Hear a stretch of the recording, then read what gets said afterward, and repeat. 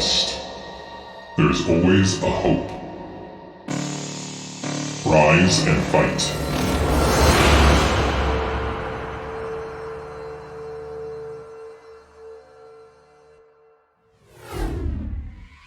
Welcome everybody to another day. Oh, looks like my screen's messed up, but welcome everybody to another day of the BSL. I am Nyoken, and joining me is again Zero. So it looks like we're going to be splitting up the cast today because me and Razz are both playing. So I'll be casting one. When Razz is done, Razz will be casting one, and then hopefully you won't see, or we'll be back for the rest of the series because hopefully that means we got into the round of 4. Oh yeah. So today we will do the entire entire round of 8 of winner bracket and the first round of loser bracket. So plenty of exciting matches to come. And I'm mostly hyped. I will not lie about your match against BoA. So I can't wait for that. So it will be possible. It will be possible that we will. I hope it will be possible that we will wait until the end because this match is scheduled to be casted as last.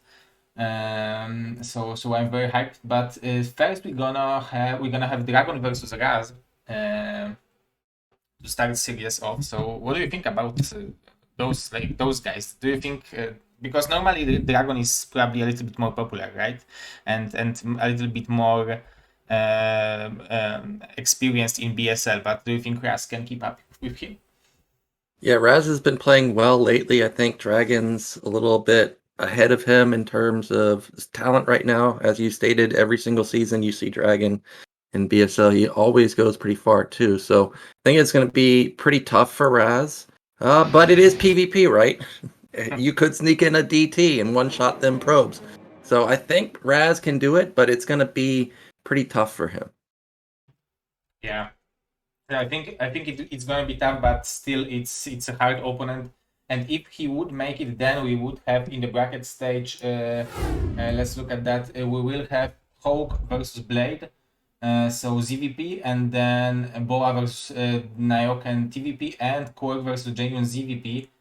So KwarK versus Blade will be the DragOn, and the winner of DragOn versus Razz will win against winner of KwarK versus Blade. So also very interesting match, but it's going to be tomorrow. We are getting a look at the profiles. As I stated earlier, you can see Dragon just consistently in the BSL Pro League. He went down to Gosu League in season 14. I guess he wasn't playing much that season, but you can see he just wins it. Meanwhile, Razz, I think this is his first appearance in BSL Pro League, so he's looking to make a splash. You can see he does pretty decently in Gosu League, but there's a big difference between round of 8 Gosu League and round of 8 Pro League. So it is going to be very hard for him. You can see MMRs are quite similar, but as I stated before, I think Dragon is just a little bit farther ahead. Oh, I just realized. Is Dragon playing Zerg or is he playing Protoss? He's playing Protoss. He's full Protoss now. He sold his soul to the Ayur 100%. Well, it is frustrating to play the ladder as Zerg because you're not always getting ZVP. You're sometimes getting ZVT, ZVZ, so I can understand Dragon finally switching. But that actually, now that I'm thinking about it, if he's just kind of switched to Protoss, actually Razz has a better shot than I was anticipating. Our players are ready, so let's get into game 1. It is going to be on Monopoly.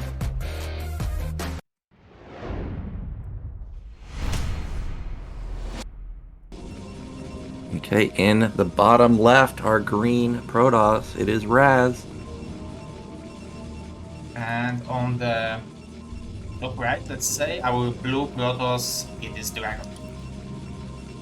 Well, I have to say this is probably the first time I've seen Dragon play PvP, so as far as builds, I'm not really sure what to expect. Actually, when I played him Protoss versus Terran before the series started, Machine was telling me he watched a lot of games of Dragon, so did Razz, and he was saying, well, this guy just never builds Reaver in Protoss versus Terran. So if he's not building Reaver in Protoss versus Terran, maybe this is somebody like KwarK who's not going to be building Reavers in PvP. We'll have to see what he actually techs into. Yeah, that's interesting. And if Razz will approach the game with that knowledge, he might play anti like triple gateway goons or double gateway goons into some kind of fast expansion and citadel.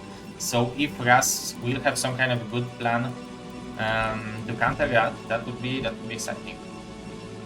I'm not sure exactly what the direct counter to 3-gate goon is, but whenever I was off racing as Protoss, I always hated when they were going 2-gate Reaver, so we may see Razz just scale into that. We see both players going for normal openers, slightly faster gateway for Razz, but I don't think that's going to be very impactful. Instantly puts down the core. Supplies are exactly the same, so neither player going into a Zealot.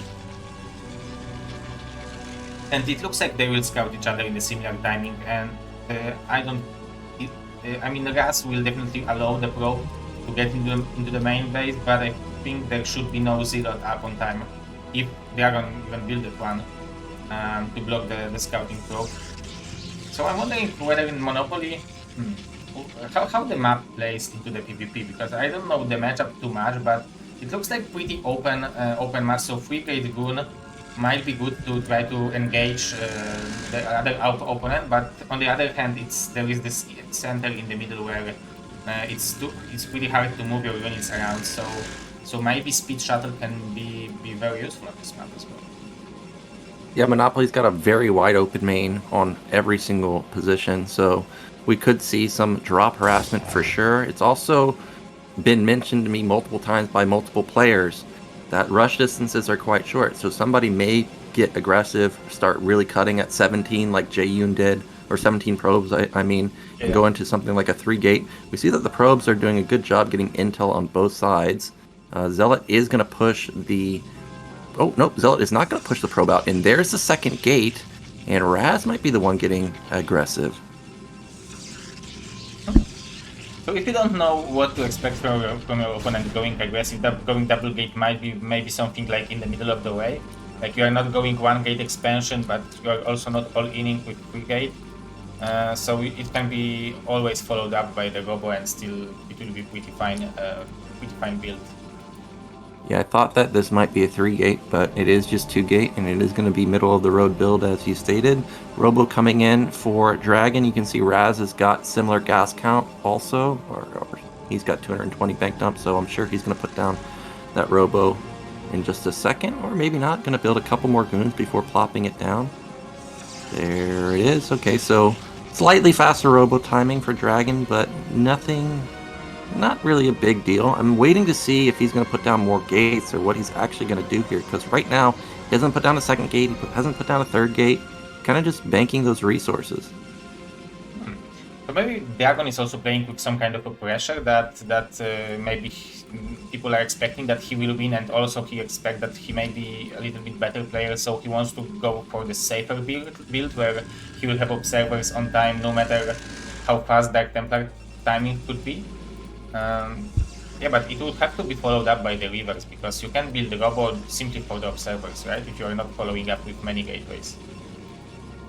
Yeah, we do see that he's going both text, support bait, and observer, and this, I think, is just typical Dragon. Whenever I play versus him, I think about just a really solid defensive player, lets the game come to him, and then reacts accordingly. So to see him just sitting on his ramp, kind of chilling out, getting a scout and not really doing anything aggressive, it's just very, very typical of Dragon. Nice scout from the probe, sees everything, sees the observatory, sees no support base, so he is going to have Reaver advantage slightly, so that lack of Reaver in PvT that I was talking about, not actually going to be the case in PvP.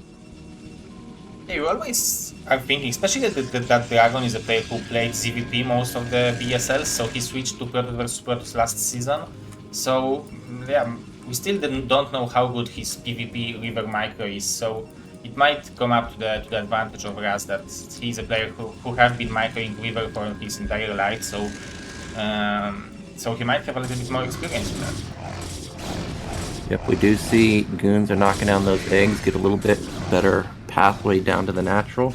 Meanwhile, I saw that support pay is done for Razz, who's at the corner of his base, so he's going to be going into his Reaver. And Dragon's going to feel confident enough with this single Reaver comboed with his goons that he's going to push down take his natural. And Razz, he's doing the same thing. That's a natural going down for him. So basically, almost identical builds, except slight faster Reaver for Dragon. So I can't really say who that gives advantage to, because I think we will have the engagement, we might have a similar armies, because DragOn is cutting Dragoons now, and Razz will have a little bit later Reavers. So yeah, very nice. Like openings, no all-ins from the beginning, but they want to play the normal, regular macro game. If we've got the Observer coming in for Dragon, he's going to see that there's nothing unusual going on. He's going to think, well, that's quite a bit of Dragoons, but other than that, he sees the Reaver pop out, so he knows that basically this is mirrored build orders, slight supply lead for Razz. I'm actually paying really close attention to that because I know Razz starts cutting whenever the game starts getting chaotic. We don't see it being chaotic just yet, so I'm sure he won't miss any probes, but it is something to pay attention to as the game goes on. Somehow Razz is up 6 supply. Not the biggest of deals, but if they were to engage in the center of the map, he would have a slight goon advantage right now. Meanwhile, Dragon with the 2 Reaver advantage. No shuttle just yet, though. Yeah, maybe he's just waiting for this speed shuttle because it's much easier to engage and then maneuver this shuttle and pick up those Reavers during the engagements. So yeah, that might be. Oh, we have this shuttle already from Dragon. So yeah, slight Dragoon advantage for us, but if he would want to attack, I think the defender advantage would be enough for Dragon to hold, especially that with 2 Reavers.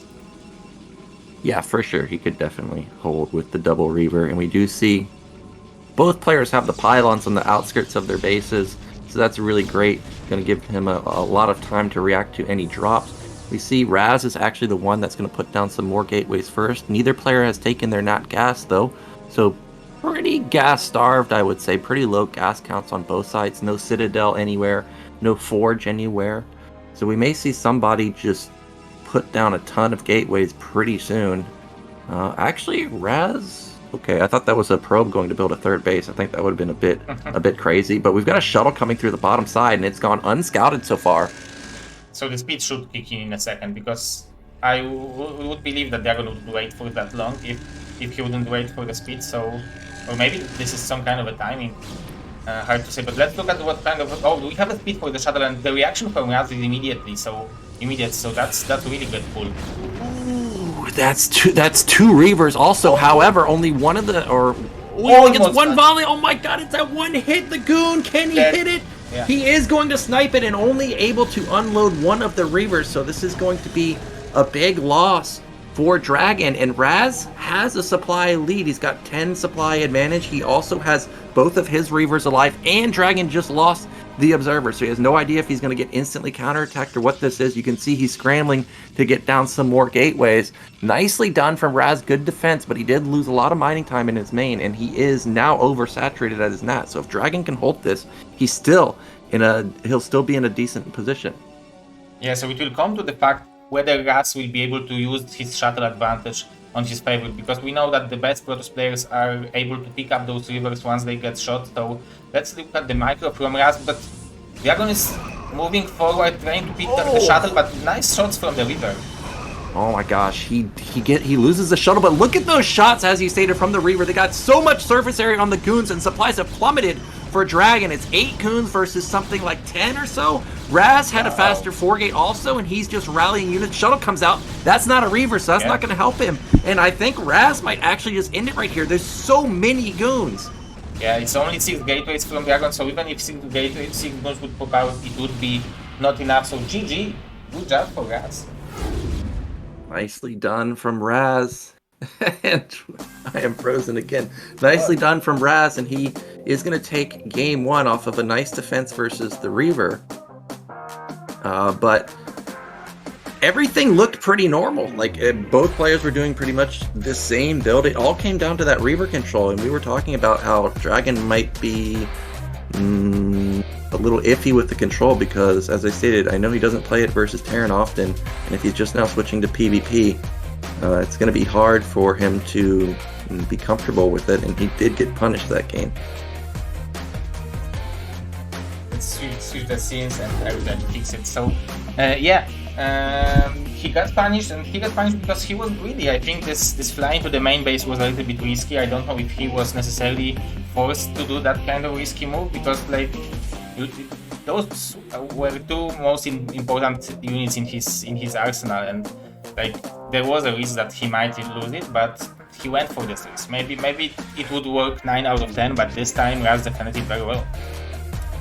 Yeah, it was a really good defense. Unlucky with the Reaver shots. As soon as he picked them up, they're already taking so much damage, like, oh my god, he's gonna lose it, and he did. And Reaver is really the backbone of your army. Well, so is the Goon also. So when you lose those, you know that you're in trouble.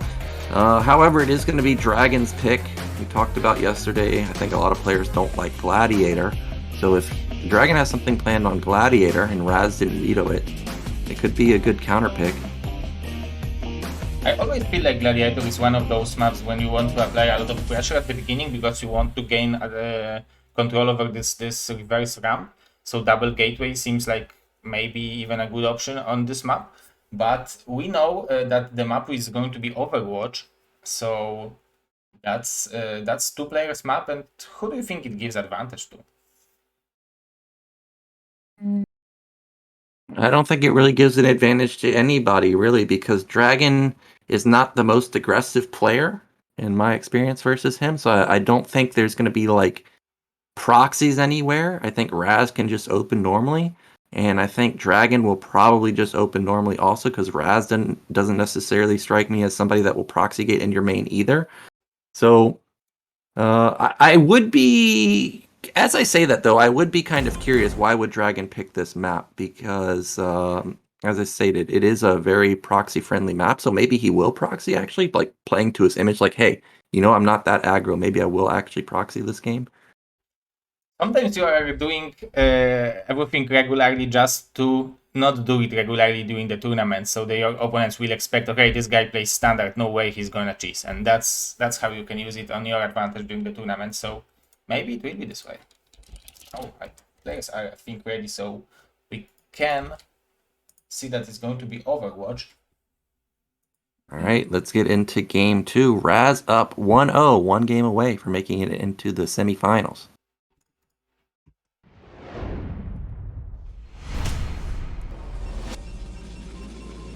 Okay, in the top left, up 1-0. It is Razz. And in the bottom right, we have our blue Protoss from Canada. This is... Yeah, I wonder what DragOn's got planned, because this is a map that wasn't in the map pool for a long time. It is a 2-player map, so both players are going to get intel on each other instantly. I mean, that could be one reason that DragOn picks it. You know, he just switched to PvP. Maybe he's feeling like he needs to be confident in opening build orders. He doesn't want to get caught off guard, and obviously you're going to always scout the player first on a map like this. Butter wouldn't have been a bad choice, but it's, you know, a newish ASL map. So that could be what DragOn's thinking. Maybe if you want to escape with some kind of a greedy build, it's good to use this breach as a defensive area, because you can buy a lot of time with it. So maybe he also thinks, as he likes this defensive playstyle, maybe it's like just works for him. Yeah, that is true. This small bridge is so punishing. Like, whenever you feel confident, like, yes, I've got an extra X amount of units, I can definitely push through. All of a sudden, you undervalue how much damage the opponent can deal in an arc like that. And you can see Razz, he must have been thinking of, like kind of what I was thinking, like, why would you pick this map? It's a 2-player map, so he scouts for the proxy gates. We see that DragOn also scouted for the proxy gates, but neither player going for it. And Razz even scouting is natural, because he thought there could have been proxy gates there. I mean, Overwatch is one of those maps where you can actually proxy gate almost anywhere. I've been proxy gated top middle, I've been proxy gated mid left, I've been proxy gated at the mineral only in the middle of the map. I mean, It is very common to be proxied, but neither player going for it. Yeah, both players are going for the similar build orders, like same build order as in the previous map, so it's going to be probably one Zealot only before Dragon, or even cutting Zealot. After you are scouting that your opponent is going for the identical build, I'm wondering whether players are preferring to to make additional probes, or maybe this additional zealot might make a difference during that engagement. Oh. Yeah, could be, but we've got a Manor Pylon here. Razz trying to get a second Manor Pylon, potentially. This time around, DragOn... No, he did build a Zealot, so it is going to be popping out pretty soon. But Manor Pylon is super annoying. Meanwhile, DragOn, just like last game, harassing that probe at the gas. Now, look at this. Razz, he's got the money for range. He's got money for that. But not upgrading it, so I wonder what DragOn's thinking right now. Yeah, because this is like the timing for the range, and he's not doing the SeriOsity weapon upgrade fake +1 air into the range, but it looks like it is the range, right? I think he spent 150 gas. Yeah, that was the range upgrade coming in. Ooh, another Manor Pylon. Now, I don't know about this one. It didn't catch any of the probes. It kind of just blocked off that mineral patch. He instantly cancels it. I think he canceled it because he's gonna get supply block soon himself. Okay, that would be annoying. Block right there, but opts to not go for it. Meanwhile, probe is still alive in Razz's main also, so both players getting really good intel. Yeah, very good scouting. Even with the DragOn, they are able to keep the probe alive. Of course, DragOn now is forced to kill this pylon because he wants to unblock those probes. Look at how many probes are just going stupid just because of this one pylon. Yeah, this is a huge loss for DragOn in terms of minerals. But you can see that the actual mined money for both players seems very similar. So, ooh, here we go. Razz, he's going to be the aggressive one this time. It's going to be a 3-gate, and just like last... Oh, it's not a 3-gate. I thought that was a gateway, but it's actually just a robo, and it is going to be followed up by a second gateway. So it looks like Razz prefers to have a little bit more DragOns at the beginning when he's expanding. Maybe this is his like the optimal normal opening in PvP. Where DragOn looks like he prefers to cut the second gateway and have a little bit faster river, but this time it will be very similar timing. So I'm wondering how Razz was able to escape with this gateway, because this is a similar amount of money for units. So yeah, maybe this Manor Pylon got away. Well, probe comes down and sees that DragOn is actually right outside his base. Now, if I was Razz here, I'd be thinking, what the heck is going on? Because DragOn really is not an aggressive player in general. We see that he is just feigning aggression, and behind us, building a natural. So this is a nice move. It's going to trigger an observatory from Razz. He wants to figure out what's going on before going into that Reaver tech. Yeah, that's always good to start with it, because you don't know whether it's Dark Templar or it's Free Gate. We can see that this time this is a Nexus first, so he will scout at least what's going on, and I'm wondering whether he will transition into expansion and try to play it out from there, or maybe we want to be aggressive. We can see that Shuttle is up already, so it might indicate that he wants to go for aggression. Well, I like this move out. He's going to push down with the goons in the cell, and he's going to catch one goon, but they're going to regen those shields. However, DragOn, who's on 1-gate production with a Nexus going up, this is going to trigger him, or he's going to force him to actually build units here. Like, he can't just cut and try and power hard. He's going to have to actually respect a potential counterattack. We see that support bay is done for DragOn. No shuttle out just yet, so he's going to be the one going into the Reaver faster. And it's going to be very similar to the game the game we just saw in Monopoly. Just going to sit there with his goons and Reavers out in an arc, defending his nap. Yeah, I like this movement out of this Observer. He would see the potential Dark Templars, and let's see if Razz will catch this Observer. Actually, I think they both miss each other, so good scouting from DragOn. I think now what he should be doing, maybe the battery might be even an option, I don't know, maybe the third gateway, because I don't think Razz will want to transition out of this. It looks like he will push with double gateway and probably one river. And he has definitely more goons than DragOn. Yeah, he has quite a few more goons than DragOn right now. Probably going to attack with 10 and his single Reaver and shuttle. DragOn probably not going to get a shuttle. Probably going to go straight into double Reaver. May plop down that battery, as you stated. And as we were talking earlier, it's going to be really hard. There it is. There's the battery. It's going to be really hard to go through that small bridge. So actually, if Razz goes that direction, he's going to have to reroute to bottom. But instead, he's just going to go directly to bottom. This is exactly what you should do. Now, one of the reasons you don't see players going for super fast expansions is because look at the defense in Dragon's main. Yeah, wait, there is none. There's none. And that's why you got to be very careful when you open like this. Yeah, and Razz sees everything, so maybe he will actually go for this expansion. But DragOn very aware that this is an option. But if you will move your goons to the main bay, then suddenly you have not enough goons in the choke. So I like this move from Razz, and being aggressive on this map. I never thought about it, but actually this open main leaves a lot of options for aggressive player. Oh, but he needs to be careful. Oh, he does need to be careful. Oh, those are great hits from Dragon, hitting a lot of the goons, and the Reaver is going to fall. Battery heals up Dragon's Reaver, and this is an easy hold from Dragon. Look at the supply. He's up 20 supply also. Now Razz is in a world of trouble. That was just super easy and well done from Dragon. Yeah, very nicely done. Sniping this shuttle and then regenerating Reaver with the battery. Very nicely done. We can see second Reaver from Razz, but I think now when DragOn has this defense already and he's adding more gateways, he should feel very safe. Yeah, now you could expand again off of this as Dragon, but I think what he should do is just plop down more gateways. He's going up to 4 right now. Go into something like a 7-8 gate timing with Citadel or Storm potentially. Just simply let your econ kick in and pump out tons and tons of units. Reaver into the natural. Dragon not reacting straight through the minerals somehow. That Reaver does not bug out, but that one is a bit unlucky there, but at least he got 4 or 5 probes. That's a step in the right direction for Razz, and actually cutting off this probe is a big deal too, because this is going to kind of signal to Razz that Dragon is not all-inning, he just wants to expand behind it. Yeah, but I really like this move from Razz because he knew that he's behind after losing this initial engagement, and that he has to do something to get back to this game. So this move was definitely one of those moves that can bring him back, because mostly he's behind in economy right now.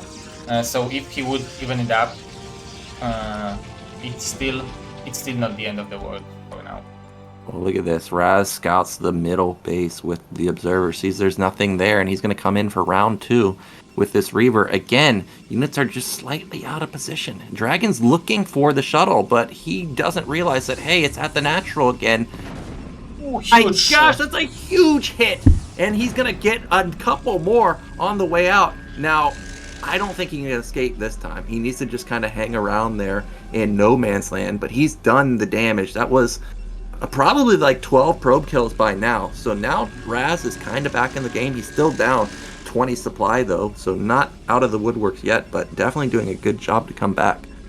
But you can see how well DragOn is constantly building probes, still has very healthy saturation, so I wouldn't be surprised if the probe number would be somewhat equal for now, even though DragOn lost so many probes. Oh, the speed shuttle, so he will be able to escape, so that is positive for us. We didn't see a speed for DragOn yet, so but I don't see his shuttle anywhere. I think I lost it. Yeah, I don't see his shuttle either, and Razz has 3 Reavers, so this is a very powerful army. He's got to have shuttle, or Dragon's got to have shuttle. Oh, it's at the natural. He's going to equalize the score here.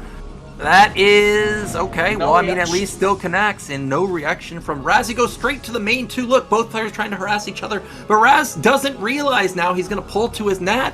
But as I stated last game, Razz really does cut a lot of probes whenever there's chaos on the map. You can see no probes building at all during all this time, and Dragon, at his main and natural, I saw he had a ton of probes. So Razz kinda, I feel like, has to go all in here and go for a counterattack and just try and knock down Dragon. I don't think he can stabilize. Oh my god, another huge hit. Does that have 23 kills? 22 kills! It's all probes. Ridiculous!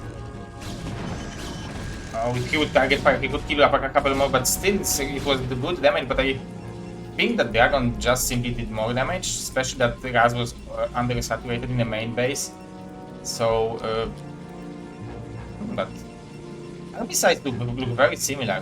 The only advantage I see for DragOn is still in those probes, even though losing that many. Yeah, I think you're right. Maybe there's, I would say, 10 army supply advantage for DragOn right now. Even though there's a 30 supply lead, I think he's got probably about 15 to 20 more workers. Razz has really been cutting a ton of probes. DragOn's going to be the one getting aggressive, though. There is no vision for either player, so they have no idea, or DragOn has no idea that that's an open main right now. Razz has no idea that DragOn's sitting in the center of the map. I don't see a shuttle for Razz anywhere, so he's kind of obligated to just sit here. Yeah, so if you know that your opponent is not having shuttle, what's stopping you from going to the main base, right? You can be punished. So, but maybe DragOn will simply want to kill it. Okay, here he comes. The shuttle pops out in the nick of time.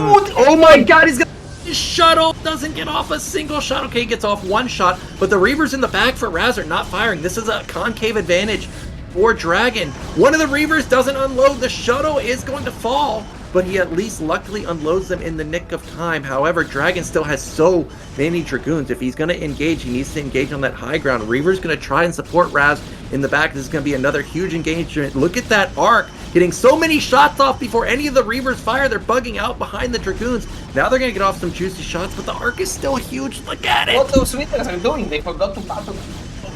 Finally, now they are shooting, but this was very good engagement for DragOn, and resetting, even resetting the army count is great for him, because he has such a big economical lead. Yeah, he has a huge economic lead, and you can see that Razz is oversaturated in his nat, I think undersaturated in his main, so there's no way he's matching the econ of DragOn. I noticed DragOn also has something like 6 gates, so he has more production. Oh my gosh, can't lose that shuttle. That's 200 minerals. DragOn sees that, and he's going to say, thank you. Well, take that. Yeah, you always take gifts like that. This is very expensive. We are not only talking about money, but also about building time in robotics, because it could be a river, so it could be it's similar build time. So yeah, and now the third base for DragOn, additional gateways, very healthy situation for him, and we can see how good of a job he's doing while macroing. They are already escaping with 40 supply lead. Yeah, almost a 50 supply lead for DragOn now. He's transferring probes to his third base. His econ is really, really great. Meanwhile, Razz, he's going to put down 7 gate, but econ not the greatest. This is kind of be him all-inning right here. Unless is that a probe coming to build a third base? I think it might be, but he's in big-time trouble. I think his best option is to just try and Hail Mary here, but he is going to put down the Nexus. DragOn already across the map, though, so this Nexus might not be long for this world. Yeah, and he lost that shuttle, so he will not be able to micro with those rivers, where DragOn already has the shuttle, I think, with 2 rivers in it, so there will be Dragoons and actually army value advantage for DragOn, so let's see how it will go, because I think it's here we go. It's a huge engagement. So many Reavers for DragOn. It's 2-1. Okay, he gets a connection. Does Razz, but it doesn't matter. It's just an overwhelming goon count from DragOn, and he's going to tie the series 1-1. My cam doesn't want to fix, man. What's going on with it? Let me rejoin. Maybe. Okay. Let's rejoin. And I think I was ready for an option like that. What? Let me see that. I'm back. Yeah, I think there I am. I'm wearing the tie and suit right now. I think Razz had a good recovery. The problem is he just cut too much. If he could have gotten those probe kills while also powering himself, I think he could have come back, because getting 10 or 12 probes or whatever it was, that was more than enough damage, but a little bit too much cutting there. Nope, didn't fix. Oh, no, I will add it again, so no worries. Well, now it is going to be Razz's pick. We have a lot of options here. We've got Longinus, we've got Butter, we've got Vermeer, Sylphid. I think we're probably going to see Sylphid, simply because players are going to have the most experience here. It's a 3-player map, so you're going to likely be able to scout them quickly. That's what I would go for. Actually, it's going to be Butter, so another 2-player map. Okay, Butter, it's becoming, or it will become, the new Eclipse once it gets added to the ladder. I've seen a few games of Razz on this map. I think a lot of players have a decent amount of experience on here, so we'll see what he wants to go for. But again, it's another 2-player map. PvP, you know, scouting is important, obviously, so maybe that's why we're picking it. But this time around, DragOn may be thinking, just like last game, okay, maybe you'll be going for a proxy. You know, even though he picked Overwatch, he did scout his main for proxies. Yeah, and there is no high grounds on this map either. I mean, in the main base, so it might also came to the strategy pick, because this ramp can sometimes help to hold you the hard engagement, hard attacks. But we are already ready to jump to the game 3 on battle.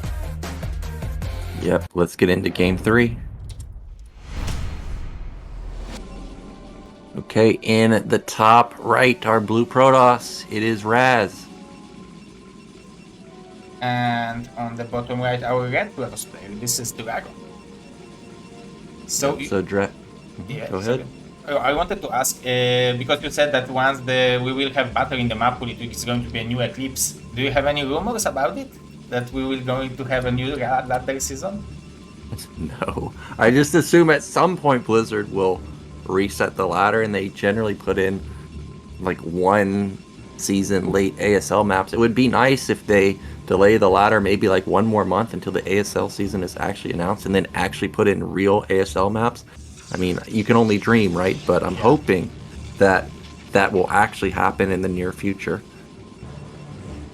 Yeah, that would be great, because ISL is putting a lot of effort into choosing very good map pools. So they have some kind of weird maps like Lemon or this Inner Coven, but mostly the maps are very solid. Yeah, there's always some weird map that ASL mixes in, but generally most of the time, just pretty normal. So I will be happy to see Monopoly, or I will be happy to see Butter be put in the map pool once we get a new season. We do see DragOn.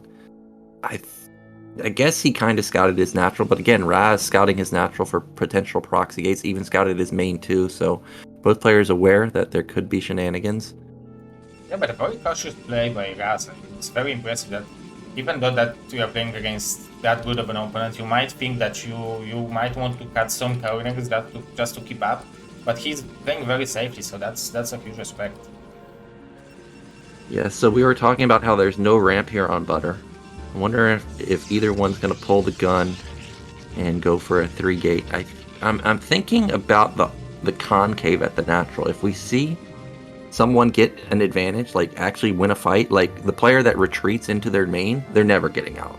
It's going to be so hard for them to get out. I'm thinking back to older games that we saw on Sylphid and like way older BSLs. I think Boneth or DeWalt, I can't remember who was the one that actually had the arc advantage in the natural, but every time we saw it, the person that was Mass Goonman ended up winning the game. So that could be a win condition for either of the players. Another Manor Pylon from Razz catches a probe. Yeah, nicely done. And so what is actually the counter for 3-gate good? It's like 2-gate Reaver, or? I think 2-gate Reaver's a good counter. You can sit in an arc in your nat, play a little bit defensively. If you go straight Reaver, I don't think the goon count can get so high that you're worried about it actually containing you. But maybe I'm wrong. We see DragOn is skimping out on range. Razz still has the probe alive, so he sees it. And this time around, Razz is the one that is actually going to have the... Oh, okay, both players actually got range basically at around the same time. Yeah, so we are getting close to 200 gas moment, and that's usually the moment of decision, but Razz is doing a very good job to keep this probe alive still in the base of DragOn, so maybe that's why DragOn is holding on with the next step in his tech tree, because he don't want to show, oh, now Razz with nice movement again. Nice slick probe movement right there, and there is the 3-gate, so Razz, he's going to start cutting on what seems to be probably 19 probes. I'm sure he has a second goon being built right now. So he's got a little bit better eco than Jaeyun, who was consistently cutting on 17 probes. I remember that. But that means that his timing is going to be slightly slower. So this robo that has just now started for DragOn, he may be able to get a Reaver out in time to actually keep Razz from containing him forever. Yeah, but Reavers can be stupid sometimes, and Yeah. you can't expect that. Oh, what's going on? Okay, you can't expect that they will deal X amount of damage every time because sometimes they can dad or something, or even die stupidly. So DragOn will have to be careful. But like as you said earlier, like if Razz will be able to have this concave in the natural, then it might be a good beginning to the to try to gain some advantage at this game. Yeah, it could be the case. We do see that Razz got off a decent scout. I think he actually got vision of the Robo too. So he knows that this is going to be either a 1-gate or a 2-gate Robo follow-up. 3-gate coming in, Probe got killed, so he has no idea that this is actually coming. It's going to be, I think, 8 goons, and he's going to go for it. And we've seen DragOn go straight Reaver every single game, but this time around, he's going Observer, and that is not the unit he wants right now. Yeah, Observers doesn't fight Dragoons, so Razz will have definitely a Dragoons advantage. There is no ramp at this map, so there will be also Defender's advantage, but I feel like 3 goons should be able to out-macro two gateway, and we have this support bay, but it's going to be late. Yeah, Zealot does soak up a lot of hits, though. We do have 5 goons, 1 Zealot versus, I think, 8 goons. It is quite a long ways to rally across the map also, so, oh my gosh, the Observer sees it right in the nick of time. Razz, okay, he does barely have range. He needs to focus down that Zealot. Oh my gosh, that's huge because the Zealot soak up so many hits. Is Razz going to feel confident to push in here?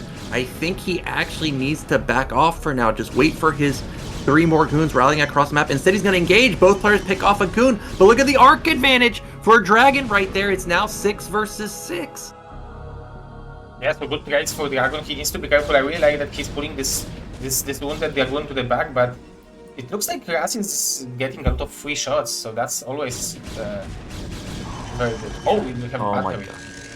Yeah, he got off a lot of free shots, but he ends up losing a Dragoon there. That goon at the top is super low, but with the battery, it's going to heal up. Again, these units just funnel in, and there's so many goons there that actually Razz can't push in, so he's going to be denied. And you can see during that whole time, Razz was cutting probes, just like he did last game. So even though he's got a goon advantage, he does not have, I would say it's probably down at least 4 or 5 workers, and it's obvious tech advantage for DragOn right here. However, like I said, getting out of this is going to be really hard. It's going to, especially going through a tiny choke like there is on Butter. So maybe Razz can transition in this into a victory simply because DragOn will have such a hard time getting out.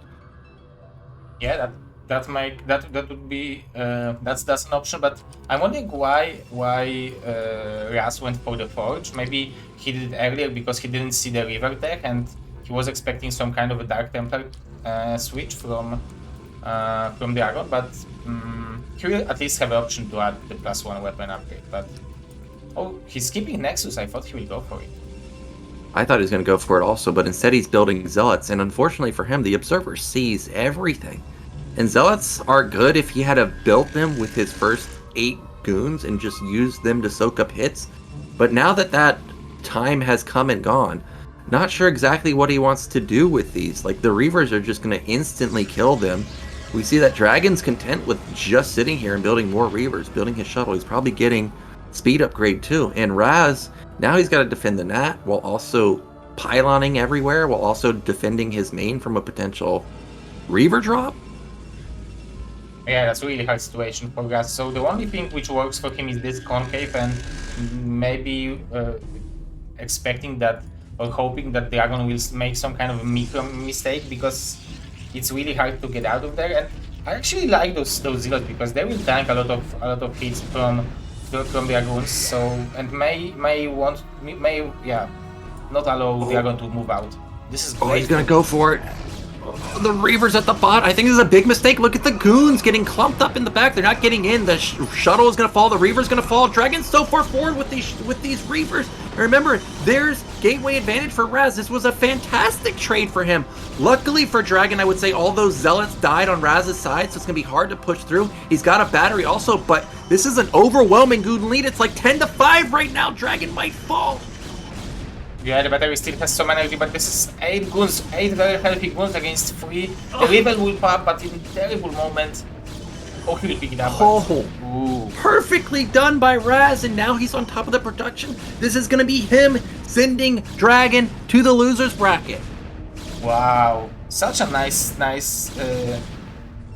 game from Razz. Very nicely playing to his odds. This was his only chance, so actually DragOn gave him this opportunity, because if DragOn would simply sit and Oh, wait a minute. Wait.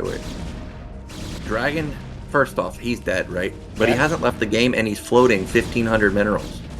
So, Ooh. but his APM, is he AFK? Okay, there it is. GG comes out. I think he was processing exactly what was going on there, because I don't think he was expecting to lose that. But I was, for a second, thinking, okay, maybe the replay is bugged. But Razz, he takes a victory there, and I think a lot of people were thinking for sure DragOn's going to take that series, because DragOn is just such a formidable opponent every single season in BSL. Yeah, but such an impressive win from Razz. So first, this is the first Pro League for Razz, and he is able to send DragOn to the loser bracket. So that's very impressive. Yeah, and DragOn's not going to have an easy opponent. Mars is sitting in the bottom side, also part of the Naz squad, so I'm sure these players have played versus each other quite a bit. A lot of the Terrans in Naz are very good. You know, Terror's obviously amazing, so if DragOn's going to be falling to Razz here, it's going to be tough for him, especially in best of 1 versus someone like Mars, or if he makes it into the round past Mars, I mean, SeriOsity could potentially come through. And yesterday we saw SeriOsity with some serious mind games, killing a turret while not going DT and then double expanding off of that. I mean, that was just some big brain moves. But our first player moving into the semifinals, it is Razz, so congrats to him. We're going to go into a break, and then I think we're going to be coming up with Hawk versus Blade next, which is, I think, a Zerg versus Protoss. I'm actually not sure exactly who Blade. Oh yeah, Blade, I know Blade. He's Woody on the ladder. So an exciting ZVP coming up just up next, guys. Don't go anywhere.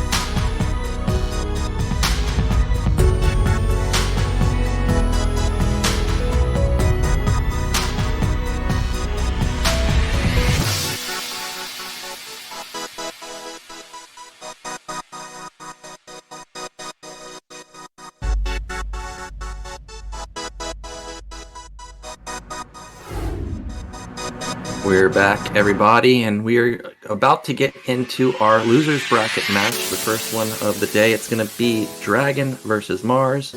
The Hawk versus Blade series is going to be put on hold for now, but this is still going to be an exciting series. TVP, and as I mentioned, this is best of one. We just saw DragOn get sent to the losers bracket, and in best of one, anything can happen. Yeah, it's only best of one, and it's shocking for me that such a good players as DragOn and Razz will be already eliminated in this stage of the tournament, because both of them could definitely be considered as one of the players who might even qualify for the season finals.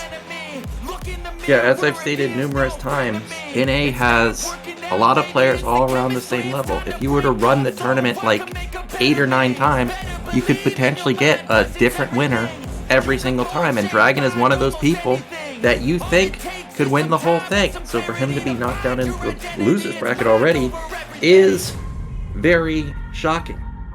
We're getting a look at the profiles. As I stated earlier, DragOn almost always in BSL Pro League. Meanwhile, Mars, this is his first appearance in BSL Pro League. You can see he did well in BSL Season 13. Also did well in BSL Season 14 in Gosu League. And, I played him earlier already in group stages. He's pretty darn good. Actually, I think his best matchup is Terran versus Zerg. Like, when I was watching him, I was like, oh, is this Gypsy? Because I didn't know who was playing. It was actually Mars. Like, holy smokes.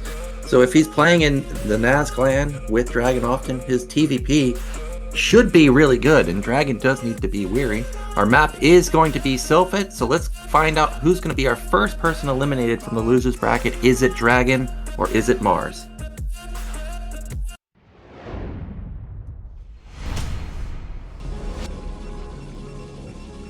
Okay, in the top middle, our Protoss, it is DragOn. And in the bottom left, our Terran player, this is Mars.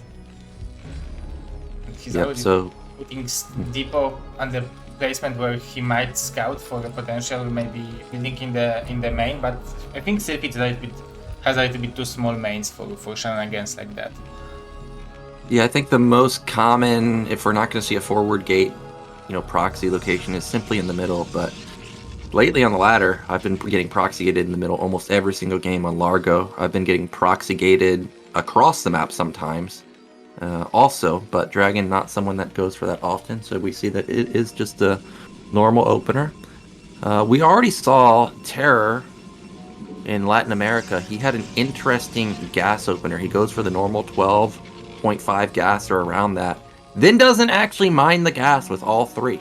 He ends up trying to take a fast command center off of that, so I wonder if Mars will also be using that. We see the standard 13 scout timing. Meanwhile, DragOn not scouting at all. Here we can see that he's following up Gateway by Cybernetic, so skipping the Zealot at least for now. So yeah, the Zealot opening, there was a moment where it's, at least from my perspective, it looked like a new meta for PvP, but then I realized that players are skipping range to go for the faster robo, and that turned out to be something new. But nowadays, I feel like I see the normal rune openings, gateway into core opening more often. Yeah, definitely range has not gone away, but it is kind of an old style. I kind of think you need to skip range. I mean, what are you really afraid of from Terran that you need range in the early stage of the game? Unless they're FDing you, then you should be able to stop almost all pushes, unless Artosis is 2-facting you, but I mean, he's literally the only person that 2-facts, so wouldn't be surprised to see DragOn cut that range, but he has opted to go into it, and actually he's even shown Mars that he's going to continue to mine 3 on cast, so Mars may be a little cautious here because DragOn could get frisky, put down a Citadel now that he's pushed down, or pushed away the SCV. Yeah, it might be a Citadel, it might be a Robo. He already have this 100. Because we can see that those Dark Templars, sneaky Dark Templars, are able to sometimes change the game, but we can see that Mars will go for expansions same as DragOn. Yeah, it's going to be 1 Goon expansion from DragOn. So very normal. Meanwhile, Mars, he's just going to expand also. He went into the 3 Marine variation Not going to have to build that bunker for a while, because the 3 Marines can take on a goon by themselves. Meanwhile, didn't really miss out on his add-on timing, so he's going to have a fast tank. And DragOn will need to be careful, because there could be that 2-fact follow-up. We see Mars now putting back onto gas, so everything looks very normal to him. DragOn's still floating that gas, so it has to be Robo now. His time for Citadel is kind of come and gone, and there it is, the 4-minute Robo. Yeah, and so what do you look for, like, if you are a Terran and for now, so how are you deciding whether you are going for, let's say, 4-fact or like, and you are trying to realize that Protoss is trying to bust you, or what kind of a thing you are looking to see in Protoss game to be able to adjust your play style? In the early game, really, you're just looking to see whether it's Citadel or not, because if you can cut that eBay, you really want to cut that eBay. But then you're in the dark, like you are Zerg versus Protoss. You kind of blindly go 2-fact often, like, it's not really... A lot of the times you're kind of just, okay, I'm going to 2-fact this game. There's not something that really triggered it. So we do see that actually Mars kind of... I guess he's just being overly safe here. There's going to be a 430 eBay. This is really, really safe. He may be worried that DragOn hid something, because remember, he didn't show any tech in the main for a long time. So he may be thinking, okay, maybe this guy hit a Citadel somewhere. So he's just going to be cautious, put down an eBay. It's not going to really cripple him too much, but he's not going to be able to go for that 2-fact push anymore, which means he's kind of obligated to go for upgrades and armory now. Yeah, very early turret, but this turret placement, after seeing the game of SeriOsity in the last match, this turret wouldn't save him against that Templars. Yeah, I guess. DragOn could just jump on that also, and Mars may just instantly die if that was the case, but we see that there is no DTs this time around. Turrets are in good positions. Not... on Sylphid, there's such a big area to cover with turrets that it's kind of wasteful to put down 6 turrets, so instead he's just going to cover as much as he can. If something unloads, he's going to rely on the tanks to just knock it down, or the mines to knock it down. We saw 530 armory. This is very normal. You're not getting it super fast. You're not really killing your econ. It's still going to give you around 12:30, 13-minute 2-1 timing. So this is all very, very just normal. Now, DragOn, is that a Stargate that I just saw? Yeah. So this is Carriers, right? Yeah, so this is going to be Carriers. There's no Citadel. A lot of Protoss players are actually going to base Stargate these days, and he even did it versus me on Butter. So Mars, I'm sure, watched those games. He may be aware of this. Observer gets in, and he sees that, okay, you are just playing the normal upgrade Terran style. You can transition out of this, go into like a 3rd base quickly. The problem for Mars is he doesn't have an academy, so he has no idea what this is. By the time he scans, it's too late to go for like 5-fact. You can't just scan and go 5-fact. The carriers would be too far along the ways. But he's kind of obligated to go for 3 command center, which is fine. However, Protoss players have gotten even better with carriers. Once they get to like 6 or 8, it's almost unstoppable, really. So Mars in a bit of trouble already, simply from build order choice. But is it a good carrier map? Is it like... All maps are good carrier maps. Even maps that don't look good, like Gladiator, you would think it's not even that great, but it is still okay. In Monopoly, we were asking yesterday, Razz, what does he like on that map? He's talking how he likes Arbiters, but if you think if the carriers can just sit in the middle, well, how does Terran ever attack? Like, it can just keep attacking you over the middle and not get hit. So, really, any map, in general, is a good carrier map. We see that it is a 3-fact follow-up from Mars. This is very, very safe. Starport, Comsat coming in, and when he scans and sees that the Stargates are already blinking, I think he kind of just has to instantly put down a command center. He may try and flood like 7 facts and just try and overrun DragOn. But DragOn, he's building up his gateway counts. I'm not sure if that's going to work. Oh, he's not happy to scan that. I can tell you with 100% certainty. Look at, okay, so he does. He cancels, and he's just going to all in this. Now, I don't know if he knows that there's an observer in his base, but there is. And DragOn's going to see this coming from a mile away. And now, with DragOn seeing it, DragOn can respond appropriately. Terran doesn't know how many carriers you're going to build. they must build a respectful amount of Goliaths, which means probably at least 12. Well, DragOn could just build 2 carriers and build mass Zealots. And I can tell you Goliaths don't do very well versus Zealots. So Mars is going to have to be on top of his scanning and get the right unit comp. Otherwise, he could easily get run over, even though he has 7-pack production. Yeah, and sometimes if you're not careful enough, carriers can pick up the tanks, and then we are feeling this number tank is very, very hard for Terran always. So Mars will have to be careful, and he scans again. Maybe, but already 2 carriers are out. So it's pretty sick timing. I think DragOn will have 4 carriers at the moment where Mars will start to move out, and it might be a little bit too late. Yeah, and when he pushes here, he needs to push for the kill. It can't be to push to mid-right because he's still stuck on 2 bases. Protoss will still be stuck on 2 bases, but the whole time, probably the Stargates will be blinking, which means the carrier count is going to be getting higher and higher. So he needs to push to kill. He cannot be feeling good enough to just kill mid-right. Now, that's something you don't want to see if you're a Protoss fan. Citadel just now starting. I mean, DragOn knew that this was a 7-gate follow-up, so he's really lacking the Zealot count. But there's no Goliath just yet. He's moving out. How can he possibly move out? DragOn's just going to intercept this with 2 goons or 2 carriers, and there's nothing that can hit it. The goons are just going to back off and take free tank kills. Yeah, the Goliaths are just starting to arrive, but I think he will be able to kill at least 1 more tank with it, so a little bit of a throw, but 2 tanks is not the end of the world. But when you have 8 or 9, it's go time. Ooh, that's great for DragOn. This is an amazing trade for DragOn. There's just so many goons here. However, the carriers are not as strong as I was anticipating. There's only 3 Goliaths here. He needs to just focus those down. Goliaths do not get a kill on that carrier, knocks it down to about 150 health. But versus carriers, you gotta actually kill them, not just push them back. Mars, remember, still has 7-pack production, but there's going to be 4 carriers out now. Citadel's done. I think it's like 6 gate right now, and there's no Vulture support. You really need Vulture support versus this, but I mean, Sylphid, you can't really build a lot of stuff in the middle, but I think that's like the only position you can actually build turrets. I really like the turret support. It's additional Goliath without gas.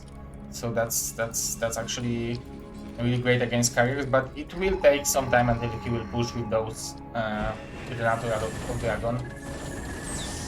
The army from DragOn looks tiny actually. From Mars looks tiny. It's only like 7 tanks, but yeah, it is tiny. But the thing is that it's just goons with 4 carriers. Now carriers are obviously strong. Oh, Mars may have overextended here. Late siege. Carriers are going to... Oh, they're not shooting at all. You got to be careful. He does knock down 1 carrier.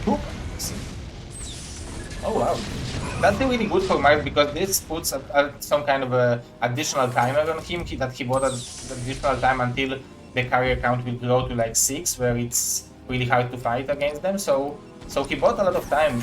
He bought himself a lot of time by killing those 2 carriers. Yeah, that's a big win for him, and it's going to take a while for those carriers to rebuild the interceptors. Also, so Mars may have actually done it. He's got a decent comp right now. It's like a decent amount of Goliaths with a tank count that really has not been reset at all. However, it is a 30 supply lead. There's no mines anywhere now. This is going to be a totally different fight. The Zealots getting on top of some of the tanks. Mars a little bit too far forward. Lack of mines really hurting him. The carriers are doing work now. Still, there's only 2 of them, plus 1 armor kicked in, but you can see the difference just having a few Zealots make. He's going to kill the Goliaths, which means he's going to have free reign over these tanks, and Mars, he is going to be pushed back. It looked so good for Mars for a second, but then 1 bad engagement, and then now it's very hard. He was slacking on Goliaths a little bit, but now he's adding additional command centers, so he will try to transition out of this. Yeah, I think he took a little bit too long to actually get into a good position over the natural. Actually killing the 3rd base might have been the wiser move since it was taking so long, but DragOn's 3rd base has been running for a really long time now. It's, I don't know, like 4 or 5 minutes. He's going to feel confident to make a 4th base. and the Stargates continue to blink, which means these 4 carriers are going to turn into 6 in the next 2 minutes or so. Factory count still at 7. Well, we may have a starport coming in. Okay, it just now started, but no powerful +2 upgrades anytime soon. So DragOn, even though he's only up 40 supply right now, I'm pretty sure he's going to max out like in the next minute or minute and a half. Yeah, he can build out of 6 gateways and 2 targets. All the time carriers take a lot of supply, I think. But actually, nowadays, the carriers takes only 4 supply, right? It is 6 supply. If it was 4 supply, I would be losing my mind. Ultralists are the ones that only take 4 supply. But it used to Can be you 8, imagine? right? Yeah, they used to be 8. So did battle cruisers, and Ultralists used to be 6. So they scaled down all the heavy, high-tier units from all the races. But this is probably an unstoppable army. And the reason I say it is because there's just no support for the tanks. You really got to have the perfect balance between your tank, Goliath, and vulture count, and there's no balance for the vultures. So here comes DragOn. There's nothing to buffer for the zealots, and this may be game ending. Also, the carriers can just sit over the ledge. Here he comes. He's going to barrel down on this army. Yeah, but the nope, tanks are still loaded, so it's not that easy to attack. It's 10 tanks, and yeah, but he can always use those interceptors to create against something. He has the better economy. Yeah, DragOn going to be cautious here. He is just going to compound his lead. I mean, no real reason for him to attack right now. He could definitely win this game, but he could just wait for Terran to move out of position. And he saw Terran unseat, so he goes for it, but gets denied, and he's actually going to turn around. All of a sudden, supplies are getting pretty high, and that's a carrier that's going to get picked off by Mars. Can't lose these. He might even lose 2. Carrier does fall. Nicely done from Mars right there. That's 1 step in the right direction, but he needs to catch a couple more. Mines were set up by Mars that I didn't realize, and get a couple connections onto the Zealots, but still, I mean, you can see it's still a 40 supply lead. Mars still in trouble. Yeah, there is always some kind of a timer on you when there are carriers, but there will be... Oh, so DragOn is going for even more than 8 carriers, so that's pretty big commitment. He's taking this +2 weapon, so this armor upgrade, which Terran has, will be notified. So I think still that this is a pretty even game for now. It's manageable for now if Mars maxes out. If he continues to attack with a supply deficit, I don't think he'll be able to win. He has so many Goliaths, it's great. They're just not great versus Zealots. And here he goes. He's going to get intercepted by a ton of Zealots, a ton of goons. If there are mines here and they can get a connection on the Zealots like that, okay, now actually Mars might be able to win this fight. He needs to be careful. Those Goliaths are... Oh, he's going to pick off a carrier in the center, maybe? DragOn? It's only a 15 supply lead now. He already lost 3 carriers this game, so he needs to be careful. And he will lose another one right now. Oh, no. Oh, he almost gets it.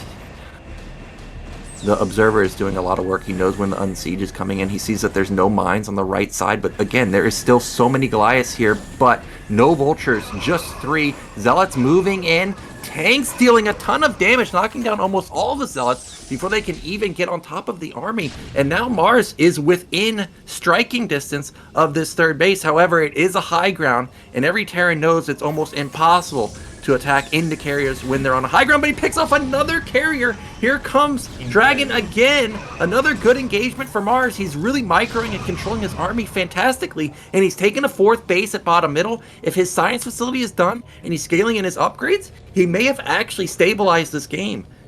Yeah, he is building those 2 ones, so 2 actually even, so it will be pretty powerful. 4 bases versus 4, and he will have additional gas. Oh, counter into the mines. Oh, this is where it gets really, really hard as Terran realizes that Protoss is counterattacking, but actually not. They're just swooping around. For now, Mars is content with continuing to push this 3rd base, but DragOn is going to counterattack now, and now Mars needs to scramble to get into position. He cannot overcommit to mid-right. We actually see DragOn, I think, proxy gating at bottom middle, going to try and sneak some DTs. Oh, that's a Nexus and cannons. Carrier's going to knock down the 3rd base, probably, but Mars, he's doing a real good job to come back really quick. Mines are going to connect onto a ton of the Zealots, so Mars is going to lose his command center, but he's still got a good bank. The problem is Still, there's so many carriers, but supply is dead even, and 2-2 should be kicking in momentarily. Yeah, but DragOn will be mining only from mineral only in a while, so he might have not money for the interceptors, so maybe that's what's his entire plan, to sneak in this mineral only to have money for interceptors. Huge engagement. Oh, this is the fight that DragOn wants. All the tanks were out of position, but the Zealots and the Goons aren't in that high of a number, but look how much damage these carriers are doing, picking off something like 7 or 8 tanks. Both players really trading blow for blow here. The Goliath count, look at it, it's not that high anymore. Maybe 10 versus 10 carriers. You really got to ramp up that Goliath count higher and higher. It's only 8 carriers, I guess. Only, I'm doing air quotes here, but it's still an insane amount. But I did see Mars hit the 2-2 power spike. Oh yeah, so those units are much more powerful because interceptors are dealing only... Oh! Ooh, the High Templars! Oh my god, that's... And the so probes bad. get transferred, so Mars knows there's a base somewhere on the map, and somehow he scanned bottom middle, so he's gonna kill this base. And as you stated, DragOn, look at his lack of income. He's really only mining on one base. This is like all of his probes that he transfers. He's gonna lose so many, but still the carrier count is ridiculously high. I think Mars can't win this fight when comboed with Storm. Oh no, none of his stuff is siege. You gotta siege, Oh Mars. my god, that's You gotta siege. Great. Oh, Storms blanketing all the Terran army. It's just too many carriers. I don't think that the carriers should retreat, but they are actually. Mars getting away with absolute murder here. The carriers somehow don't feel confident enough to attack into this. More Goliaths from the left side, again, going to intercept some of these carriers. Carriers are isolated. This is the moment that Mars is looking for. That's a fantastic Storm there. 10 carriers versus, again, just maybe 12 Goliaths, but DragOn not feeling confident to attack into it. Okay, now he does. He realizes that, oh, okay, you actually don't have the death squad of Goliaths, and you can see how fast the Goliaths die when they're in low numbers. None of the carriers are going to die, and meanwhile, Mars is going to lose his entire Goliath count. And look, Mars, his money is so low. Oh yeah, because this base is also gonna be mined out in a second. I'm wondering whether maybe cancelling those 2 carriers might be a good option for DragOn, but actually there are no Goliaths to kill the interceptors, so did DragOn do it with mass carriers? Yep, he did it. It's just... There's a point where Terran might have critical mass, but as soon as it's lost, it's just almost impossible to retake critical mass. Goliaths are getting on top of the carriers again, but 3rd base falls. 4th base is cut off now, and you can just see carrier count never gets any smaller. Meanwhile, Goliath's getting picked off one at a time. Once the 4th base falls, Mars has no income. His mineral only, or his nat is mined out. His 3rd base is mined out. He's desperately trying to take the mineral only, but it's going to be DragOn taking this game. GG comes out, but just barely does DragOn take it. Not a close game between those 2 players. Oh my god, why? That's me getting a headache watching this carrier count get higher and higher and higher. But that was nicely done from DragOn. Actually, Mars was pushing quite well, and there was a point in time where I thought, okay, he's actually going to get the critical mass, but he never was able to get the critical mass of Goliaths. And you can see 1-to-1 ratio of Goliaths to carriers. You just can't win that. Look at the damn, I speak fast, dude. Yeah, it's some kind of lag happening. I'm wondering why, because it was working, but it looks... I will try to fix it when I will be just opsing, because my multitasking is not good enough to talk and do all the other stuff at the same time. Yeah, but Mars is eliminated from BSL. That's actually huge. Yeah, DragOn is going to move on, and he's going to move into a best of 3 now. It's going to be versus the winner of SeriOsity and whoever comes out of the Hawk versus Blade matchup. Blade is a good player, AK Woody on the ladder. But Hawk, I mean, you saw him yesterday versus Jaeyun. Just absolutely insane macro. The Sylphid game, I still don't know how he recovered from that game. It's going to be really hard for SeriOsity to take down Hawk if Hawk comes down there. But if Blade comes down there, going to be a little bit easier. But we're going to be going into a break, and then we will come back with that series. This time around, Hawk versus Blade, a ZVP.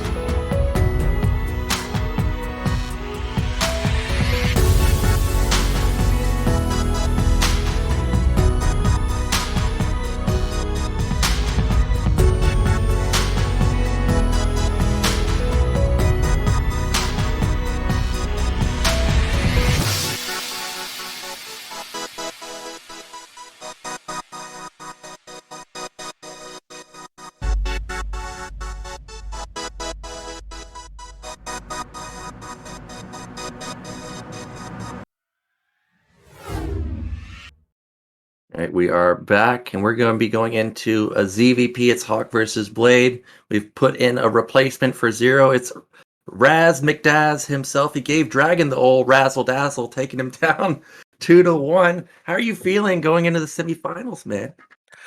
Oh man, it's very exciting. Definitely a big win for me. DragOn, what an opponent! So to be able to capture a series was just awesome. So really excited to keep trying to push it and keep going. So Yeah, I think you've got a good shot to make it into BSL15 finals, but whoever comes out of this group or this matchup, I know you're rooting for Blade to take it down here because Hawk, he's just such a monster.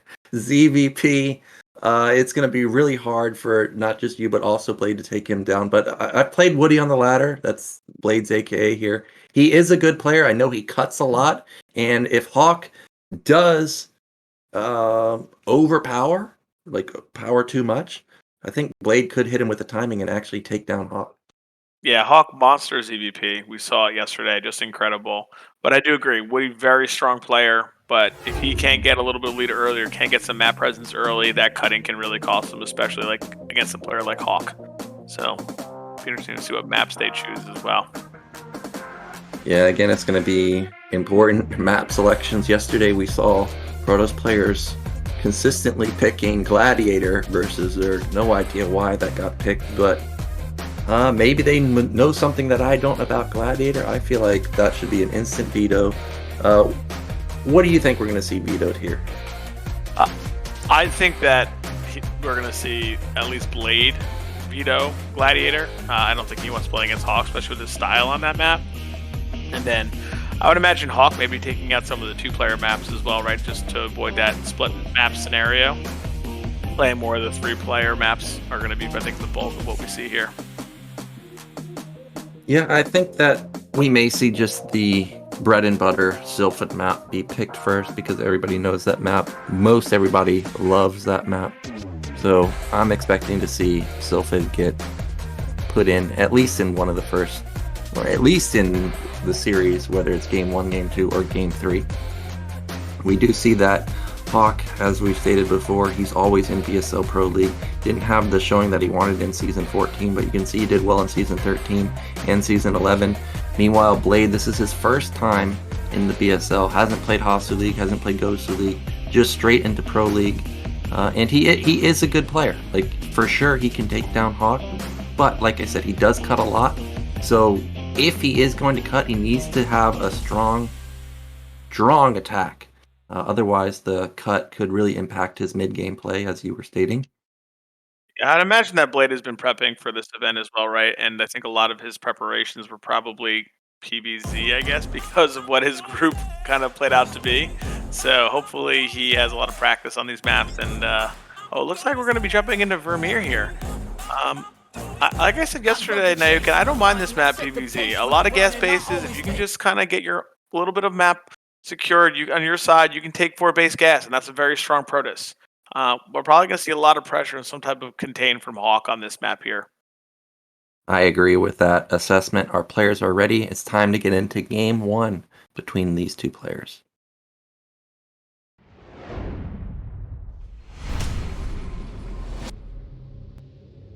Okay, in the top right, our green Protoss. It is Blade. And in the bottom left, I have the Zerg that everyone knows from A. It is Hawk. Oh, sorry, I actually just realized it was bottom right, not top right. So, you did mention that Protoss can get 4 bases on this map. I was also noticing that as we were seeing the map preview. However, with these spawns, if you were to take bottom left, for example, you're expanding towards Zerg. So does that eliminate a base potential for Protoss, or is that still okay to take? I think it'll have to be his 4th base so we can kind of get something set up there, like later game tech, Reavers, because anytime you start expanding towards, I feel like Zerg, things become a little more difficult with their just rallies coming in. So I think we'll want to see him take that mid-right base first and then kind of push his way down either to top right, because there is that base, that's the 3rd base of top right, that he can easily kind of move his army and float in between. Or maybe he'll just go to that base first after that 3rd. Well, we do see a 9-gate from Blade. Yesterday we saw Hawk go for, I think, 12 hatch every single game ZVP. This time around doesn't seem like he's doing anything other than that. It is going to be another 12 hatch from him. Yeah, I think really prefers. I think he optimizes well. Pretty consistent to what we've seen from Blade out here so far, where he is always opening that 9-gate with the Zealot. Now, 9-gate versus 10-gate. What level of damage are you looking to get? Is getting one drone enough? Do you need two? Like, how much damage you actually have to do to make up for the loss of the probe that you've cut? I think you nailed it right away. I think that you want, from the 9-gate, at least 2 drones. That is like really, really, really serious damage. Or a drone and a bunch of links. Like, can you trade with your Zealot and your probe? I think with the 10-gate, when you're being a little more economical, just putting pressure, even denying a third. A lot of times you see at the higher levels, Korean Protoss will send on the 10-gate their Zealot and probe to the third base and just continuously deny it. So I think that's what you're kind of looking for between the two. Well, we've got that Zealot and probe combo coming in just a second. Drone does scout Blade's base, and he sees that it was a gateway expand. He doesn't know that it's a 9-gate versus 10-gate right now, but he should be aware now that he sees the second Zealot timing and Nexus coming in. Meanwhile, 4 Lings in production, soon to be 6, I'm sure, but the Zealot and probe is already in the drone line. This already, Nyoken, is very positive damage for Protoss. He's just denying all mining right now. There are no drones mining, so this is just fantastic with this Zealot. He can just make sure that he just keeps pushing those drones up and down, making them drill, and he's getting a good lead. And we see the second Zealot getting into the nat. Maybe we'll get that drone. Well, is this just a misplay from Hawk putting down the fast third hatch? Because I'm watching it, and as you stated, since the drones were not mining, I mean, he just flat out has no money. I don't even think he can use all of his larvae at the natural. So this was really well done from Blade. He's even going to turn that Zealot around. He's going to make sure that it doesn't die. And meanwhile, at the natural, there's no drones mining. So this is well done. He is going to lose the probe. And actually, Hawk was supply blocked too. I think that's just now an Overlord being started. So he is really in trouble. All those larvae are just going to be hanging around for quite some time. Yeah, that was a lot of lings made there, Nyoken. I think that Blade has to recognize that. He does put down that early cannon because this looks like a very high counter pressure here from Hawk. He skipped a bunch of drones to get these. I think that little pressure there from Blade was very effective. Yeah, super effective indeed. We see that he's putting down his cybernetics basically right when the lair started. So Corsair versus Muta timing should be very similar. You can see a big probe to drone count advantage right now, but once those larvae all get morphed into drones, he should be able to catch up decently quick. Now, every Protoss versus Zerg that I watch, always paying close attention to that nat gas, because that could give away what the follow-up is going to be. We see no gas at the nat just yet, so we may see a second gate come in for Blade momentarily. He's setting up a pylon in position, potentially for a second gate back there. Yeah, I think that he got a very quick +1 as well, so I think he'll be looking to put some Zealot pressure, whether it's speed lag or even prior. There is like a small timing that you can get into with that +1 with like 5 or 6 Zealots. With the no speed, the speed will kick in later, so we'll see that if he adds that second gateway and just kind of ramps up that production before he even puts down the Stargate. Yep, and there it is. He puts that second gateway down to start really making those Zealots go forward there. Yep, now Hawk had an Overlord in position the whole time, so he saw that the Forge was upgrading extremely quickly, so he should be aware that this is a possibility. He didn't get any intel on gas timing at the natural, so he has no idea that there's still no gas being mined there, but 4 Zealots are going to turn into 5, into 7 pretty quickly, so Hawk does need to be careful. Stargate is done. Citadel coming in. I think Citadel is about 40 seconds. I'm looking at relative to the Forge timing. I think he will have +1 just barely quicker than speed, but this should be a slick timing from Blade.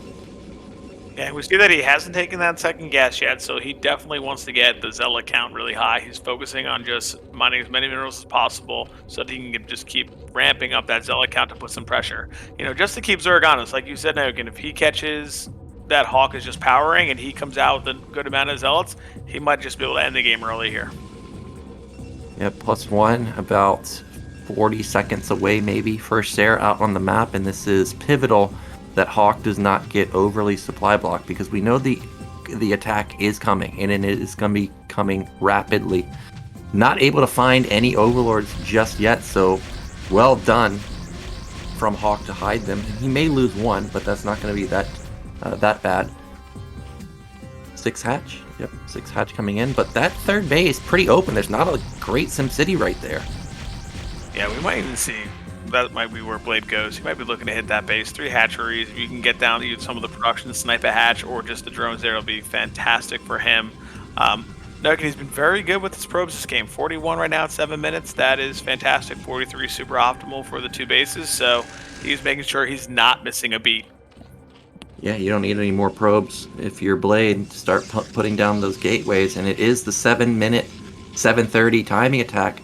But unbeknownst to Hawk, this is going to be like 10 Zealots, not 7. Scourge! Get out! Can they get a connection? He's not able to, because Zealots are moving across the map. So he saves his Corsairs while also pushing. It's 8 Zealots, but nope, 9 Zealots.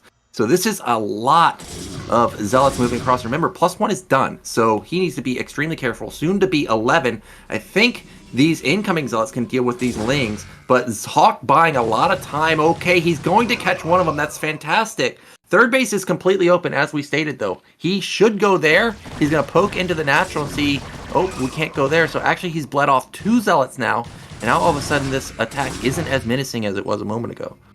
Yeah, he should have turned around as soon as he saw that SimCity. Extremely well done by Hawk. Does not let those Zealots get any surface area.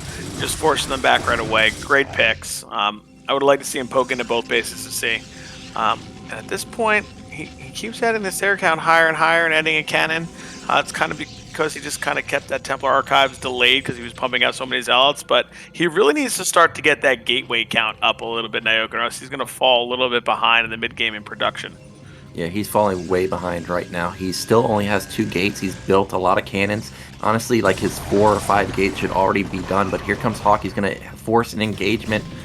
He does not want to lose that forge, but he may be obligated to lose it because he just doesn't have that production that you were talking about. A lot of Overlords clumped up, but there are some Scourge and Hydras in position. Only 5 Sers, so Blade does need to be careful to not overextend. He does spot the defense. He will back off for now. Yeah, the move out from Blade actually slowed down Hawk's drone count. Yesterday we saw him kind of explode, so that was definitely well done by him. He's forcing Hawk to make the units, but now he's got to capitalize by getting all those gateways up and getting the units on the map and taking some map control. Because if he just sits, Hawk's going to just get himself right back into the game and just hit a drone round. Oh no, so many Overlords! This is exactly what you want as Protoss. So many Overlords clumped up, and those Corsairs, I think, have +1 weapon. The Overlords just melt. It supply blocks Hawk, who's now stuck at 78 out of 70. Scourge are going to try and save the day, but there's only 2 of them, so he could honestly just sit here for a long time. Meanwhile, Blade is going to move out with his Zealots. He's got a couple DTs mixed in. This is a lot of Zealots. Actually, we're talking about Blade needs to hit a timing versus Hawk, and he may be able to hit one right here. Still supply block his Hawk. I love this move out Nyoken. He killed all those Overlords. He knows that Hawk is supply blocked. He knows he cannot reinforce with Hydras. He's got to use the Larva on the Overlords. This is the perfect time to press. And I love that he added the DTs in there as well, because they can do a lot of damage, man. They know those invisible men don't mess around. They do not mess around. They got insane DPS. We see Blade did lose the gate at his front, but he's got 6 or 7 gates up and running now. I'm not sure if I saw the cybernetic spinning range, but that should be coming in pretty soon. Okay, it did just now start. Robo should be coming in, and I see another group of Overlords at the natural. If Blade can find that group of Overlords, I think that could be more than enough to allow him to push to victory. Yeah, I really wish he would have pressed a little harder there, Nyoken. I think trading some units would have been totally fine, especially if he could have got some more Overlord picks, like get Hawk to back up into that natural and have to fight, because he can't make Overlords and units, right? Because he has so many larvae and he's supply blocked. So I think it would have been good for him to keep pressing, but he's opted to take a third base, you know, that kind of sit and wait style. Oh no, those Hawk Hydra are so brutal to these Templar. One goes down. That Storm's a miss. Oh my goodness, 2 really good snipes there from Hawk. Yeah, really nicely done from Hawk there. But this is still so many Zealots and DTs mixed in too. So Hawk will have to turn around, but again, it's going to be a lot of kills for the Zealots. Wow, he's just running at him, man. He doesn't care that it leaves his third base vulnerable. He is just going to continue to push, and those are lurkers being morphed. I thought that those might actually potentially be muteless, but not the case. He knows that the Corsairs are still alive and well. Yeah, I like that he's kept his army very Zealot heavy because he's only seen Hydra. I know people like to switch over to that Goon army and get that bulk with Goon Storm, but the Zealots are so strong with the armor against the Hydra. They trade so effectively if they get in big numbers and can really get on top of the Hydra. The issue now is the lurkers. He's going to have to eventually switch over. Oh my goodness! 2 crazy picks from Hawk again! Yeah, and there's no observer either, so he has literally nothing to deal with these lurkers. Hawk is going to come in here and see, okay, well, you have a third base, but you're never going to get there because I have a huge lurker field already set up. There's so many spines going off that they actually kill one of the DTs, and Hawk, he is picking Blade apart. Blade way out of position. All of his Zealots are just running around, just trying to buy time, but they are not long for this world. A lurker morph at the natural would be fantastic, not allow anything in, and that is exactly what he's going to do. Nyoken is just clairvoyant. He knows exactly the play, and Hawk just puts it down. What a block there to force his army out. I think the robo-timing is late, Nyoken, and now we're starting to suffer for it because we cannot see these lurkers while they're burrowed, and the Zealots are just getting melted. Hawk is definitely starting to take command over this game here. Yeah, the Zealots do buy time, though, because, I mean, if Hawk had just committed to the natural, I think he just outright wins the game. This is fine also, because eventually he is going to catch these Zealot. Big storm drop the net! Oh, very nice! Oh, those are almost game-turning storms, potentially. That's a lot of drones to be caught. He even loads up the Templar into the main, and still Hawk doesn't realize there's no reaction at all. I don't see any units turning back. They're just engaging in the center of the map. Okay, now he's going to transfer some drones, but is he transferring to the third base? Is he going to send every drone to the third base? There's another Templar loaded up. Yeah, we're not even mining here now. We're just forced all these drone pulls, drones transferring back and forth. If he just waits it out, he may be able to get a crazy storm here. Oh, he has no energy on that Templar. Nyoken, more of a fake just to make sure the drones are transferring back and forth. And now we see the Muta. Yeah, mutas are going to pop out and save the day. It's 11 mutas, so a huge amount of mutas being popped out. But Hawk was not mining for like a minute, basically. So that was a really well done from Blade. But despite all that, he's still down 15 supply. He does have his 3 bases running. He still has a good probe count sitting at around 50. But he's got to do something about this contain. It's a massive lurker field. Yeah, I think he, in his mind, is like, let me sit a little bit, let me get myself just all sorted out so I can kind of push out. But the longer he sits at this point, I know he killed a ton of workers. That contain will just be tougher and tougher to break. You will see Hawk just continuously reinforce this area over here. He does have the +2 armor power spike, though, so his units are going to be hitting or taking a lot of damage. Muta's coming in, trying to snipe any Templars they can, not really finding anything here. He does find a sweet spot down at the third base, going to try and pick off that assimilator or some probes. Ooh, that's a good storm at the top, killing a lot of the Hydras, only losing 1 cannon in the process. Look at these Muta worry me a ton because we've seen those Hawk Muta from yesterday. They are absolutely deadly to High Templars. They're very hard to pick off. They're on the move. I'm not sure how he's going to be able to hold them off of killing his Templar. I'm quite concerned about them as we go into this later game here. Yeah, remember, he lost all of his Seres when he was attacking the natural a couple minutes ago. There's 1 Templar down, and there's a lot of Overlords here, too, and there's so many Mutas. I mean, he can just instantly one-shot the Observers, too. So, Blade, he has a supply lead, but the comp isn't there anymore. He needs more storms. He's going to need to pump those Templar out. ASAP, and oh, it's not a bad storm, but it gets sniped again. And these Muta are just going to keep wreaking havoc on the third. Now they're going to pick off this Goon and start picking up the probes. Oh, he dodges that storm very, very well. And he's just going to keep reinforcing here, Nyoken. He knows if he can keep on these 3 bases, take a 4th, he'll be fine. So he's going to continuously just pump units and probably have all of his hatcheries rallied over here to make sure that Blade can never move out. Yeah, it's a huge lurker contain. It's maybe 8 lurkers deep. That is a ton of Dragoons, though.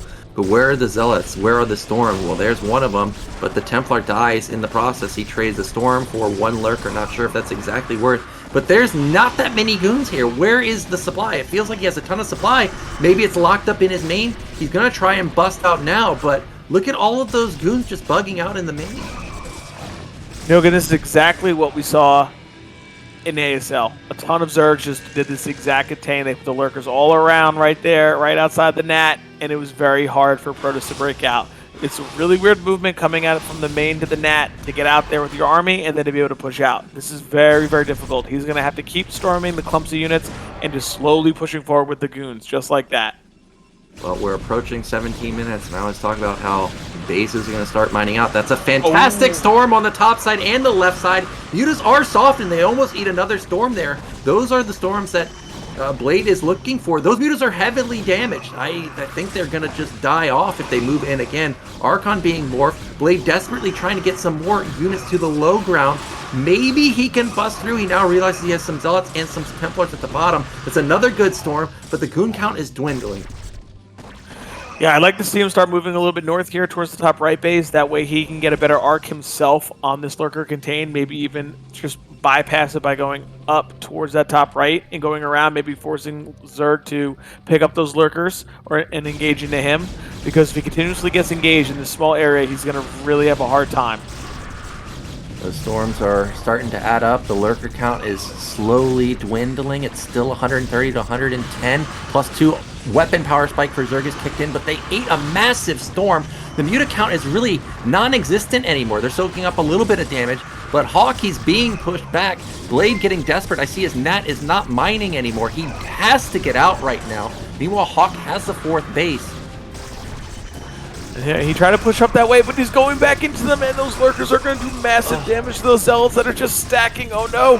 But I don't know, maybe he has enough just to break through. He's maneuvering the Observer around so it doesn't get sniped, and he's pushing forward. Yeah, Hydras are just barely not enough. And Blade does push through, but reinforcements from Hawk on high ground. Remember, he's got 4 bases now. He's got 47 drones. He's mining all 4 bases. Meanwhile, Blade really just on 1 base mining, or maybe 2 base mining. So he needs to back off. We're going to find some straggler Lurkers, but still, supplies are manageable. Zealot sneaks into the natural. I don't know how that got there, but he's going to rack up at least 1 drone kill, maybe 2. Secret Agent Zealot only being able to assassinate 1 drone there. But he should take this 4th base down, Nyoken.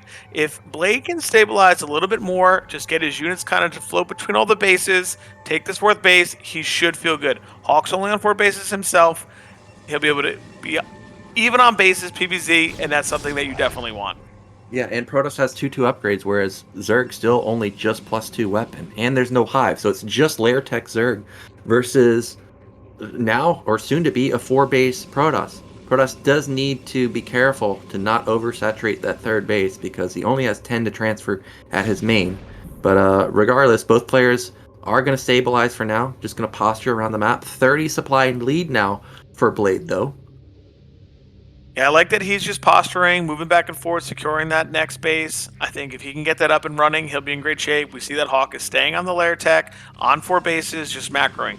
So if Blade can just protect these bases and hold on, will take a big advantage as this game continues to grow. But we see these Hydras moving in, and units look like they're getting caught over here. They're running back. Just back up and storm, man. Get by that 4th base and just storm those Hydra as they come in. Oh, no. The Lurkers and the Hydras got set up, then they're cutting off the 4th base. We have a huge engagement. Bottom side storms were pretty good, but the units at the top side for Protoss got bled off into the Lurker meat grinder. Another Templar falling. There's a lot of isolated Templars in the back. Do they have the energy? The answer is yes. He goes for a critical storm right there, blanketing everything, but both players' supplies has plummeted, and it's just too much Zerg. Oh my goodness, Zerg has broken through. I wish he just would have sat there. Now Hawk knows that he can put those Lurkers. Oh, a big storm drop. A lot of drones going down. Yeah, it went down to 39 from 50. The DT is doing work.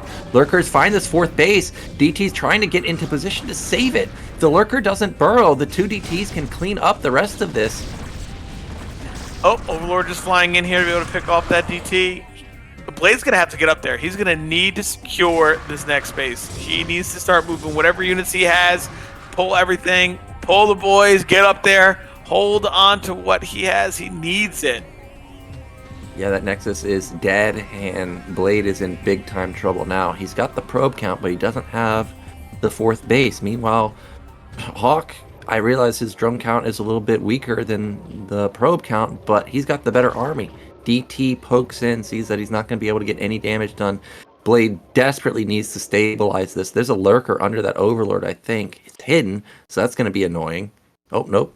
Actually isn't anything under there. No, he made sure. He wasn't messing around. He was worried himself. He said, I'm going to storm this area. I'm going to get that one lurker. He will not snipe my probe coming in. But he needs to get a probe moving there, Nyoken. He needs to get this 4th base secured. He will not be able to play into this. Oh, good little storm drop there. Very nice. But we see streams of red moving across the map, and it's a very close supply count. No, just sit. Just sit. Hey, don't move. Yeah, Storm, yep. He needs to focus all his attention on these storms. Now those Hydras are clumped to the left side and clumped at the top side. Those are great storms. The storms are fantastic, but you gotta have actually something to follow up with storm after storm after storm. But there's not that many goons left over. If he can save these Templars and morph them into Archons, he may actually just barely have enough. The storms have dealt so much damage, but there's no observer anywhere out on the map. But Blade, he is hiding this 4th base for now. Hawk has not countered it just yet. DT, it has an open base at the 4th, but he doesn't know. Oh, no. I think that Nexus might be a little misplaced there, Nyoken. Yeah, a little bit. A little off to the left, just a little bit.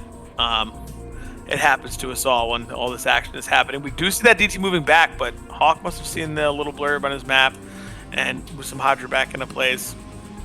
It's getting dangerous now for Woody. He really, really, really needs to just sit right here. Yeah, if he can take this base, he's gonna turn it around because a lot of Hawk's bases are mined out. Another big engagement, Hydras versus Goon Archon. One Archon gets popped. Is there enough? Though there's not enough support for the Goons. So many Hydras in the back. And this is a tough part about this map right here with that little high ground. If you don't secure it and you allow the Zertus up there with lurkers, it is so hard to bust up. But the bigger problem there, Nyoken, no storm supporting those Archon goons, and those Hydra just reinforce. And I think we're going to have a lot of trouble here from Blade. We see his supply is now way below the Zergs. Tough position from here. Yeah, this game's done. GG comes out, and Hawk is going to take game 1. But Blade played really well, a lot better than I was anticipating. And I was talking about how he cuts all the time, at least in Protoss versus Terran. Well, there was no cutting that time. Actually, really on top of his probe production. So, what a game from Blade. And, I thought Hawk was going to be clear favorite here, but definitely not the case. Because there were moments where Blade definitely could have secured that 4th base. And if he secures it, I think he wins. I agree with you. If he was able to hold that 4th base, he definitely could play into the later game and probably overrun Hawk at some point. We saw it was just lair tech. He never got up to high. You could sit there and keep fighting those Hydra Lurker with 4 gas, no problem. Just unfortunate he wasn't able to take some of the bigger moments. I think he could have pressed a little bit with the Zealots, and then I think he needed to defend with Storm and some goons, some units. I feel like his unit comp was very heavy Templar for a while, and then it was like no Templar. So I'd like to see him just clean up a little bit. I think he can definitely take some games here in the future. Yeah, I really like the opening build order with the +1 Citadel timing with like 11 Zealots, but Hawk did a good job to whittle it down to 9. And then it was just not, there just really wasn't any opening at the natural, and Blade not able to do much with it. But build order I thought was great. We are going to get Blade's map pick with Vermeer already picked. It doesn't leave. Well, I'm trying to think of what could possibly be vetoed. I think. Well, what do you think is remaining in these maps? Because they vetoed it down to 3. So I would say I think Silphid is probably remaining. I think that Monopoly is probably vetoed. I feel like people just don't like that map too much. So maybe we'll see one of the 2-player maps, or if I was Hawk, you'd probably ban Longinus too, right? So we do see our next map. It's going to be one of the 2-player maps. It is Butter. And we are ready for the next match, so we're going to jump right into it.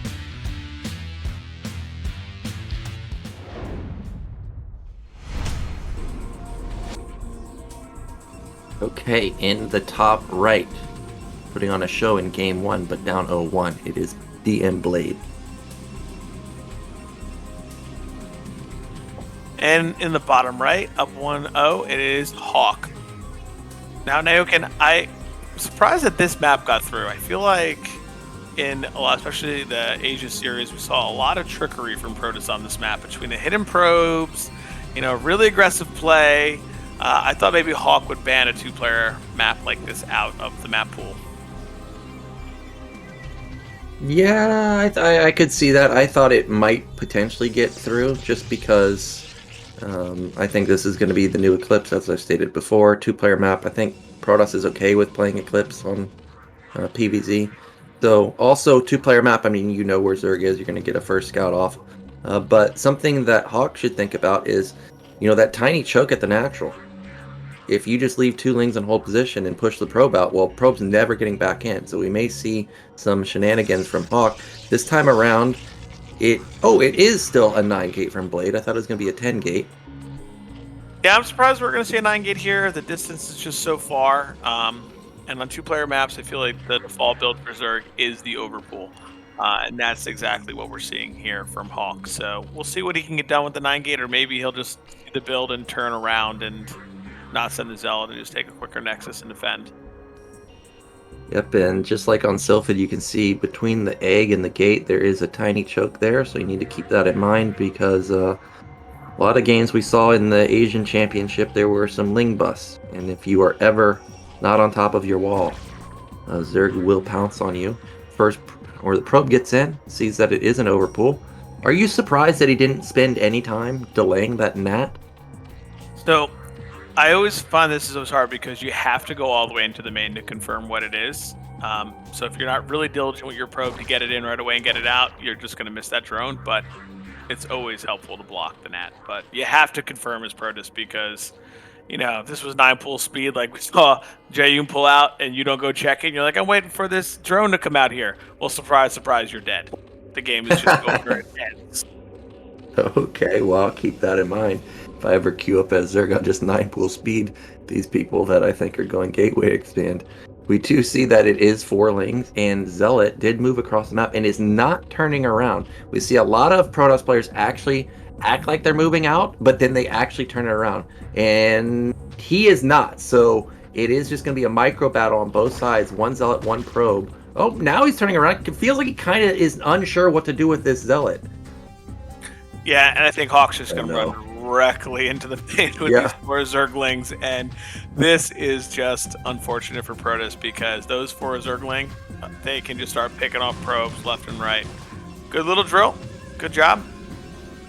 Well done from him. That was a really good job.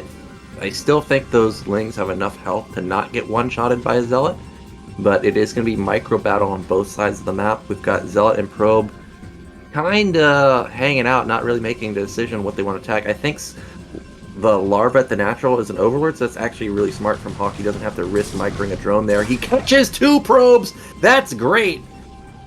Oh man, that is some serious damage already. And I would like to see him send the Zealot into the main so that he could have tried to get some workers as well, because he's chasing around, he's drilling his probes, he's losing mining time. He needs to equalize some of that damage with the Zealot. Yeah, it's 17 workers to 20, or 17 probes to 12 workers. Zerg is able to feel confident in their position. He's going to mix in some drones every now and then. Speed is coming in. And remember, last game, Blade was up 22 workers to 12. So this time around, an even better position for Hawk. And he does have speed. So these Zealots need to get the hell off of the map. Otherwise, they're in trouble of just getting absolutely obliterated with very little trade in return. I'd also say, Nyoken, that he is on a little bit of a timer here as well in the main, because once those 2 Zergling get speed, it's almost like you can never catch them. They could just run for days, round and round in your main base, just picking off probes, the 2 of them. So he's got to be really careful and try to get rid of them right now. Well, this is... Oh, he got caught at the top side. That Zealot is going to fall, and now it's just 1 Zealot plus a probe. Zlings still haven't been taken out just yet. And as you mentioned, that speed is going to be kicking in like 5 seconds, or actually right now it's going to kick in. And this is going to be full-on panic mode for Blade. The Zealot dies, and now he's got to not only deal with the Lings in the main, but also worry about a bust at the natural. Luckily, I would say the probe gets into the main, so sees that it's not a full all-in Ling. So that's at least going for him. Yeah, I just think the continuous probe drills, like we just saw there, definitely slow down your build here. So he's going to have to try to just get back on track, try to kill this Zergling, just kind of maybe even leave a probe on it. It should kill it as long as it's 15 health or less, as we see it healing up. Because he's got to just make sure that he gets everything he needs here. He needs to get the core up, he needs to get the Stargate, or else the next thing in the main will be Muta.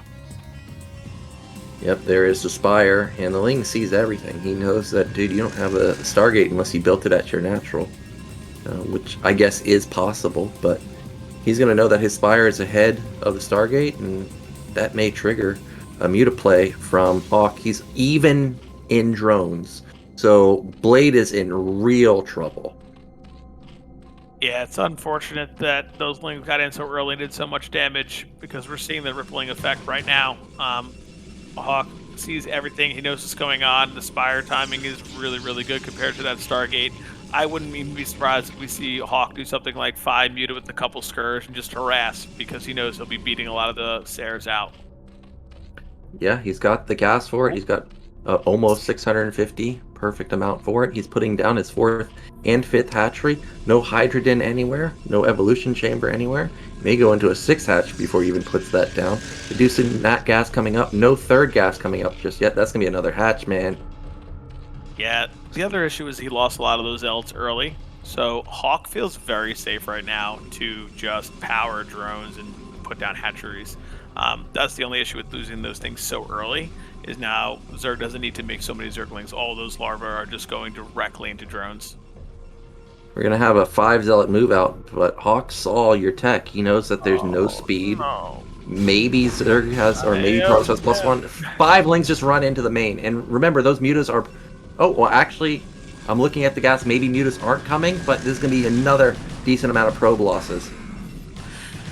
Nyoken, this is one of the complaints about this map right now since the change. Because the gateway can't touch the egg, it allows for these types of run by so easily. It's hard to block. You need to have the Zealots there. But at the same time, we do see Blade in the 3rd base with the Zealots, getting some drones to mine out, being able to try to just get some kills here. 1, 2 Muta. Is this the trick 2 Muta play again? We saw that yesterday. We did see that, but actually he's going to be building some more. There's no Seres here, so... Oh, there is 1 Ser, but Zerg is not scared of 1 Ser, so the Zealots are going to be denied. Okay, they do get 1 drone kill, maybe get another one, but really not enough damage done, basically trading Zealots for Zerglings here. Yeah, not enough, and we see that KwarK is getting up the... Was that a 2nd Stargate in the main there that I saw? Oh, double Stargate play. Big commitment here from Blade. Double Stargate all the way, and 2 Zealots. Oh, okay, there are those Mutas. I was wondering if they were actually going to get any damage done. The answer is hell no, dude. Those Mutas just on top of everything. That Zealot got 1 or 2 drone kills, so he is kind of making it weird, but still, Zerg is basically even in workers, which is never a scenario you want. We see speed is about halfway done. It is going to be the 2 Stargate, like he said, so this may catch KwarK off guard. I don't think he was expecting this. Yeah, he needs, as long as he can get those 2 running, I think that's why it was really good he kept setting Zealots, because KwarK does not know it's double Stargate, and if he comes across the map with, let's say, like 8 Muta and a bunch of Scourge, if he's got like 8 Ser, 9 Ser with the +1, he will just melt them even with the +1 armor. He'll be able to target down those Scourge right away and get right onto the Muta. Yeah, surprisingly, +1 armor versus +1 weapon, the Corsairs still murder everything. I really thought that the armor upgrades would have more of an impact, but my experience on the ladder a couple weeks ago, I got absolutely mauled even when I had +2 armor. I didn't know what the hell was going on. But we do see almost 50 drones for KwarK. Still don't think we see a Hydrogen anywhere, so this may be a little bit too greedy. He does see that it is 6 or so Corsairs, so nothing really tips him off that this is 2 Stargate just yet. So this may be the mass Muta style that we do see a bunch here in Nyoken, where the Zerg just continuously makes a ton of Muta, a ton of Scourge. They wait for you to move out with your Ser, and all of a sudden they fly in with like a group and a half of Muta and like 40 Scourge. And all of a sudden, your Ser just gets surrounded, they're not clumped, and they just blow them up, and Zerg has just absolute map control. If Woody can... Oh, here he is. He's moving across the map, and this is what I'm talking about. Oh, let's see if he can get them before they stat. Get there. Oh, Woody, see the third gas. Don't do it, man. He's going to turn around and take the... Oh, my God. That's so many, Scourge. Goodbye. Oh, well... No, Nyoken, it hurts my soul. Like, not even a single Mutalisk died there. I didn't realize that Hawk had that many Scourge. When I was watching it, I was like, wow, is this going to be how Hawk throws? He's going to go mass Muta into mass Ser? But the answer is, well, you just combo with Scourge, and you see how fast those Corsair died. Now he sees that it's double Stargate, and, well, Hawk doesn't have to build any more Mutas anymore. He can just go Hydras. Yeah, if you don't recognize it, you move out with the Ser, man. It's that happens. You just no. And these robes are just getting sniped. This is so difficult.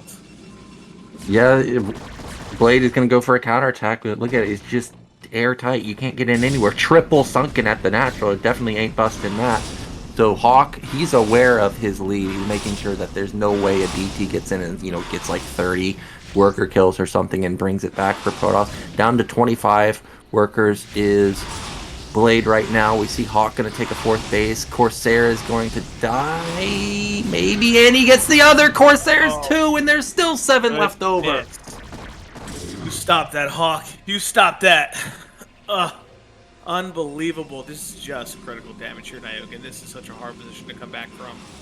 When you don't recognize this is the build. Oh my goodness, another Templar goes down as well. But when you don't recognize that this is the build and opening, it's just very hard to come back from all those Sers because you have no air control. No air control? How do Templars get out? They can't. They can't move across the map. That's the problem now. Yeah, now the problem is that Blade has no eco.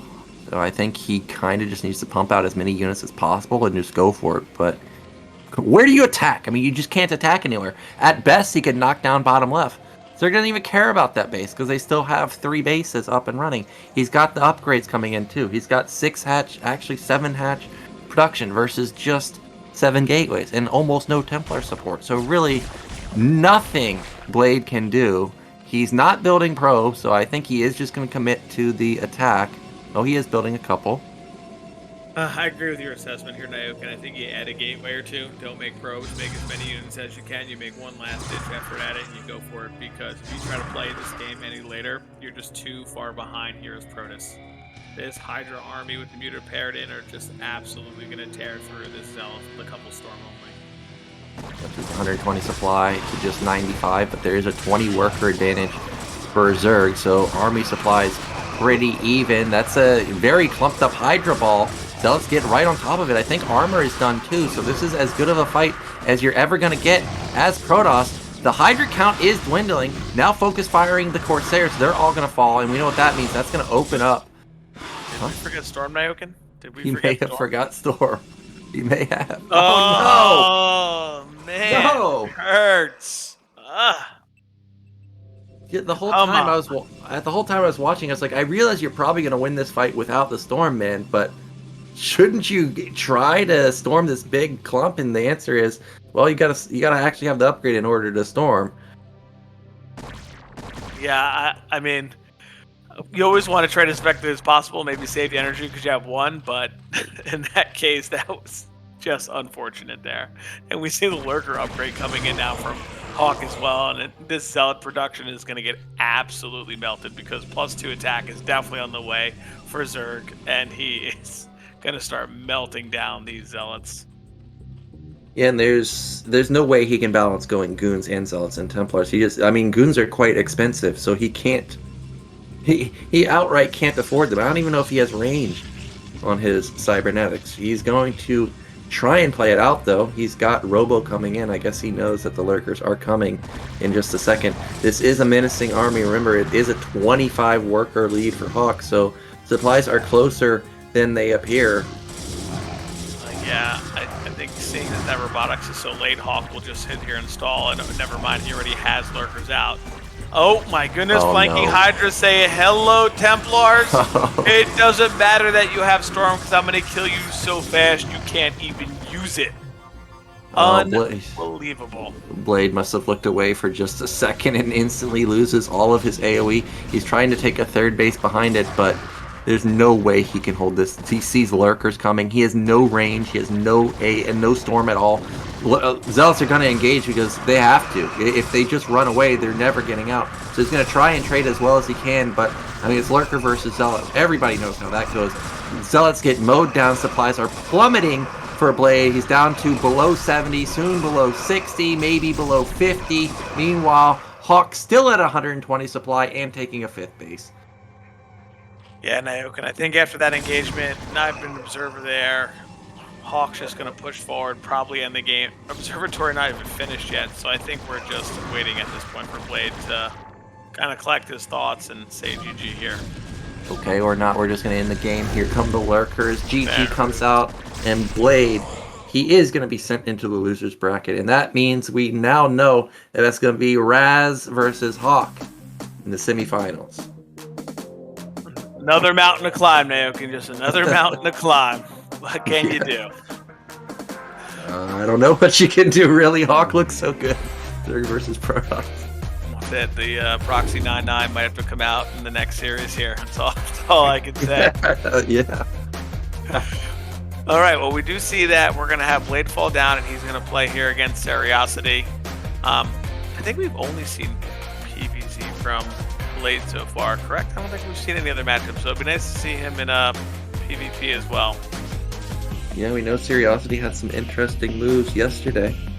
And you can completely catch Protoss players off guard in PvP, so maybe he's got something planned or up his sleeve for this series. We are going to go into a break, though, and then we'll come back with one of the series, whether it's Blade versus SeriOsity or KwarK versus Jaeyun, so don't go anywhere.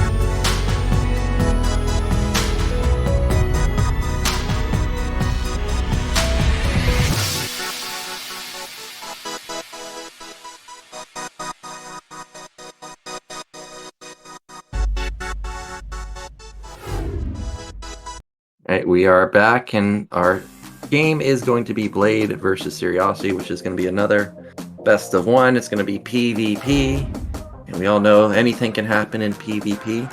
And whoever wins there, you can see DragOn is waiting for them. So again, we're going to have another PvP after that. But this should be a good series. SeriOsity, I haven't seen him in the BSL in quite a long time. And Blade, he looked pretty darn good in Game 1 versus Hawk. I think this should be a pretty close series. Yeah, I agree. I think both players are very strong. They've shown really well. I think either you go for best of one, either you go really aggressive, or you just kind of show back, right? Like you kind of say, I'm just going to play safe and see what we can do here. We'll see what both players opt to do. I've played Blade before on ladder, and I've seen some really interesting PvP builds from him, where he gets like a super early, almost like a 10-15 gate into like a quick expansion with like a Dark Archon. I've actually played him in a game with a Dark Archon. Did I hear that correctly? You heard that correctly, and I came down with my shuttle and my Reaver to bust his expansion that he took, and he mind controlled my Reaver. I thought you were gonna say that. I was like, there's no way he got that for mind control. That's pretty sick, dude. Yeah, I've seen some, so I've definitely played him, and he's definitely done some creative stuff in PvP, so I'm really excited to see what he may or may not pull out here. Well, I don't think I've ever seen mind control in PvP, but it does make sense if you look at a lot of the games in BSL or even in ASL. Sometimes shuttles get way too far forward when they shouldn't, when they have no business being there. And if you can just instantly snipe it, I mean, whether the Reaver and shuttle survives or not doesn't really matter. The fact that you just take it away is a huge deal. It's a massive investment. We have decided that the map is going to be Butter, though, another 2-player map. So let's get into our next series. It's SeriOsity versus Blade.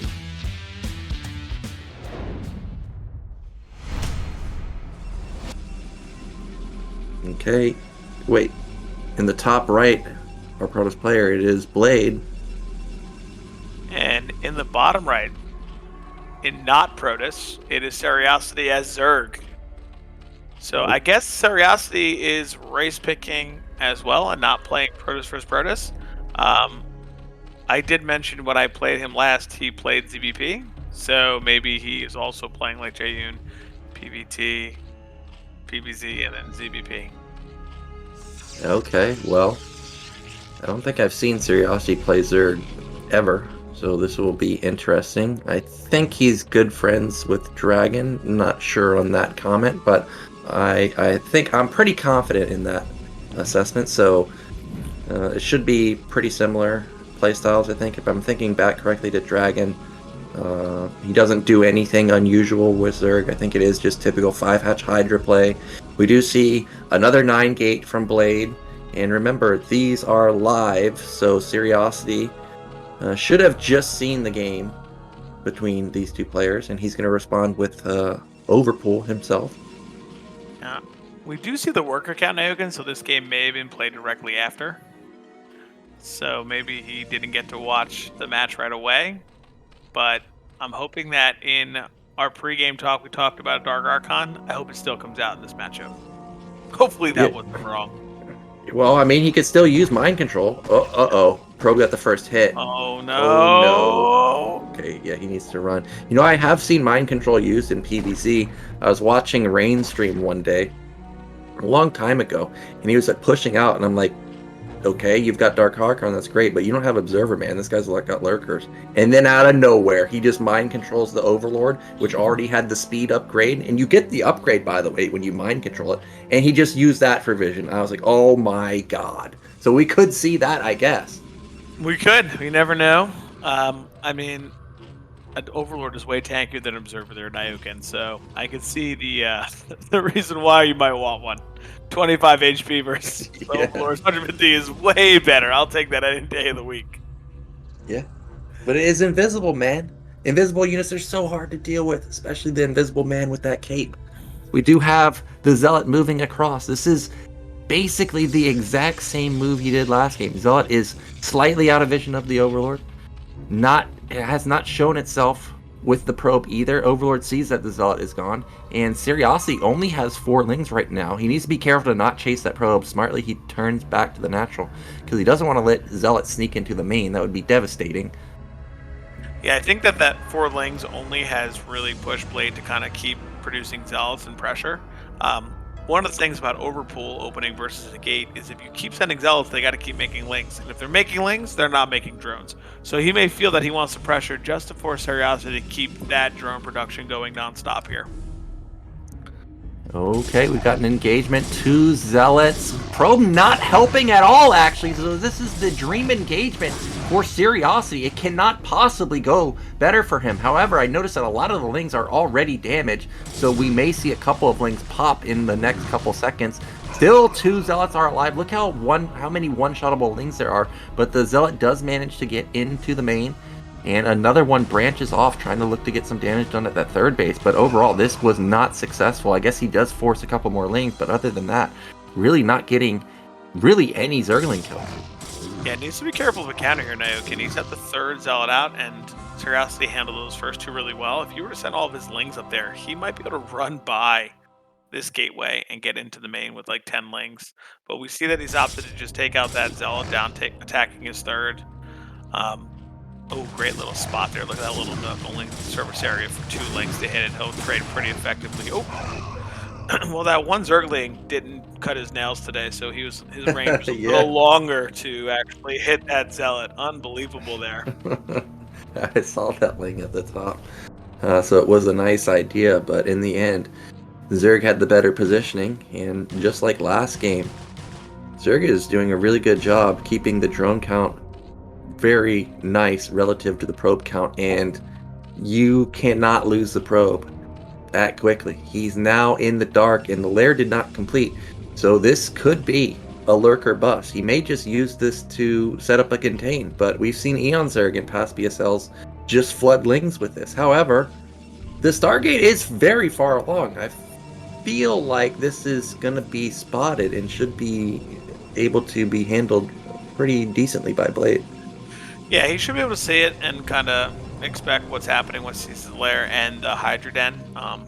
This is definitely becoming more and more common build where we see these lurker busts at your natural. Oh, we don't see lurkers though. No, quick speed and Hydra speed as well. So maybe we're just going to see some kind of Hydra push or maybe a fast drop nuke. And I can see that happening. It's definitely can be deadly where you go 3-hatch Hydra with speed drops and just go into the Protoss main and avoid all of the cannons. Yeah, you know, cannons can't move. I learned that recently, that they cannot move. So if you've got 10 of them at your natural, but, oh, Hydra's just elevator into the main, well, what are you going to do about that? So Blade, even though he's going to see that this is going to be a potential bust, he needs to keep his Corsair production up, because Corsair's obviously mowed down Overlords like nobody's business, especially when he's going to have weapon advantage over no armor on the Overlords. Blade coming in now, seeing that it is Hydrogen, seeing that it is Lair. So I wonder what he's thinking. He sees speed is already done, so he may be thinking that, hey, this could be a drop, like you said. Yeah, if he sees Overlord speed right away, he should start to think, like, that's why SeriOsity has held position on these Overlords. He does not want to give away that he has speed already, because this is probably what he's starting to think. Yeah, nice move from SeriOsity to not show anything. Even held position on that Overlord, so really not giving away anything with his strategy. We're approaching that probe count that I always like, which is 40 to 43 probes. You don't really need any more after that. So Blade needs to start ramping up that gateway count. Still Overlords on hold position. Sares may be able to pick off one, but nope, not able to get that one. And there is the drop. There is the drop, as you anticipated. And there's lurkers. Oh my goodness. This is just madness here, Nyoken. And like you said, I'm sure you must have watched the same snow guide that I did, talking about cannons not being able to get to walk. And all of a sudden, if these Hydra and lurkers start dropping in the main, we are going to see just craziness. What does kind of ring a bell, though, here, I believe Cavapoo did the same thing to Blade on Sylphid, where Blade lost his main and still held on to the game, knowing that it was that he was on a worker advantage. So maybe he'll recognize this timing again as well. Okay, well, speed has been revealed on the Overlords, so he does at least know that upgrade's complete. However, those Corsairs are way far forward. The Overlords are already in position with the Hydras. He does see that there are Overlords in position. He sees that Lurkers are morphing, so he may actually just think that this is a bust, but we know that's not the case. Yeah, the only thing that he should be scratching his head, Nyoken, is like, why are there 4? His Seres are all the way across the map. This is Blade. You gotta get back, man. You've got to get back to your main, because if you don't get back within the next 10 to 15 seconds, this main's done. Like, there's no observatory, there's no anything. He's loading them up now, and if Lurkers get positioned, this game's over. Seres are perfectly in time. He's not attacking them, though. Okay, no. This drop is going to get off Nyoken, and there are only 2 cannons in the main. We see the Zealots coming back, but bad news. There's no room. Oh, I don't know if all those units got out there, Nyoken. Only 1 Lurker here. Yeah, it's only one Lurker, as you mentioned, and Zealots don't have the highest DPS onto Lurker eggs, so he's going to try and morph some additional Lurkers, but Blade really did a good job cleaning up those Overlords. Those 5 Seres did work, but the problem is he's just now started his Robo, but luckily I did notice he does have cannons in his main, so he shouldn't lose his mineral line, but he may lose his gateways. Oh no, that Lurker's in range of the cannon. Kid's got to move, okay. Yeah, I think we're going to see the gateways most likely go down here, which will definitely set Blade back a bit, but his worker count's really good. Hopefully he'll be able to get the observatory up and just kind of clean these Lurkers up. I think SeriOsity needs the power here, Nyoken. I think he knows that he's going to kill all the gateways. There's no way that Protoss can get on the map. Just power. Don't make units. Power, power, power. That way you can really get back into this game, because he really didn't do enough damage to take a massive lead. Yeah, and these 2 DTs are actually going to sneak out, and oh no, SeriOsity has no idea because there's no Overlords there. I mean, I can't fault SeriOsity for going for a bust, though, because, you know, you're killing all the gateways. So you're building units when this guy, you know, can't build any units. Oh my god, the DT, is it going to find the Overlords on the left side? Oh no, it didn't. Are you kidding me? He didn't find them. Did you forget about that? Did you see that armor? Oh, I saw that the armor got canceled. Yeah. 99.999999. That's insane. Oh no. Oh no. Nyoken, you're right. Yeah, but you don't need Invisible man with the cloak. Yeah, I would take an invisible man over a Zealot any day. But here we go. It's an attempted bust. There's a decent amount of Hydra. SeriOsity knows he's losing his natural right now, so he's going for it. The Overlords made it all the way across the map. The question is there enough to actually bust? The answer so far is yes, but he cannot lose these Overlords because he's losing everything at his natural right now. So this is all or nothing for SeriOsity. Man, I think that Blade's going to have to continue to build cannons in his main, Nyoken. If he can just hold his main, he might be able to win the game because he's killed all of the workers of SeriOsity. We have a full base trade happening here. Oh my goodness, Artosis would be upset right now if he saw the invisible man just mauling down workers for free. Well, even if SeriOsity has enough units to bust through the cannons, the problem now is SeriOsity has no money. So he can't build anything to defend. He can't turn around to save any of this stuff. He may just outright get eliminated because the DT, there's 2 of them. They deal a lot of damage. SeriOsity may think like, okay, well, I can, you know, set up my army and whatever, just go for an all-in. But he needs to do it quickly because DTs really do deal a ton of damage.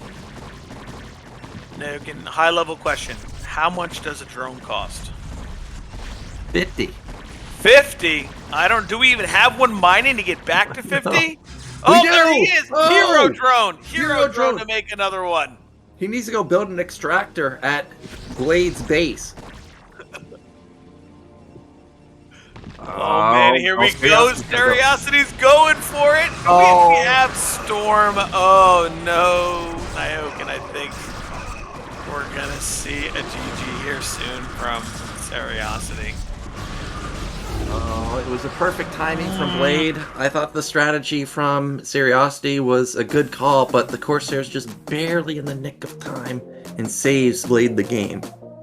Yeah, I think the Overlords took so much damage from the Seres immediately in the beginning that they were so weakened that when they came to drop all those units off, they just were not able to survive and get into the main to drop everything, which is just unfortunate. Yeah, they were like half health or something, and just barely not enough HP to get all the units unloaded. But it was a nice idea. But unfortunately, SeriOsity's run, it's over, and Blade is going to be moving on, and that does set us up for this time we know it's going to be a PvP because Dragon's playing Protoss now. It'll be Dragon versus Blade in the bottom side of the losers bracket. Yeah, that'll be a good matchup as well. I think two strong players, they're going to really battle it out well. Definitely looking forward to seeing those games. But we are going to go into a break, and then we will come back with our next series, which is going to be KwarK versus Jaeyun, another Zerg versus Protoss.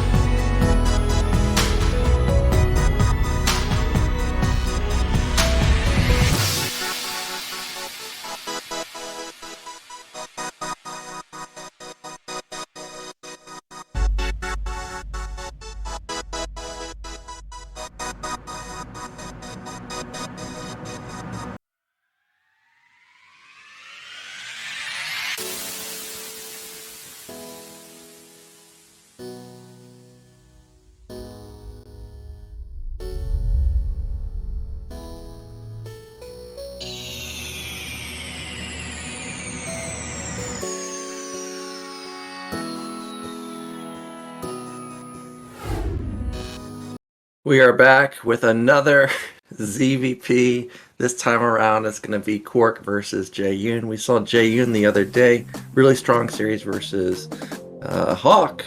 But in the end, Hawk a little bit too strong. And this time around, it's going to be Jaeyun playing as Zerg instead of the Protoss.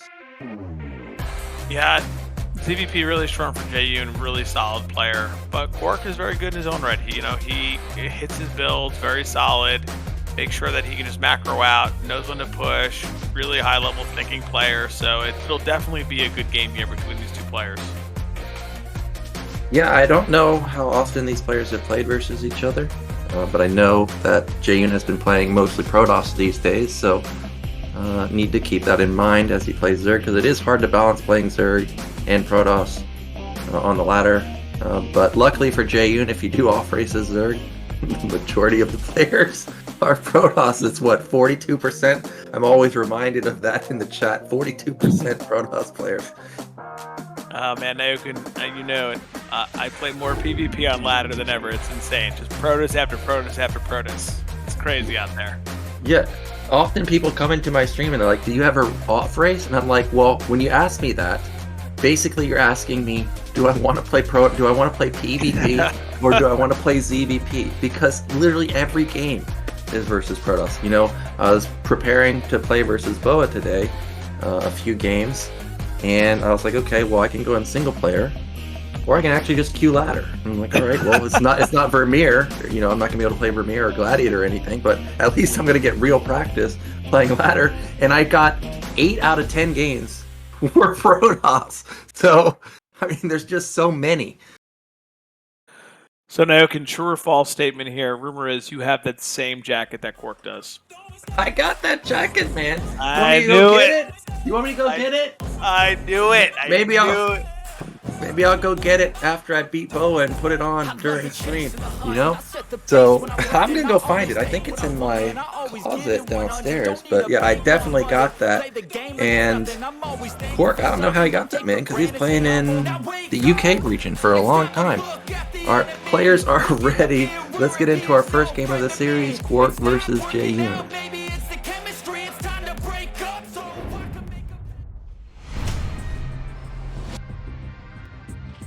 Okay, in the top right, our Zerg, it's Jaeyun. And in the bottom right, it is our Magenta Protoss KwarK. So I would bet anything right now, Nyoken, that we're going to see a Forge open here from KwarK. That is usually, I'd say 99 out of 100 is the style he likes to play. Really good on this map. Let's see if he gets tricky with it and maybe hides a probe or sends one out a little bit early to try to do some type of cannon rush, or if he just kind of sits there and plays standard. Well, if he is going to go for that Forge, we could have the potential for the cannon rush. We saw it every game on this map in the Asian Championship. In fact, we thought we were going to see it yesterday. I forget who was the Protoss player that got me excited for it, but in the end did not go for it. But we do see a very fast probe scout going across the map. Jaeyun baking. I was saying with that, we've been seeing this a lot from players just trying to get there as quick as possible, because even in the last ASL season, it was really just preferable. Oh, as I'm talking, we're hiding a probe, Nyoken, but I was going to say it is just preferable for Protoss players to search and see what Zerg is doing if they can find them right away, because they want to be greedy with the Nexus.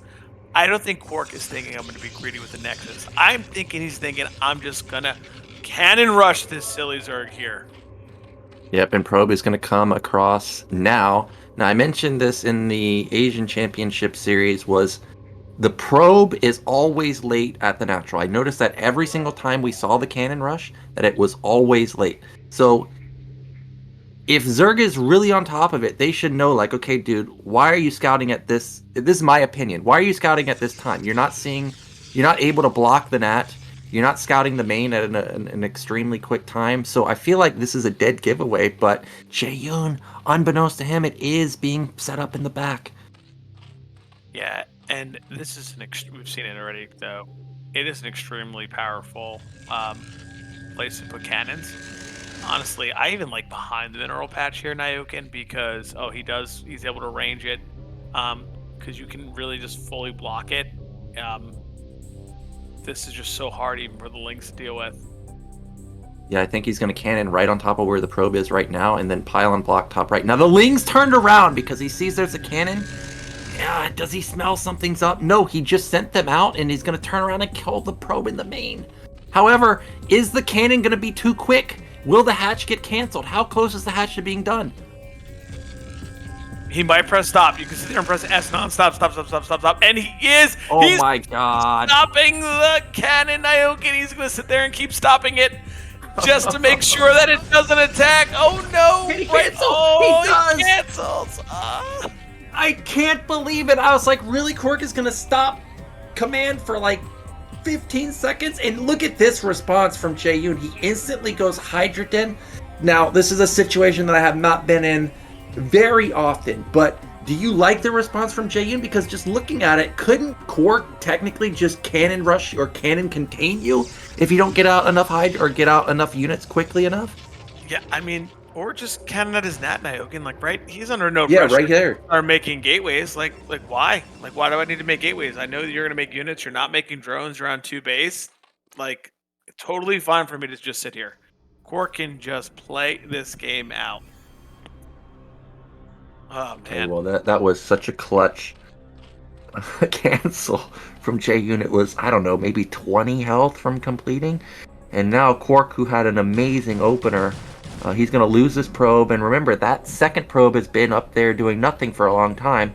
He's still in an okay position, but thinking back to pro worker counts to last game, you know, it was 22-12 in the Blade series in the first game versus Hawk. Now it's 21-14, so Jaeyun already in a better position than Blade was, or better position than Hawk was in that game.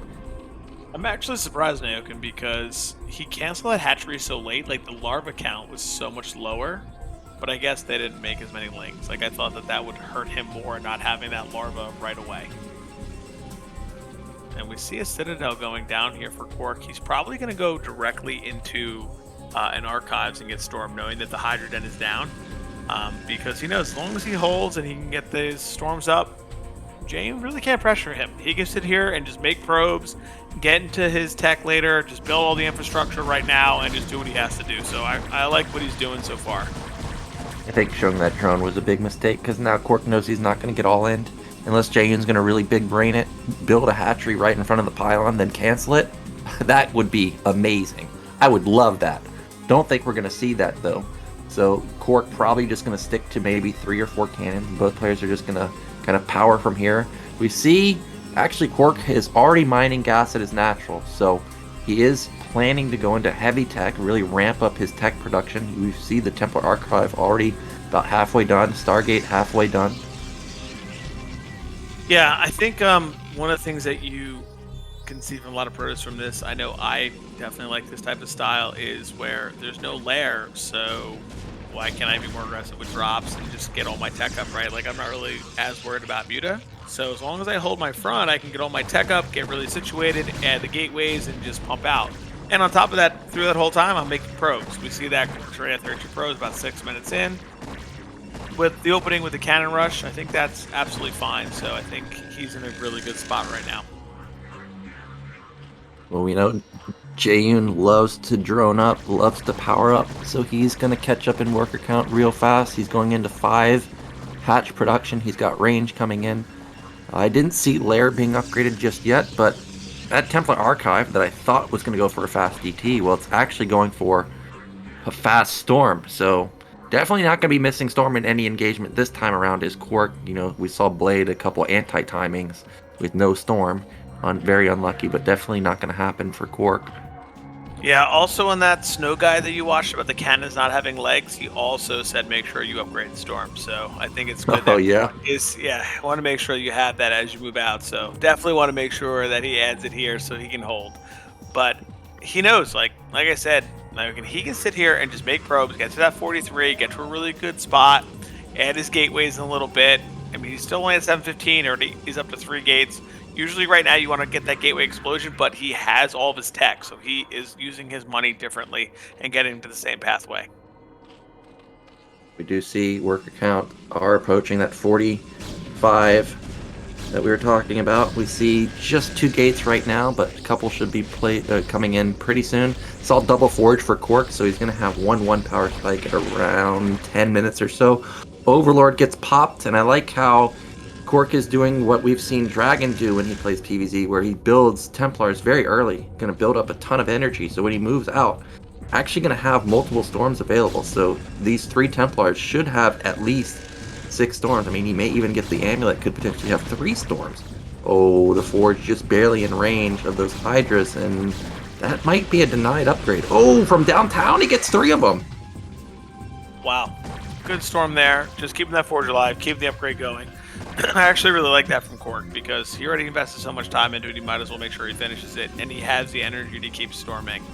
I like the ideas about 4 Templar. Usually the sweet spot is between 4 and 6 when you move out, or else it becomes too hard to control.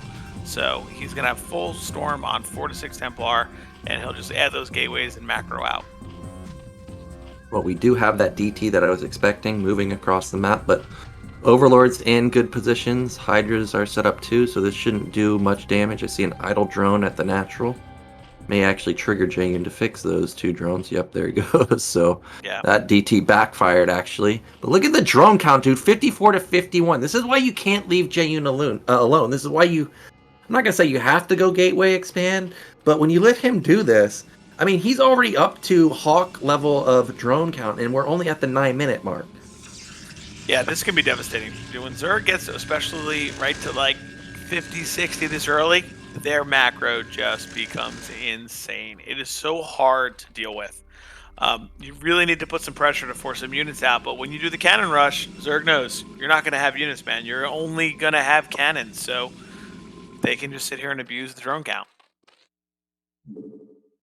Well, I think that's 3 Sers. I can't remember exactly what the Ser count is, but Hydra's on top of it forces the Sers to turn around. Spire is done. I see Jaeyun not necessarily gas starved, but not banking a lot of gas either, so not going to be a Muta switch. I did notice it is double evolution chamber, so he's going to go into 2-1 pretty soon. We see that 1-1 is already done for KwarK. He's starting to ramp up that gateway count, but it's kind of low, maybe just 6 right now. However, he feels like he's got enough map presence that he is going to try and take this 3rd base. So I was going to wonder that here, Nyoken, because he had the Templar so early, maybe he would only go like a 6-gate expand style, which is totally fine as well. You get the Templar energy, you get out there with legs, and you just kind of take that 3rd and slowly push and play the game out from there. I think that's what we're going to see here. I also want to mention his upgrades. He already has 1-1 and 2-1 has already started, and it's just +1 right now for Jaeyun. I think KwarK will be able to get to that 2 armor mark, even 2-2, pretty quickly here before Jaeyun gets that +2 attack and kind of have an anti-timing now because of it. Yeah, I think so also, but look how fast these lurkers are. He already's got 6 of them. He's got another macro hatch going up in his main. Meanwhile, taking a 4th base on the high ground is Jaeyun, but here comes KwarK. He's going to try and deny this. Remember, these Templars have a lot of storm, but those goons do not have any range, so they are going to have a tough time actually dishing out damage. It's a 10 supply lead for KwarK. However, the lurkers are out of position, so this might be a denied base. Definitely denied base here at least. Let's see if he can get some lurkers up there to just push his army back. KwarK does have a storm, and good news, the storm still hits the burrowed lurkers even if you can't see them, so he might be able to just wipe them out. It takes 1 storm plus a goon attack to... Oh man, good snipe there. It takes 1 storm and a goon attack, so usually if you're going to try to storm and kill them, you want to be able to get at least 1 goon or zealot to hit them first, so that when you do storm as they burrow, you kill them. Unfortunate that KwarK couldn't do it, but for Jaeyun, feeling okay trying to take this 4th again, but little does he know there is an observer now with this army. Tough for Jaeyun there. Yeah, Jaeyun getting punished for building a ton of hatches and not necessarily a lot of units just yet, because remember, he ramped up his drone count to ahead of the probe count right now. It's 55 to 54. The supplies are still even, but Jaeyun not able to take that 4th base. He should consider taking mid-left at this point. He's got a ton of minerals, just an absolute ton of minerals, but not able to, like go 10 hatchling or something because no Hive up just yet. You can see that KwarK's about to have +2, +1 just, +1 only for Zerg. So there's going to be that big upgrade advantage that you talked about. Oh, maybe not. +1 armor already done. Yeah, so the fact that it's 3 bears versus 3 base, I would say something that Machine always says is passive pressure, right? Like the fact that KwarK is on 3 bases makes it, very different for Jaeyun. He might feel he has to press, and we do see Jaeyun moving here. Very good storm so far from KwarK, but Jaeyun is going to be able to push him back with his units right here, right now. If he can get a good contain and arc here, he might be able to isolate that 3rd base and be able to pick it off. Oh my gosh, okay, yes, he needs to just set up a containment, but instead he's going in! He's trying to pick off units. Yeah, he's going to suicide a lot of Hydras here. He's still going to manage to set up a contain, I think, because there's not a lot of goons here, but a little bit of a misplay there. A couple of lurkers are going to bleed off to these goons. Luckily for Jaeyun, he has additional lurkers ready, but that was a bit of a misplay, and we do have 8 or 9 gate production for KwarK, so he will be able to ramp up his unit count very fast. Yeah, I would have loved to see Jaeyun just sit there and set up a contain and then use his Hydras and units to bust this 3rd base. We do see him moving in here. Really good probe drill from KwarK here. Messing up the AI of this Hydra where they can take them down, but now the Hydra are just picking off these probes. Probes versus Hydra, not a great thing there. Nyoken.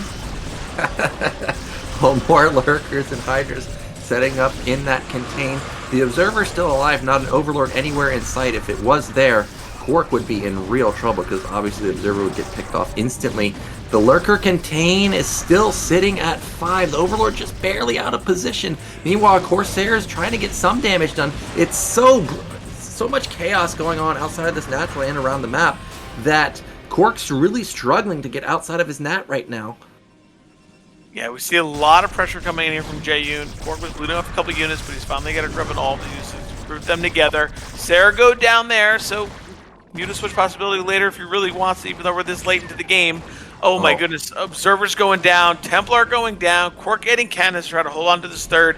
Jaeyun putting himself in a better and better position.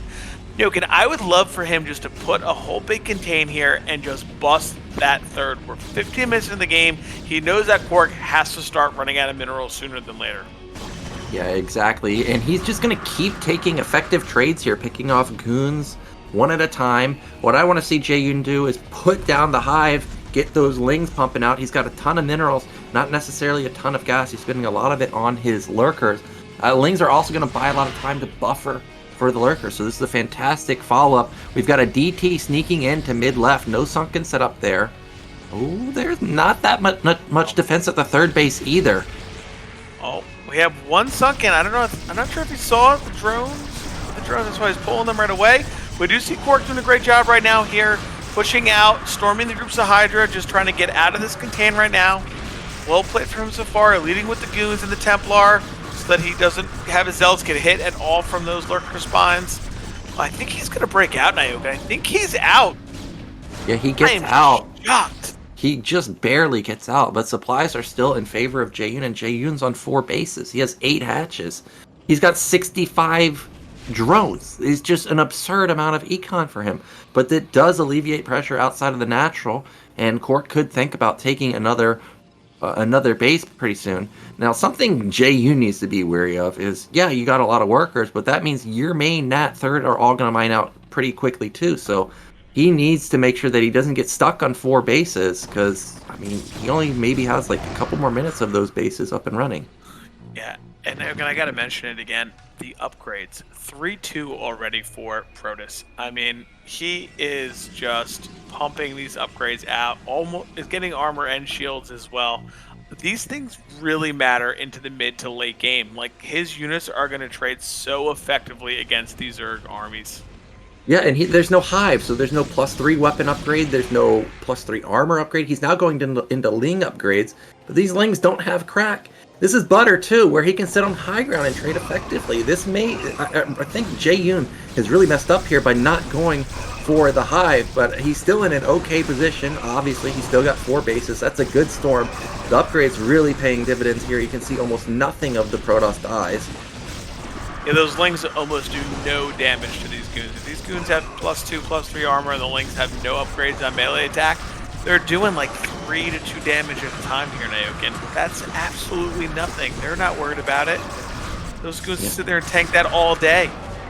Jaeyun kind of falling apart here. Remember, he's got a worker lead, so even if it's only a 20 supply lead for Protoss, it's actually a 30 supply army lead. So desperation for Jaeyun trying to set up these sunk-ins, but is there just flat out too many goons? Archon just hanging around in the back, and that's a drone cycle when we need units. Jaeyun floating 2k, 1k. He needs to get over here ASAP, but Archon versus Lings, we know how that goes. Archon just gonna chew through that. Oh my goodness here.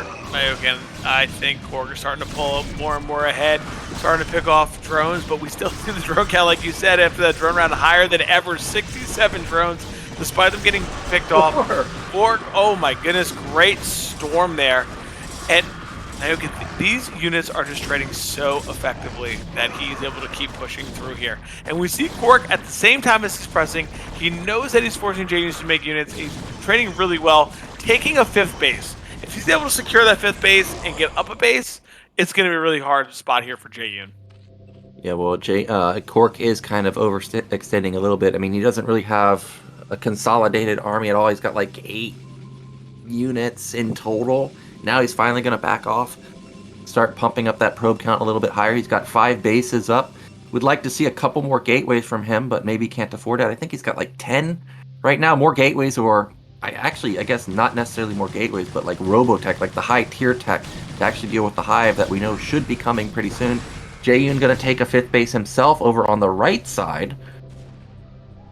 Yeah, just not sure that's enough right now, Nyoken. I mean, 5 base Protoss versus 5 base Zerg, I'd take that any day of the week. You know, I think you just need to start taking more. You need to expand again. Because like you said, KwarK's going to get to these late game tech units, Reaver, speed shuttles. All of a sudden, they're just going to start hitting all your mineral lines. They're going to be able to splash all over you. You're not going to be able to get into bases. You're going to need that swarm and plague right away. And we see him putting a robotics facility down here at this 5th base, which I love because it's a little more extended from his other bases. So his army may not be there all the time. Once you get a Reaver Storm Cannon, you can trade so well against Zerg units trying to bust those bases. Yeah, and all these bases have gas. So it's going to be KwarK on 5 gas. Protoss has some of the best AoE, some of the best spells in the game. Imagine you've got Cannon, Reaver, Storm, D-Web, Mind Control, Maelstrom. Just so much capability that Protoss has, but we may not even get there because KwarK continuing to push. This 5th base may be denied. That's a lot of Templars, though. Can he use all the Storm? The answer is yes so far. He's got to be careful not to bleed off the rest of them, though. There's not a lot of support for those Templars, just like 5 goons in a single Archon. See him more for them in after those drones, which is great, but I agree here, Nyoken, just not enough units right now here for KwarK. Kind of getting pushed back a bit and getting his army trapped. Definitely not a good look. You don't want to start throwing away your Protoss army here because it's hard to replace. That's a lot of Templars. That's very, very, very gas heavy. Yep, very gas heavy indeed, but you've got 5 gases, so he should be able to replenish them. It is a 2-player map also, so you don't have to worry about, okay, well, I threw an army away. Zerg's going to take, half of the map, and they've got like 20 bases. It's butter. Zerg really can only maximum get 6 bases. I don't think Zerg could be able to take mid-left and mid-right. So as long as KwarK can still trade effectively, get the super comp up, he will be fine. We see that he's 3-1-3 already, Nyoken. Really strong. You definitely, as you get into later game, you start getting more Archon heavy. You want that Plasma Shield upgrade, especially against Plague. So we see that KwarK keeps kind of moving in that direction. I think he's going to look to secure mid-left because as long as you can take half the map as Protoss, you win the game. Oh, baby. The worms are out. They're crawling around the map. Look at that big boy. I just don't see what Jaeyun has to answer this. He has so many lurkers, but Reaver's going to shut that down. Okay, he does finally have Hive, but he sees that the 6th base is being taken. And if we look at the terrain of Butter, I mean, you're attacking uphill into Protoss with a base behind it? Feels like this is just going to be a nightmare for Zerg. And also, Protoss is just overlooking your 4th base on the left side. Jaeyun slow on the gun here to react. I don't really know if he can even engage this army. He's down 60 supply. Was that a drop? Is he going for a Doom drop? That looks like what he's going for. Oh my god, there's nothing in the main. Absolutely nothing. KwarK does have his rally there. I'm just not sure that's going to be enough. Will he catch with the rally? Nyoken, I think he's going to see it. Oh no, he took a wrong turn. Can he just snipe these Overlords down, maybe storm them? Oh, he's just backing up all those Templar. They have the amulets, so they come out with a bunch of extra energy. They will have storms in about 7 seconds here. Oh, everything's clumped up. That's a good storm, and KwarK on top of it. He gets back in the nick of time. He has so many storms available, and he's got a decent army. He's got 5 goons, a couple of zealots, but there's no observers. Oh my goodness, you don't need observers when you have 12 storms now. You just storm everything. You see KwarK just laying down storm all over, continuing to put pressure on that other base of Jaeyun as well. It looks like he's going to clean this up. Nyoken, I just think too many Templar. I think we need some more Archon in this army and less Templar. Having 8, 10 Templar is just too many. Yeah, I think maybe 2 at each base or something, and then like 4 to 6 with your army is good. And the rest Archons, like you're saying, but KwarK doing a really good job to spend all of his gas. Meanwhile, Jaeyun really starting to float a ton of gas, and Zerg, I mean, unless you're building lurkers or mutas, he really can't spend all that gas very effectively, or I guess ultras too, but I mean ultras aren't necessarily the greatest unit in PvZ. We see Jaeyun's getting desperate because his 3rd base mined out, 4th base and 5th base still up and running, but he's going to be the one trying to take mid right, but he's down 60 supply. How do you actually hold this when you're down 60 supply?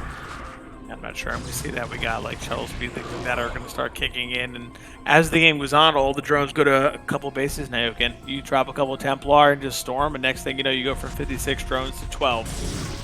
Just can't have that happen, and we see that KwarK is going to deny this mid-rate base as he's looking to push over to the mid-left as well. Jaeyun, no Defiler tech yet here. I thought that he'd want to get the Defiler out here. Oh, there he is. Mound. I haven't seen any yet, but just to get those plagues down, get those swarms down, start negating some of these goons, some of the splash damage from the Archons. I think we may see a tap out pretty soon because, I mean, Jaeyun's army is just non-existent. It just doesn't exist. He gets 100 supply, but 55 of it's in drones, and he's got like 15 for static defense over at mid-right. He's got a couple lurkers for static defense at mid-left. So that means he's really working with like 20 to 25 supply as an attacking army. That's it. Meanwhile, KwarK probably has, I don't know, 80, 90, just roaming around the map constantly. He's going to try and take mid-right again. KwarK instantly pounces on it, and that's going to be another denial. Yeah, and once KwarK secures mid-left, it's almost GG from there because it'll just be split map, and split map is usually a win there for Protoss. We see how effective these Reavers can be by themselves. Good splitting from Jaeyun, but still. Are they going to die? Are they even going to die? I'm sitting here watching Reavers just tank forever. They finally fall down, but KwarK just moves over here and just cleans it up because, like I said, the army just doesn't exist for Jaeyun. I mean, it's a nice idea to counterattack, but it's 10 units. That's it. Yeah, I think we're seeing Jaeyun starting to really feel the pressure now. KwarK is just tightening the knot here before we see this GG. KwarK's entire army is now moving across the map, looking to pressure what is one of the 2 mining bases here for Jaeyun. Has a drone in mid-right. Definitely not going to get this base up. Oh, can he snipe that Templar? Snipe that. Oh, still gets the storm off. And again, Jaeyun out in the map, but it's 10 Hydras, a couple Lings. He gets a couple units, but that's it. Finally, we see a Defiler out on the map. Is he going to Plague or Dark Swarm? He's not going to do either. He just taps out GG. And that means KwarK, he is going to take game 1. Well played by KwarK there. I think definitely it looked like he had very little use in the beginning, but I think he got his tech up right away, made sure he probed well, and then took a quick 3rd. So well played from him so far. Yeah, it got dicey once Jaeyun set up that contain, but KwarK got out in the nick of time, able to compound that into a 4th base and then a 5th base, and then Jaeyun just never had an overwhelming army like we saw Hawk have in all the ZVP games. So Jaeyun needs to be careful with this drone count. I know he's got a big econ, but if you never have a favorable engagement, I mean, it's just slowly but surely going to snowball in Protoss' favor. For sure, and I think he should not have tacked into the natural there. I think that was one of the big things we saw. I think if we just would have set that contain up, I think we would have been in much better shape. Attacking the Storm Cannon, especially when you have a smaller army like you're saying, definitely not favorable with Zerg. Definitely not favorable. Yep, and Jaeyun is going to be his map pick. He's a Zerg this time around, not playing Protoss, and there are a lot of Zerg maps. We saw Gladiator got picked by Protoss players, and actually Jaeyun was the one that stopped the 2-gate, right? So yes, he he did. may be feeling pretty good about that map, actually, if he can stop an all-in easily. And then my personal opinion is that this is a strong ZVP map. We may actually see that come in as a pick for him. I can see that, him wanting to keep that on the map pool for sure, especially with his style. He played really well yesterday. It'll be interesting what he decides to do here in Game 2, or maybe KwarK has a special build again for us here. He used that hidden probe trick. Maybe he has something else going on. Oh, we do see Vermeer here, Nyoken.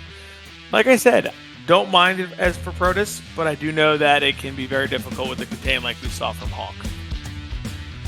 All right, well, let's see if that's what something Jaeyun will opt for. Game 2 is going to be on Vermeer.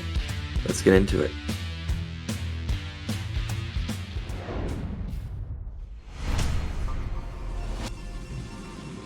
Okay, in the top left, he's up 1-0. It's KwarK.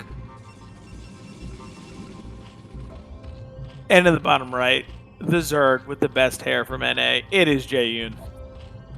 It's true, man. It's so tall, dude. Like, how long is his hair, man? I feel like my hair is pretty long, but I can't even do that.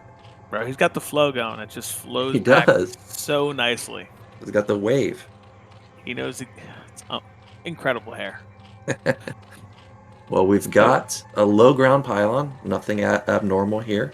We do have KwarK stealing a bit of minerals there and then going back, but a lot of times you see the probe come back again, so this may actually be a gateway expand, but not the case this time.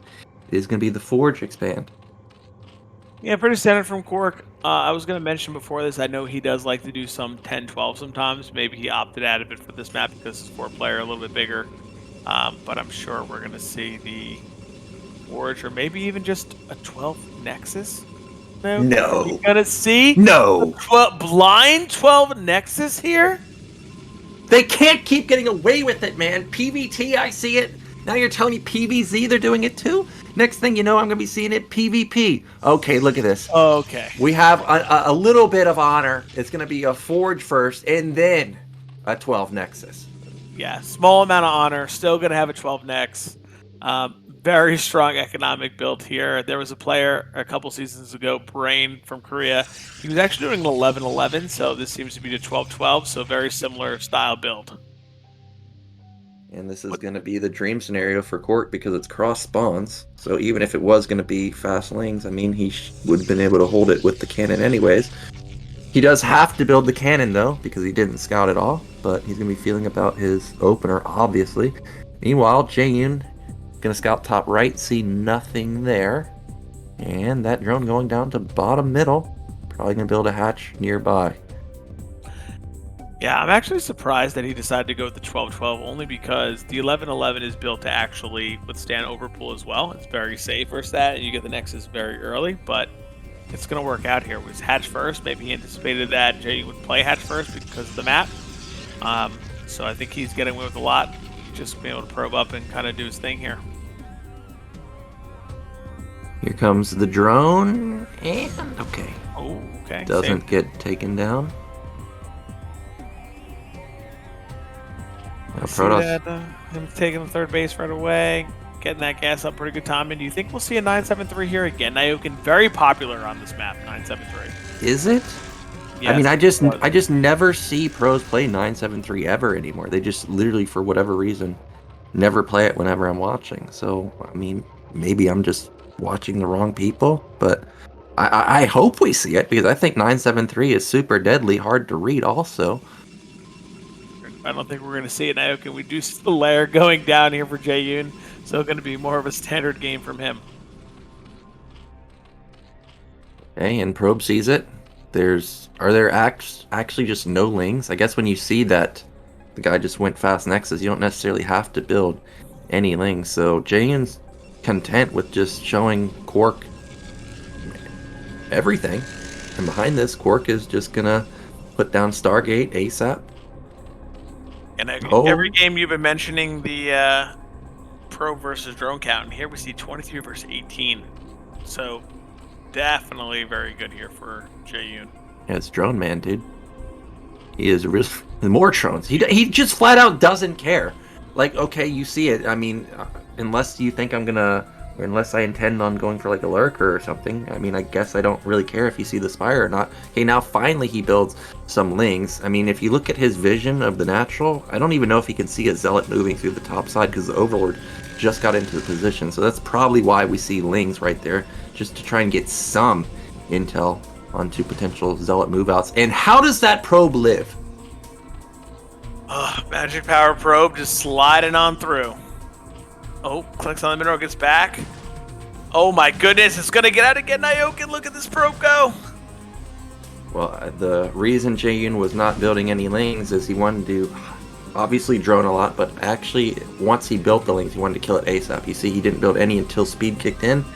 Takes down the probe instantly, and I mean, KwarK isn't doing anything unusual. He is just powering. I think I saw Citadel come down. Saw Stargate's already done, and Corsair coming out. Oh, he actually thinks it's going to be muted, so he's built a cannon in his main preemptively. And he's getting that +1 in this air, so he'll feel really comfortable with that. Good block here. No issues with the one cannon. He knows there's no Hydra coming. He doesn't got to add any extra cannons in the front there, so he'll just keep playing standard from here, which is always a positive, right? Because the reason 973 becomes difficult is you start to add all those cannons, which really slows your gateway timing. KwarK's not going to have that problem this game. He'll be able to add that gateway timing on time, ready to go. Yeah, he should be able to, at least. We're approaching the point in the game where Protoss should start cutting. 6:30, 7 minutes. We see that it is still just one gate, though. Only 3 zealots have been shown. Citadel just now finishing at 6 minutes. And is that another pilot? I'm not even sure if we've seen a second gate just yet, but he really does need to start ramping it up pretty soon. Otherwise, he's going to miss his window of opportunity. Sarah's find another Overlord kill. That's great. Yeah, 2 Overlord kills, really good. And if we get a third, that's like really fantastic, super optimal. Definitely not going to be happy here for Jaeyun that this is happening. Do see Scourge of the map. KwarK's just going to back up right to the cannon so we can just get that critical mass of Sarah. Oh, 2 are waiting. Oh, Juking him out. Well done there from KwarK not to lose a Sarah. yeah, critical to keep every Sarah alive. You really don't want to build Sarahs at all. Oh my goodness, that's the second forge already. And the Scourge does spot it. If I was Jaeyun here, I'd be thinking, dude, like, where are your gates? Like, you just don't have any gates. I mean, KwarK does a lot of mind game stuff. I would actually be worried that there could be gates potentially proxied somewhere. So I'd like to see like a full scout of the map. You can see Jaeyun is scouting mid-left portions of the map, and now he finally sees a 4 zealot move out. But this is 7:30. Remember, we saw Blade move out at this time. He had 11. Yeah, I'm really surprised that we decided to go with Muta here. We saw the non-stop Sarah production, the +1. I didn't think that he would opt in for a Muta with a couple Scourge. I thought he would just transition right into Hydra. Can they get it? We see 1 Sarah goes down. Nope, they sniped the rest of the Scourge. And now we have 6 Muta on the map that are retreating right away. Well, Jaeyun managing his drone count a little more balanced this time. He's at 35, which is fine. On 3 bases, he's got 6 hatches actually. There's the Corsairs intercepting the Mutas, and there's no spores and there's no Hydras here. So you could see that Jaeyun was really worried that that could have been a bust. So he pulls the drones preemptively. We see that KwarK is just going to back off with his slight advantage right there and just wait for his 2-1 power spike. Yeah, we see him at 54 probes now. Getting a little bit heavy for 2 bases. I think that has slowed down the gateway count a little bit here. But he should be feeling comfortable. Snipe the Scourge, getting his units out, continuing to make probes, even though I think we're in a pretty good amount there. But he should have a strong spike later. That storm clipped the Mutas, so a lot of them are very vulnerable. Scourge are going to come in with no armor, so they just suicide. And that's a lot of gas lost, and the Corsair count gets higher and higher and higher. Meanwhile, Hydras are finally starting to get on the map for Jaeyun. He's got 44 drones. That's great for him. 90 supply to 80. But the Gateway flood is coming now, so that is going to really shoot up for KwarK in the next couple minutes. Yeah, we see KwarK adding a second cannon in the main. I wonder if he thinks that it's that Muta Scourge style. That's why he's adding it, just to make sure he's really safe. He'll recognize that it's not now by having these Hydra. He's using the Zealots to tank while he has the Stair, take down a bunch of Overlords, but Jaeyun with a really good engage, killing a couple Stair and those Zealots and pushing him back for very few units there. Good trade for him. Yeah, that was nicely done. But it does supply block Jaeyun for a second. Yeah, okay, KwarK is trying to take a third base. You can see really not much of a ground army right now, so he does need to be careful because Jaeyun has been really ramping up his Hydra production pretty hard. Well, I thought he was, but as I say that, it's Drone Man again. We're at 54 drones. So, okay, I thought that was going to be Hive, but that doesn't have a lair. So, Jaeyun, he's really got a ton of drones. He's going to take his fourth base at mid-right. Yeah, I think we're going to see KwarK here kind of do a little of the same. I mean, he's up to almost 8 gateways as well, but I think he'll want to just push out and take that third. He's had the pile on there forever. He's at a really good probe count, 4-3 bases. He's going to probably need that third right away. So we do see 2, 6, 8, 10 gateways from KwarK and a Nexus.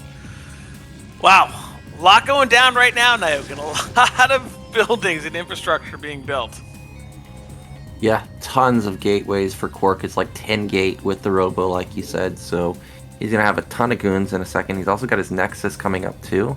So if that can get up and running with a 60 probe count, I mean, this is going to be a huge power spike for him.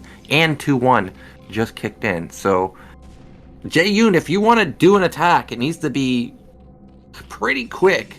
Honestly, I don't think he can do an attack. He has too many drones, doesn't have enough army. And the power spike with the upgrades have already kicked in, so I would like for Jaeyun to actually kind of sit back, power. That's exactly what he's doing. He's putting down another hatchery. So he's at like 9 hatches. He's got double evolution chamber. But I don't know, man. Like, Protoss 10 gate with 5 Templars that are banking up Storm and nothing's happened in this game? With 3 bases?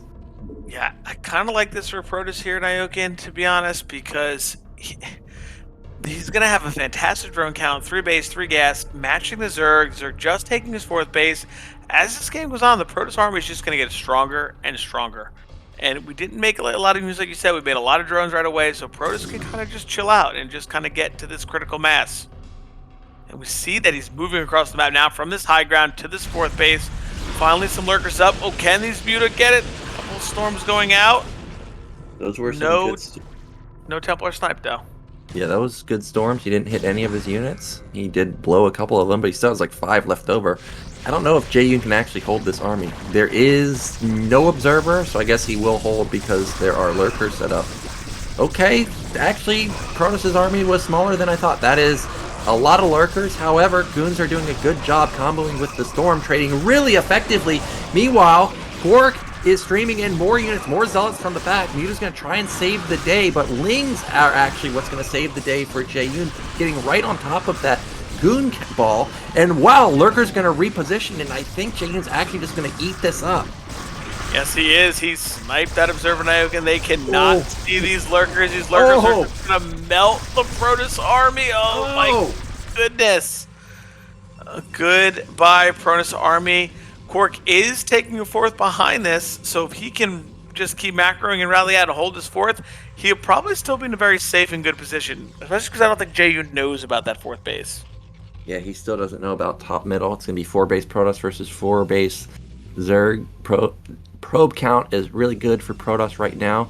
I saw triple evolution chamber coming in for Zerg, but this is going to be +3 weapon Protoss with +2 armor. Hive this time around much faster than last game, so we are going to have that critical Hive power spike.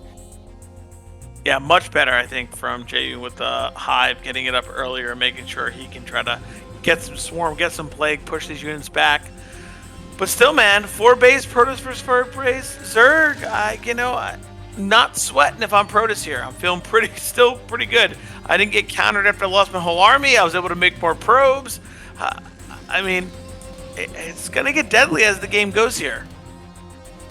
Again, those upgrades are just fantastic. Was that a hold position lurker? Oh, I thought it was. That would have been amazing if he could have held position and gotten like an entire probe line.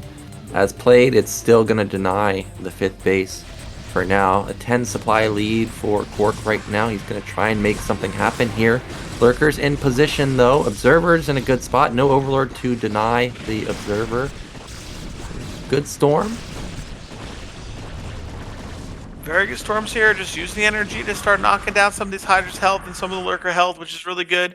The army supply is about even, Nyoken, because we see that KwarK does have a big, oh my goodness, good picks from Jaeyun. Picks all 3 of the High Templar. This is going to push this Protoss army back. You cannot engage without storming that AoE. That is so true. The Protoss is going to back off for now, but he has so many gates that he could have pumped out, I don't know, like 5, 6 Templars at once. He's got 4 gas also. He's probably going to try and take top right too, so that's going to be 5 gas for Protoss. Meanwhile, Zerg has been on 4 bases and doesn't seem to be taking 5th. Okay, of course, as I say that, there he goes. Bottom middle, he's going to take that base, but KwarK has a 40 supply lead, man. You know what you do when you're KwarK and you have 4 gases? You add a 3rd forge, get more upgrades. So he has the 3rd upgrade spinning as well. Yeah, he's already got... Oh, he doesn't have +3 weapon. I thought he did. So he's going to get 3-3-1. And he's going to be, I think, slightly ahead of the upgrades from Jaeyun. Yeah, you can see +2, +3 coming in. Or actually +1 on the lanes coming in. So a bit behind there. Lane's going to catch one of the Templars. That's great for him. Jaeyun, he's going to get counterattacked at his 5th base. This might get knocked down. I only saw 2 lurkers there. Yeah, this is becoming more and more difficult for Zerg. It's that big death ball. It's kind of like TVP Nyoken, where you get that 200 mech army 3-3 and you push across the map.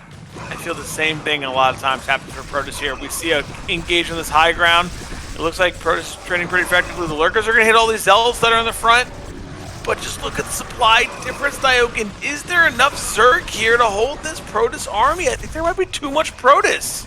Yeah, it's, again, another snowballing effect, and Protoss can sit on the high ground here and just cut off reinforcements. So KwarK trading so effectively with those critical upgrades. A lot of the goons are going to die here to these lurkers, but he's still up. 70 supply, 5th base. See you later. And Protoss is taking a 5th base himself. I think KwarK, he's just got it, man. Jaeyun has so many drones at his main, and that is basically mined out now. Yeah. Oh, look at that. He's going to cannon the high ground there. Oh my goodness. He's just going to start building stuff right there to deny more bases. But the more, I mean, like I said, in this map, while it's good for Zerg, I think early, I think Protoss takes the advantage into the later game. He's going to be on 5 gases. We were talking last game. Can you imagine having, Storm, Reavers, all this stuff? That's what I dream of, man. I'm a Protoss player. I want the Reavers and the Archons and the Templar and all that good stuff from all those gases. Yeah, we don't want any zealots. They're useless, man, versus lurkers. If I can get the cream puff Archon, that's what we want to see. I love that cannon on the high ground, or would have been cannon. Luckily, the lurker gets up there and will deny that. We see that both players trying to take bottom left. Okay, we see a small counterattack to top right from Jaeyun. He is trying to deny a base there, but unbeknownst to him, there's nothing there. Meanwhile, bottom left is going to be denied as long as there's an observer with this army. I don't see the... Oh, there it is. Come flying in with speed. He's going to be able to deny Jaeyun again, and he'll probably be able to take out that 6 o'clock base as well and really just keep Zerg on 4 bases. This gets to become to an interesting point, Nyoken, right? Like, we always think, oh, you got to move in, you got to make the kill, this and that. Not necessarily here in PvZ. If you can keep Zerg on 4 bases for a long time, eventually you'll just starve them out. And I feel like that's what KwarK is kind of doing. He's kind of just moving his army back and forth, denying bases, engaging the army, trading, getting out, and taking his own bases. No need to go into that lurker field. Just keep doing that. Eventually he'll starve. Yeah, Jaeyun really needs to trade effectively here. Otherwise, I don't think there's really any hope for him. He gets 2 Templars for free. Lurkers are in a good position, but it's a sandwich from the top side and the bottom side. So again, Jaeyun's army's gonna be reset. It's still a 50 supply lead for KwarK. He's got a 6th base coming up. Jaeyun desperate for bases now. He's trying to take bottom middle while also taking top right at the same time. But KwarK is aware of this. He's going to instantly pounce on bottom middle. There's not a lot of Zealot support for these goons, so this could be well, there's just flat out not a lot of units for Jaeyun. So I feel like this is not going to be enough for Jaeyun to deny this 5th base from being destroyed. Yeah, Jaeyun already has a low unit count, and he's starting to spread lurkers all over the map, meaning his main army is going to be very, very thin. And KwarK's army is not small, and it is strong. He has heavy upgrades and a lot of these late game units so that he can just really put max pressure. Look how many Archons are morphing. You want a green buffs, you got them. He's about to get 6 of those marshmallows with 2 more. This is just so much AoE, and he's also about to have +2 shields, so they're going to be heavily upgraded. Archons also. And again, it's just Jaeyun just doesn't have a real army. Like, there's 5 lurkers up there, there's Lings, but there's nothing that can stop this army at all. I mean, Dark Swarm coming in, so that's going to push Protoss back from this base, but that's not going to stop Protoss from going to top right. Observer spots this, there's Reavers mixed in, and there's no answer to the Reavers at all. There's no Hydras, no Mutas, no anything. Yeah, I think we're going to see another base that's either denied or killed. And he's getting these Reavers up here, and he's just going to poke away and take down these lurkers and push his army up. And he has good defense at his other bases now, so he's not even really worried about the counter as much. Yeah, I saw him move 2 Reavers. Yeah, 2 Reavers, 8 cannons, 2 storms. Okay, well, I mean, this base might be busted because there's no Templar or Reaver there, but KwarK has 80 probes. He doesn't even necessarily need these probes. He may be able to evacuate some of them, but I have a feeling that the majority of them are going to die. We see that KwarK is bringing his army back. He wants to try to save this base, which I think is fine. I think he's kind of just sticking to that plan, Nyoken. I'm just going to sit here and starve this Zerg out. I'm not going to let him take a 5th base ever, and I'm just going to expand myself. Which is fine. This is a way to win this game for sure. That's what you should do. I mean, you're the one with map control. You're the one with the more powerful units. Like, he doesn't even need Zealots, like I said. You can literally max out on pure Archon, Reaver, Dragoon, Templar. Can Zerg really do anything about that? I don't think so. Jaeyun's really on his last leg. Main and Nat are gone. 3rd base basically mined out. He's transferring drones to bottom middle. Instantly gets intercepted, and again, this base is going to fall. There's Reavers in there, so Dark Swarm doesn't really matter at all.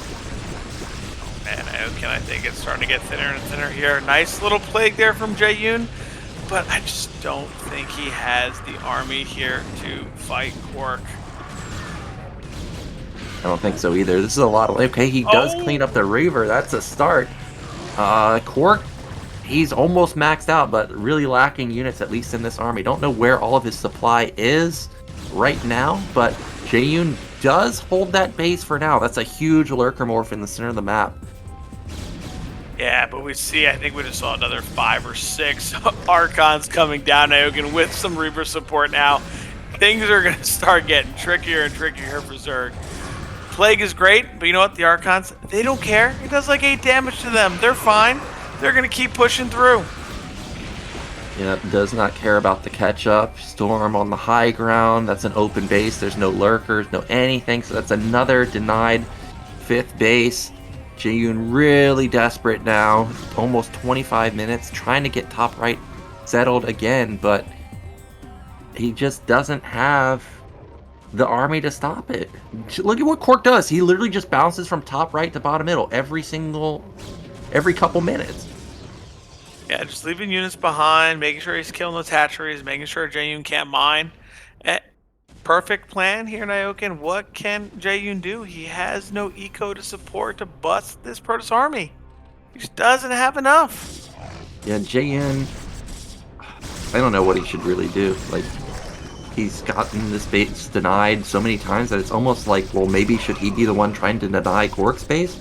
But it's too late for that now. There's a million cannons set up at mid left. There's a million cannons set up at bottom left. There's probably Reavers behind it. These lurkers and hydras are bugging out. They're not getting synced up together. Oh no, they're funneling into a Reaver and Archon. With some Storm in support. Oh my goodness. Archons, Reapers, and Templars. Oh my. This is a lot of stuff going on here for Protoss. A lot of AoE, a lot of stuff that still hits under that Cheetos dust. Not enough. Yep, Reaver waiting for his moment. Storm going to be coming in pretty soon. There's so many Archons. There's so many Lurkers. But it's almost a 100 supply lead for KwarK. Jaeyun needs a Nidus is what he really needs because this ramp is about to be breached. Another Dark Storm goes down. That's great because obviously the only things that can deal damage here is Storm Reaver and Zealot and DT. Archon's kind of blocking the way actually, so the Lurkers are surviving way longer than they should. Another Dark Storm going down. Storms are everywhere. Where are the Reavers? Those Zealots? Ooh, this is a counterattack, but is it too late? There's so many Lurkers here. Dark Storm would be great. Obviously, cannons can't do any damage to Lurkers under Dark Storm, so bottom left is going to be breached, but again, Jaeyun is going to lose top right. Yeah, I don't think he's too worried about it, Nyoken. I think he's just going to build as many cannons as he can, slow down Jaeyun from taking this base, and just keep pushing with his army. Oh, wow. We see a GG from Jaeyun there. Yeah, GG coming in, and KwarK takes it 2-0. The Bad Manner Scout was coming out at the very end, but didn't get shown. So well done by KwarK.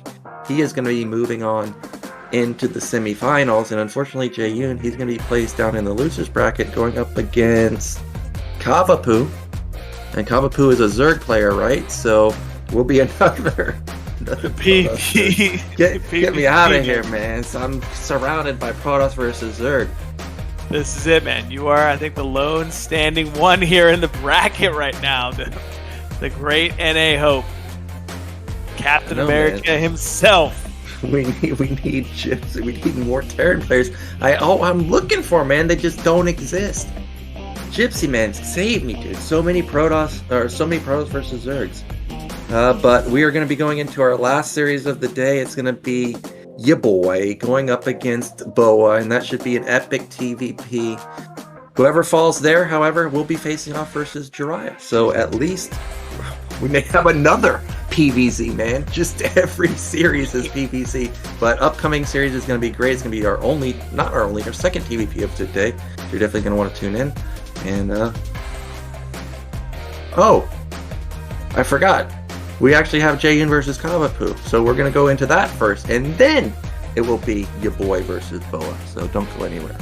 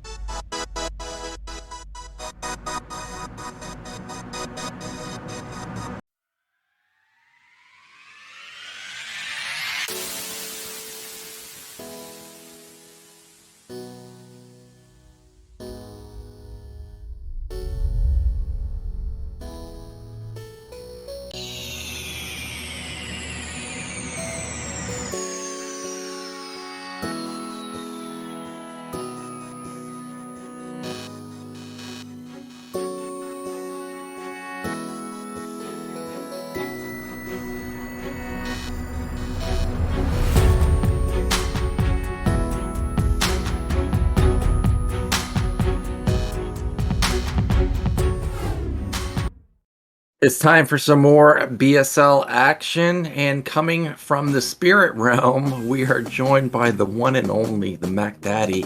It is Machine. I'm a What's up? ghost. What's up? No I can't cam. even. I'm not here in body, but I am here in spirit. Can't really see me, but it's basically like I'm the embodiment of a Dark Templar right now. So. Oh. Yeah, yep. I've always wanted this. I was like looking in at like plastic surgeons and stuff. Like, is it possible to like turn me into a Dark Templar? And I finally just decided to sell my Bitcoin and shell that out there. And now I'm a Dark Templar, everybody. So Protoss. Yep. I don't even know what to say to that. Well, at least you have some Zerg background, because we definitely need some Zerg insight coming into all these PvZs. So you may be a Dark Templar, but you originated with the Swarm. So hopefully we can get some of that on here as well. Yeah. Good luck, man.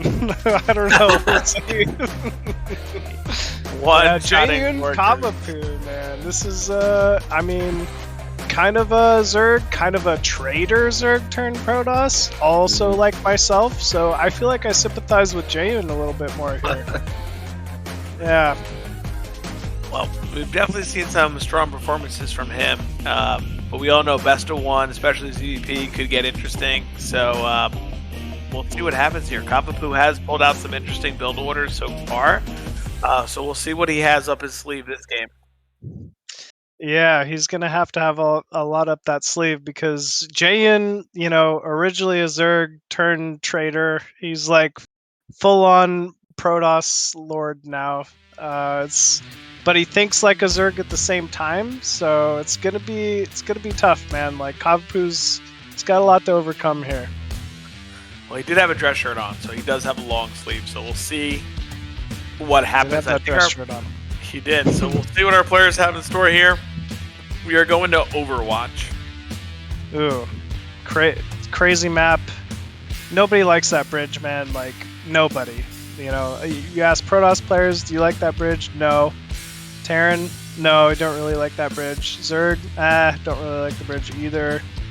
So it's gonna be tough for everybody to attack here. It's gonna be tough. Indeed. So let's get into our game. It's on Overwatch, Jaeyun versus Cavapoo, best of one.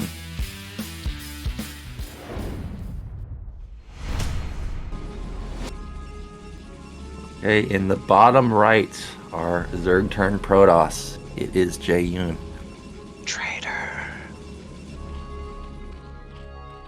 And in the top left, it is Cavapoo, who we will not allow Machine to introduce because he is a traitor from Zerg to Protoss. All right. This is my first game watching Cavapoo. So, what does he like to do? ZVP? Is he aggro? Is he a 973 guy? Is he just typical lair muta guy? Razz, you played quite a few games with Cavapoo, yeah? Played a couple games with Cavapoo. Definitely casted a couple of the others. I don't want to say that he's in that, good mozzarella state, but, he does like a little bit of those two-hatch Hydra builds. A lot of Ling all-ins. I've definitely seen a lot from him in the games I play with him and in this series so far. So we'll see if he has something tricky up his sleeve. The one game that he did play actually into a macro game with Woody, he did take. So he definitely has that ability too, but we'll see what he'd like to use. And Woody had some pretty solid macro, even in that series. So Cavapoo, no slouch himself here. Opening up with that overpool, I love seeing overpool on two-player maps. It's really just the most middle ground, like safe build you can kind of do in this matchup. A lot of Protoss like to block that expansion, so you almost have to kind of just expect it at this point. And we're actually seeing a Nexus first out of Jaeyun. This is like what I was talking about. This is Trader Zerg style. Like, they want to do that overpool. Oh, okay, so this is not going to be Nexus first. I don't know what I'm talking about. He's going Forge into Nexus. Still, pretty good build, given the situation here from Jaeyun. Yeah, and Here's, like that Nyoken, we just know we can't accept him as a Protoss. I know, man. He can't be accepted. But I go straight DT into carrier. Oh well, then yeah, I can accept you. Then do you recall the carriers also? I mean, obviously, what else is recall for if not to recall carriers? Yeah, I agree. I agree, man. Okay, I got the you got the stamp of approval from me. Yes. We got 4-lings out here from our Zerg Cavapoo. Just doing some scouting here. Ooh, this is going to be 3 hatchery before gas. Typically, whenever you see that 3rd hatchery go down before the extractor starts, you can pretty much expect this is not going to be a spire opener from the Zerg. It's going to have to be some sort of Hydra into either, more hatcheries or more Hydra and a layer or something like that. It's just not very easy to get such a late gas and keep all your overlords live against Corsair early on. And I like that Jaeyun's just kind of playing standard here again, playing safe, one for the Nexus into the cannon. Doesn't want to give up anything up early here. I think this is a very favorable map for Protoss as the game goes on. You can definitely get it into split maps, so I think he should be feeling good. And Machine, you were not wrong. Oh man, I'm a traitor even to my own race at this point. I'm giving away his strategies. Don't do that. Yeah, I don't want to do that. Yeah. Well, we've Cavapoo got doing a good job though, droning so far. I was just gonna say he's only down, 6 drones, which is kind of like standard around this ish mark. But yeah, looking good. Yeah, Probe comes in again for a secondary scout, and he will see the Hydra Den. Okay, he does. He also sees there's no lair, so he knows what's up. Now, what's the pro drone count? I mean, there's only 1 drone at the natural and only a couple at the 3rd base, so he really needs to ramp up that drone count if he's going to 973 it, but he may just be all-inning from here. Yeah, he is making nothing but drones. The Hydra Den is up. Typically, you really want a drone to get to that, at least 973 point, right? And it looks like we got 4 drones at the 3rd here. That's, natural, not quite fully saturated to where we'd want it, but he still is very much in a position where he could just do the Hydra switch here, or he could just put down a couple more hatcheries, continue droning, and go into something like a 5 hatchery Hydra. So by, Protoss scouting that Hydra Den so early, sometimes it's almost more of a deficit than an advantage.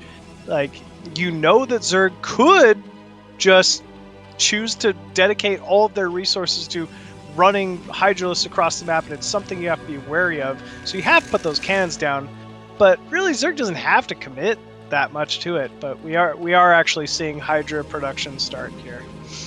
Yeah, I think it gets really tricky when the Zerg makes 5 Hydra, because a lot of times as Protoss you kind of feel that panic moment, oh my goodness, here are those units, but they're just running behind it.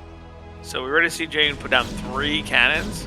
If Cavapoo comes down here with 5 or 6 Hydra, starts hitting that gateway, it might force Jaeyun to put down some more cannons. Because the alternative is you're wrong and it is a Hydra and then you just die. They just bust your nat. Well, this is gonna be 974 because he's got an additional drone. And we are pumping out those Hydras, so he is committing to it. There's no lair, no 4th, no 5th hatch. Ser's gonna spot all of it though. First couple Hydras are revealed at the natural. We're seeing a couple more cannons go down at the natural as well. Pretty good timing here from Jaeyun.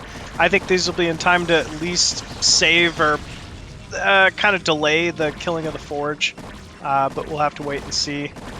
Jaeyun, though, just continuing that cannon production. Another one going down. We see Probe being pulled off the line. Meanwhile, Cavapoo moving in here with these Hydras, targeting down a cannon instantly. Probe's being pulled, though, from Jaeyun. Great reaction time. But it doesn't seem like he can really get on top of this Forge very well. Never mind. Take that back. He will be able to finish that +1 upgrade, though. It's so close. Okay, now he's definitely going to finish it just barely. Missed opportunity there from Cavapoo. Yeah, that's big. That's a big time advantage here for Jaeyun, being able to, not have to build a whole new forge, not delay that +1. Now, if he's probably rebuilding the forge in the main, he could start the armor upgrades, continue the gateway production as well. And what do you do if you're Cavapoo? He's either got to commit or he's got to just sit. So we're not seeing the 4th hatchery go down. We're not seeing the 5th hatchery go down yet. Although we could. We have 500 resources. There we go. 4th hatchery going down at the natural. So he will look to transition from here. But he's just for now kind of content with keeping Jaeyun off the map, it looks like. I don't know, Michelle. You can see Hydra continuously streaming across the map. Is he going to try to transition from here? I mean, there are just Hydra after Hydra after Hydra. I mean, maybe not. It is only 5 cannons, but that is a lot of gateways, and this has been a lot of time on this. Oh, I just realized there's no Templar archives. Okay. So this is just zealots, actually. Ooh. And yeah, Cavapoo actually in a good spot, because I think you really want to have Storm against this. I think Jaeyun's fine. He has 7 gate production. He definitely would like the Templar Archive because he's banking so much gas, but he's just has so many zealots, and Cavapoo is still all-inning on this. He's not built any additional drones. He built 2 more hatches, but he didn't replenish even those 2 drones, so he's just continuing to put pressure on, but I feel like that window to bust is come and gone. I think you're right, Nyoken. Actually, this is a good call.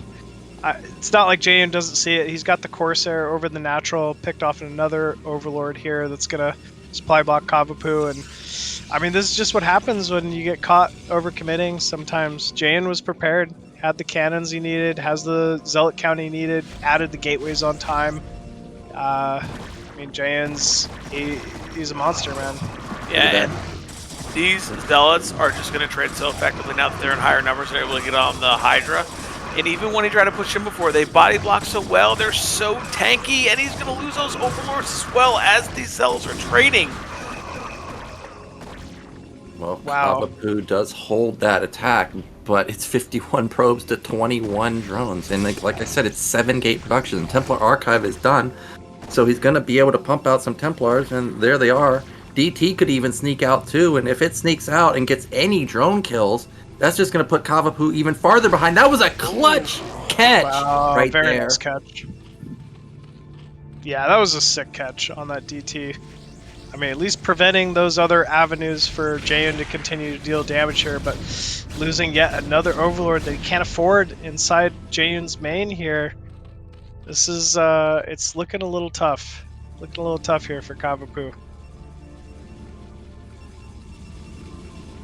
He at least has the layer tech here, so maybe if he can, scrap together the gas to get to lurker tech, he can force some kind of a contain, but actually we're seeing the Zults moving out here.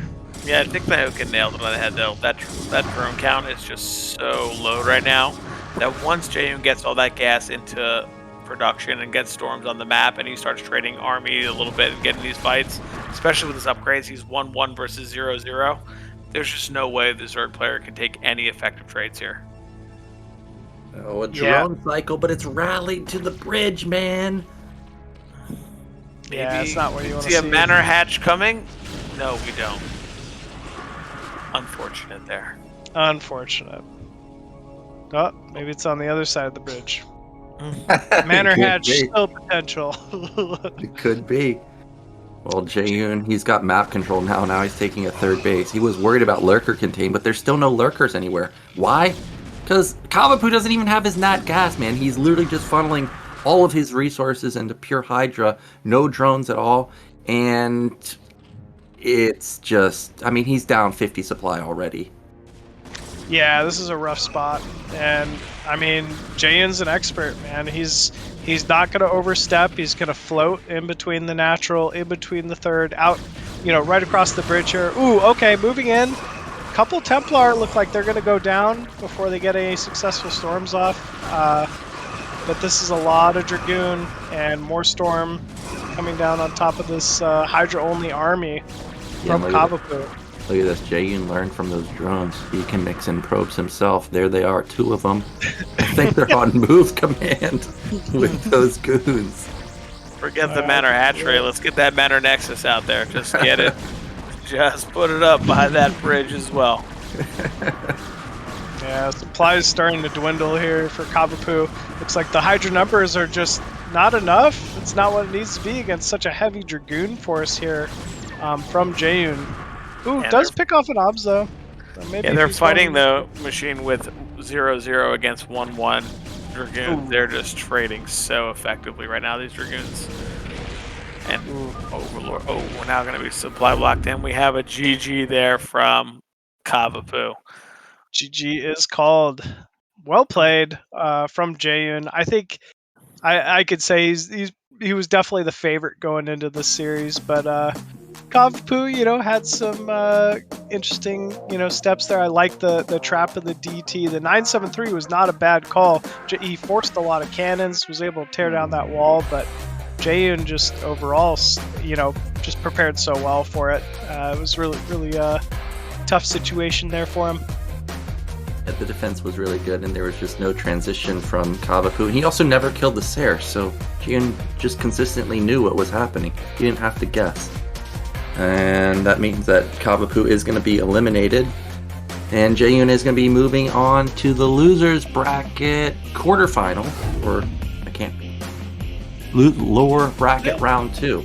Lower bracket round 2. The one right before the quarterfinals. Okay.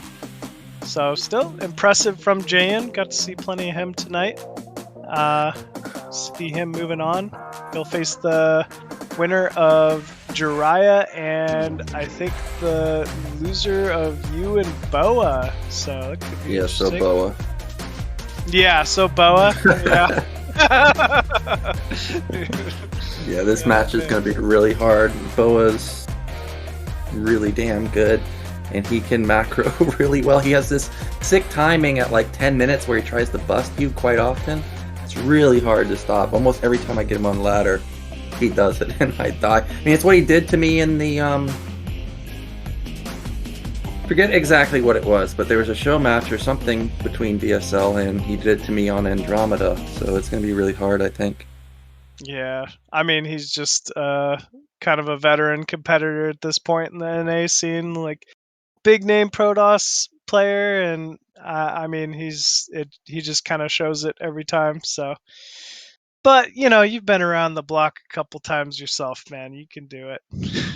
Thank you, Machine. We'll see. But that is going to be the last series from the winners bracket. We're going to be going into a break, and then we'll come back with that series. And then we'll go into the loser versus Jiraya. Finally, we're going to get some Terran action, so don't go anywhere.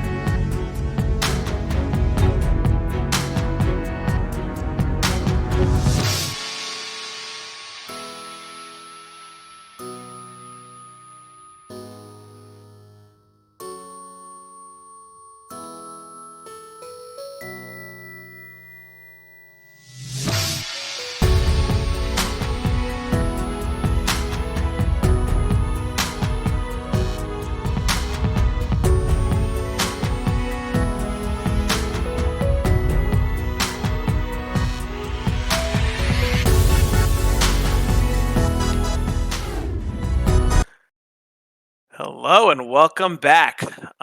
We are going to see our last series from the top part of the bracket right now. I know I'm really excited about this matchup right here. This is just two fantastic players with a ton of skill, BoA and Nyoken. Yeah, man, BoA Nyoken. I mean, how do you pick a crazier matchup than this? This very well could have been like North American Finals, you know, in my opinion. BoA, incredible Protoss. We've seen him play throughout the many BSLs in the past, with probably the best placements any North American player has had. You know, so obviously carrying the torch for himself there. Nyoken,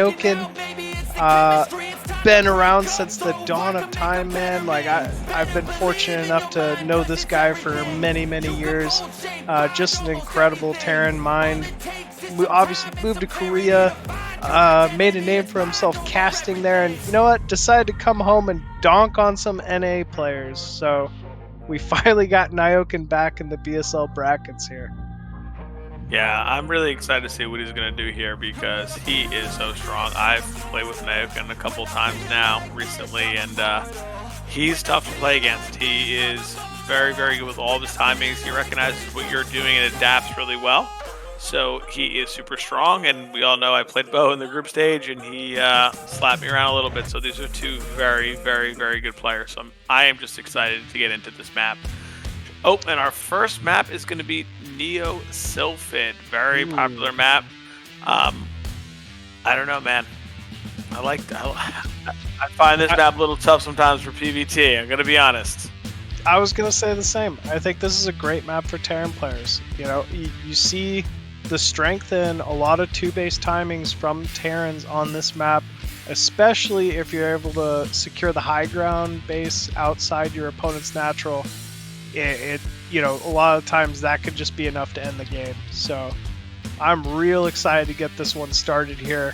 It sounds like we're pretty much ready to get going here into BoA versus Nyoken game 1. So let's go ahead and get this one started.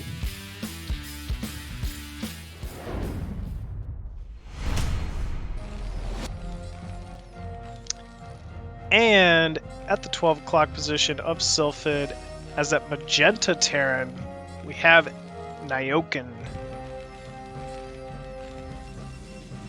And in the mid-right, we have BoA.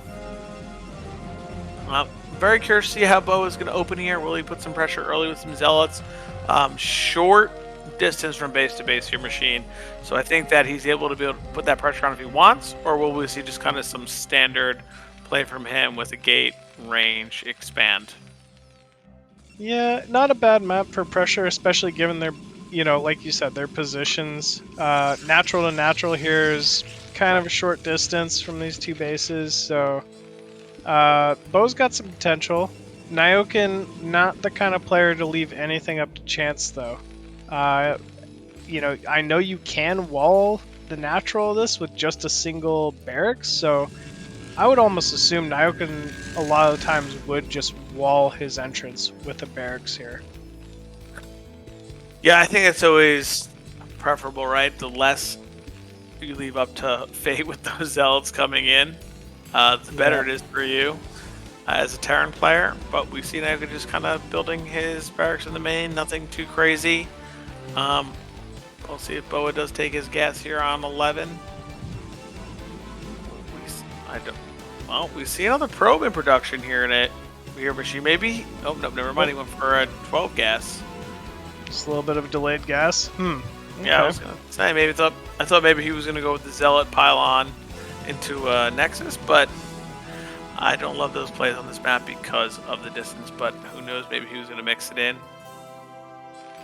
So looks like the scouting SCV and probe will cross paths there. BoA gets second scout on Nyoken here, and we'll finally start to go to town, working on doing some damage to this SCV. Meanwhile, Nyoken scouting bottom right first, will not catch BoA with first scout either. Factory is down in the main for Nyoken, so very, very standard opener here. Oh, never mind, that's not... Is that a factory? I think it's a factory. It's a depot, actually. Never mind. It's depot. Never She mind. went from Zerg to Protoss and forgot all about Terran. He Forgot all about Terran. You know, all I know how is make DTs and 4-pool at this point. That 1A, 2A, 3A for the victory. Very standard from BoA so far as well. We'll see if he opts for range. He does have 3 probes on gas, so I would imagine he's going to take range. He does there, so we'll see if he's going to apply just some pressure to that bunker. And then just take a Nexus behind, or if he's going to go some tech. We see that Nyoken, none on gas right now, so it seems like he was just going to do a very quick command center here. At 96 gas? This is a little odd. Yeah, I'm surprised he didn't put down the factory first, but it looks like he feels that BoA is just playing really standard, so he can just kind of opt for that faster command center here.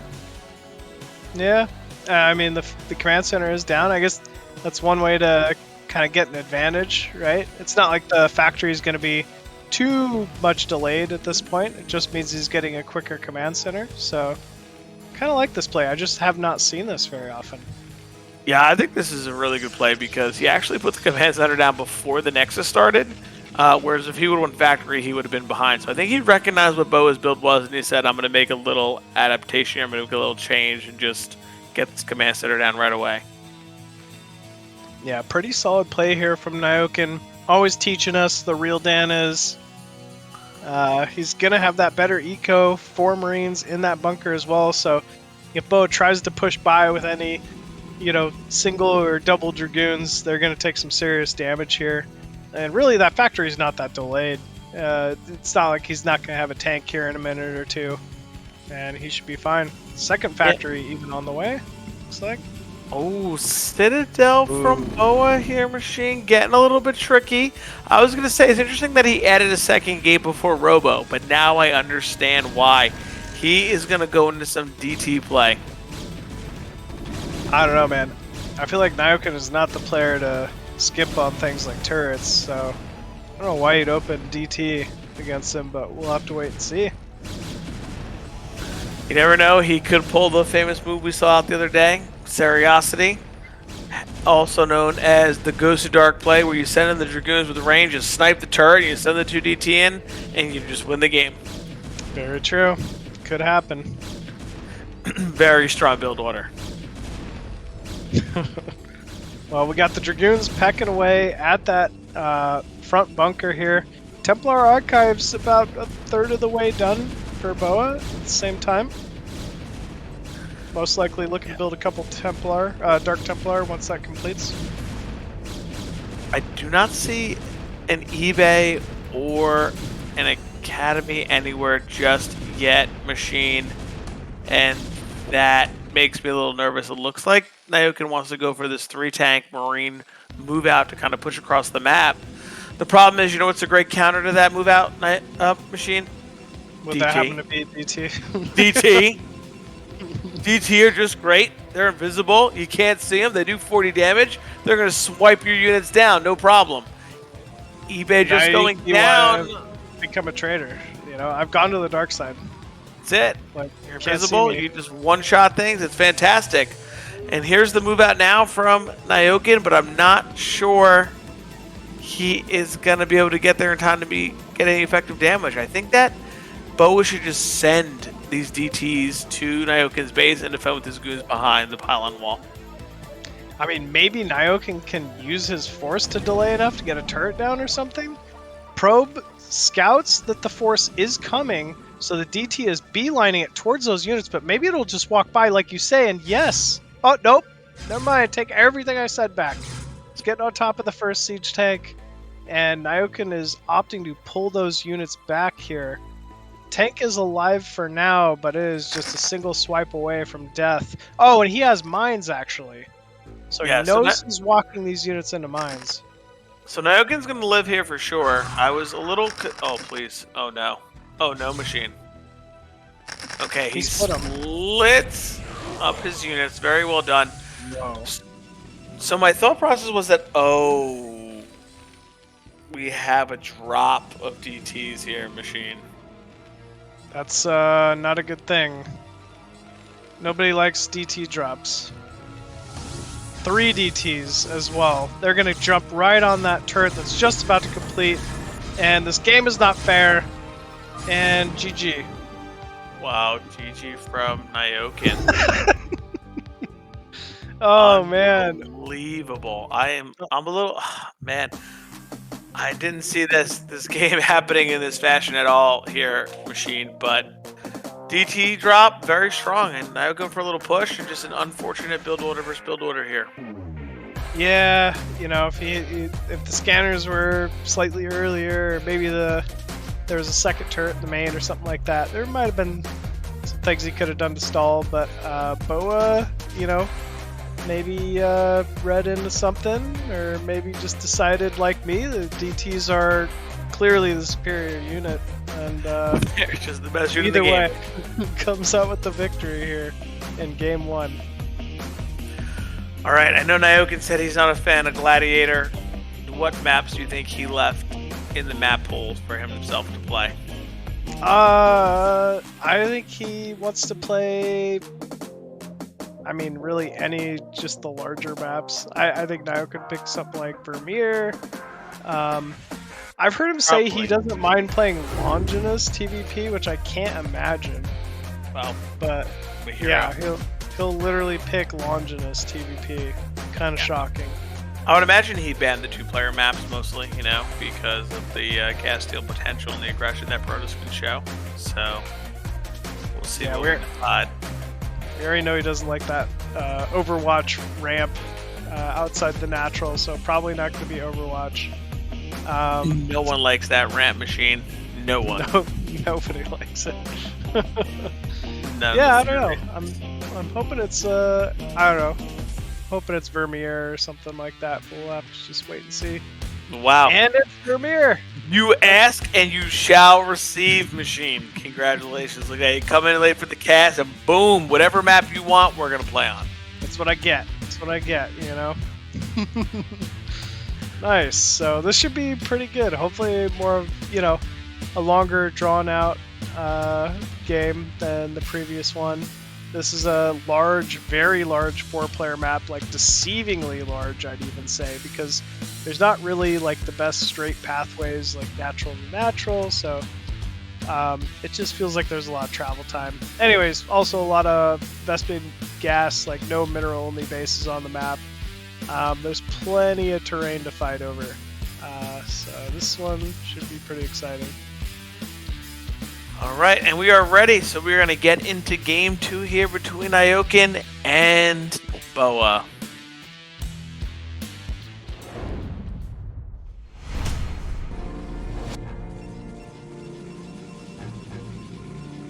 And spawning at the top left as the blue Protoss, currently up 1-0, it is BoA. And in the bottom right, it is Captain America himself, Nyoken. Captain America. Getting Making us wild proud. here. The real All right. Dan. The real Dan, not messing around. Yeah, they are cross map, so I mean, whoever kind of plays greedier given these positions, I want to say is going to come out ahead here. I'd like to see, you know, maybe like something like a 12 next from BoA, or maybe like a gasless expand from Nyoken. But Nyoken definitely not the kind of player to, you know, deviate into anything too crazy. So we'll kind of have to see how this one goes. Ooh, is this gate? Oh, wait, it's gonna be 10 gate from BoA. It looks like. Yeah, standard opening from BoA. Seems like to be the same from Nyoken. Nothing too crazy. So we'll see what they transition to. If it's going to be an early Nexus again from BoA, or if it's Nyoken's just going to opt for a gas expand, or even expand before the factor. We'll see what he got. Yeah, we'll have to wait and see what he got. Vermeer, huge map. How do you find this map in your experience, PVT? You know, I think with the gas expansions it gets tough as the game goes on, but you can kind of press Terran as they move out for that third, which I think is what you want. But I think it can be a little bit difficult to fight them once they're on the 4 gas with those 3-2 upgrades as the game goes on. But very open middle, which does help for engages for Protoss here. Ooh, we see a Nexus going down here, Machine. This is the build I thought BoA was going with in game 1, where it's like Gateway, Zealot into Nexus. And here it is now, like you said, a little bit more greedy. I like that. Yeah, it's smart given what he's scouted, right? Nyoken so far has not seen where BoA is. So, I mean, BoA's kind of got more to read on. Nyoken even pulling the SCV back. Oh, this is going to be an end scout. I think he's misunderstood where BoA's scouting timing was, basically. One other thing about the map that I've kind of heard from Terrans is that there's not a ton of room inside the main, which can get a little annoying the later the game goes, right? Like, Terrans only have so much space to place big, bulky depots and factories and, you know, your starport, your engineering bay, and all the silly little add-ons that don't fit together very well. So, I mean, it can be kind of annoying when this on this map when it starts getting towards late game. Yeah, I definitely could see that with the main being so small. You know, unfortunately here, Machine, I think I have to give advantage BoA with the build order, especially with the last scout. I think Nyoken's going to scout this and be like, are you kidding me? This build right now, this is so unfortunate that he scouts it last. I know if this was an Artosis stream, he would be yelling right now. He would be screaming. Very upset about this. Nah, man. Nyoken's just like a calm, calculated, cool killer, bro. He's like no expression change. He just, you know, he's like reading his like Terminator readout behind his eyes, and he's like, okay, this is acceptable. Like, yeah. There it is. The calculations are out. From here, I must take my third, then my fourth base, and then I will kill the Protoss. He is ready. Unbelievable. You think we'll see a 3-tank move out again here, Machine, with being cross-map? I feel like he may opt to just kind of play a little bit more passive here with how the positions have set themselves. I think you're spot on, dude. Like, it's just such a big map, like we've been saying from the start, and it's so far away that any kind of half-ass aggression isn't going to do anything by the time it gets across the map. So I think we're buckling up here, bro. We're just going to have to sit back and wait, and we're going to see a real TVP here. What I like to see. I would love to see this go into the mid to late game, really get exciting. See both of these Look at players that worker count. Look at that worker count. 28 probes to 28 SCVs. I mean, Nyoken just doesn't miss workers. I feel like Protoss should be up by more at this point, right? Especially given how quick that second Nexus was. Yeah, I'm really surprised the worker count is so close because the Nexus was very fast, just like you said. A little bit of pretty early second guess there. I wonder if we're going to see some early carriers here, especially those pylon placements. But yeah, I thought the worker count would be greater for BoA, not just up a couple. He should be up way more with that early Nexus. What do you think we're going to see out of BoA here? I'm starting to think we're going to see some early carrier, 2-base carrier play. That kind of threw me off because I don't really, you know, BoA's a great player and all, but I don't see him maybe open carrier as often as the average Protoss. I felt like he was, at least a season ago, playing a lot more of that drop heavy, like Storm style, like PvT. Yeah, he does like that mass shuttle style. Could be wrong. Could just be him taking an early second gas, trying to get that exact thing up. But this is about the timing right now. You want to start taking your third base, that 630 mark, especially with the build he had. We do see a speed shuttle coming, so probably some Reaper play to harass as well. Turrets down in the main here for Captain America. Academy on the way. Nyoken also doing a great job placing mines on the 3rd and 4th expansion placements of BoA. Just to have scouting vision of it, prevent it, just be a little annoying. And that's all with a 75 mineral unit, so that's very nice. Good to have those, right? I'd take one. You know. I would definitely use it as well. And we do see Speed Shuttle Reaver here from BoA, which I think very strong. I think a lot of times Terran's like, oh, they haven't come at 7:30. Like, where is it at? But, can definitely surprise them. Nyoken deciding to move out here, Machine, but BoA immediately scouts it. Yeah, he immediately scouts it. He's trailing it with that OBS. It is 4 tanks, so it's not quite the 3 tank move out. What does BoA have here? It doesn't seem like a ton of units. Nexus going down. 3 goons, 2 zealots-ish close by, but he's got probably another 5 units behind that, something like that. Yeah. Either way, now can feel like he's got a backup. Probably a good call. Yeah, definitely. Once that Reaver comes out, I think the whole scene changes here for the Terran as he pushes across. So I'm sure we're going to see Nyoken put down a 3rd command center and just kind of push himself into the map, into a middle to the late game here. Ooh, he was scouting for Stargates, but actually sees a Citadel.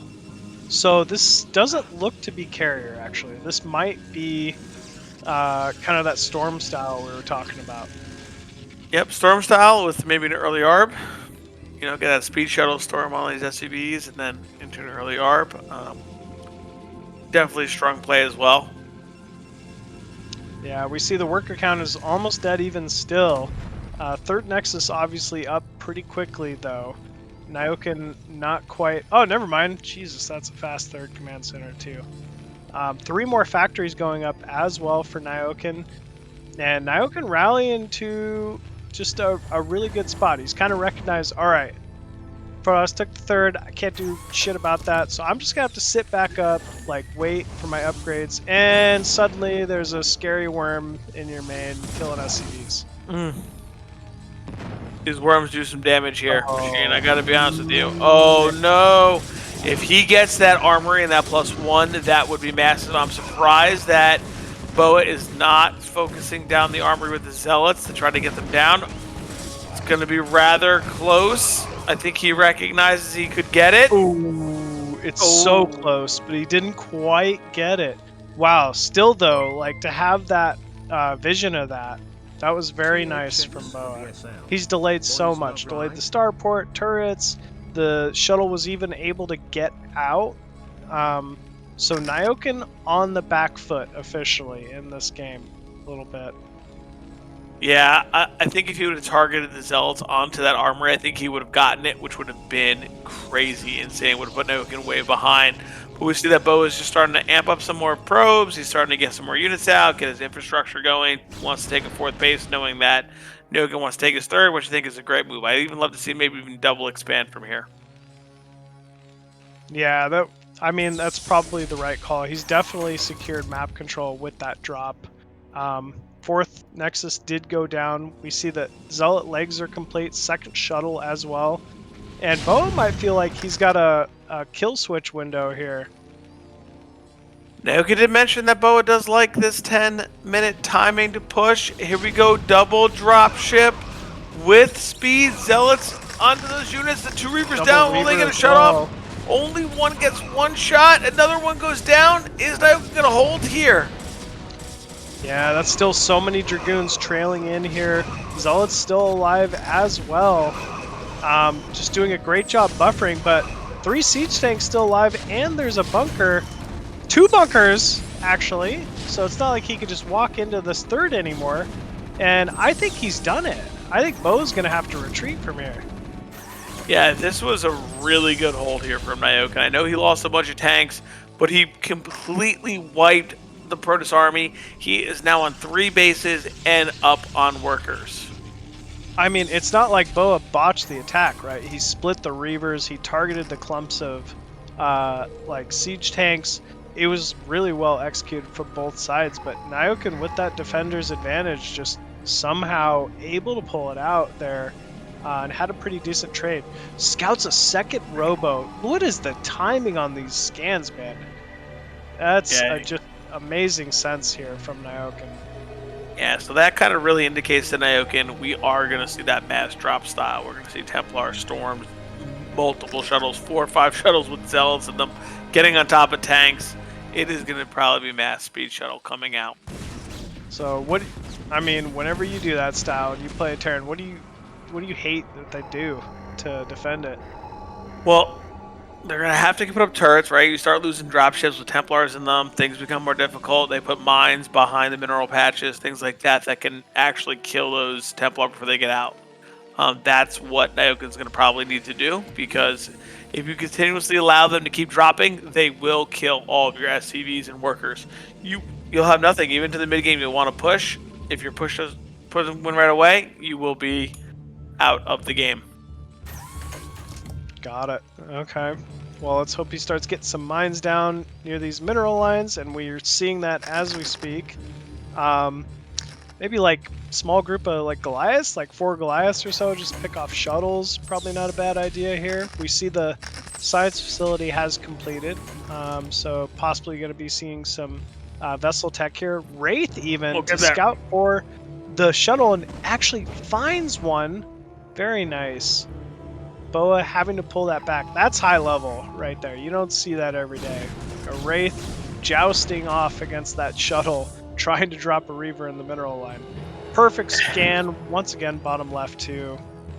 Very nice. I was going to say, what a scan. Again, immediately finding that base.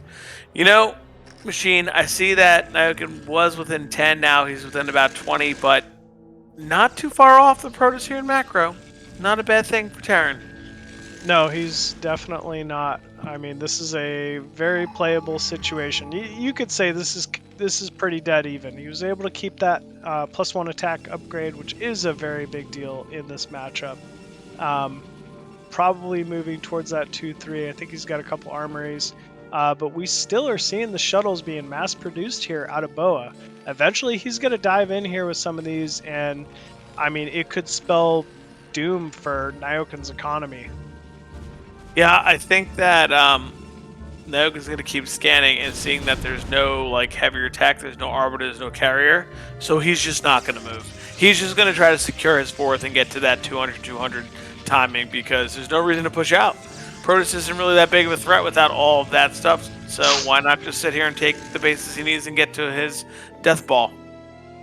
Yeah, it's something I hear Nyoken say about late game PvT time and time again, is that he doesn't really feel like you need to respect the mass shuttle play as much as like mass carrier, mass arbiter late game.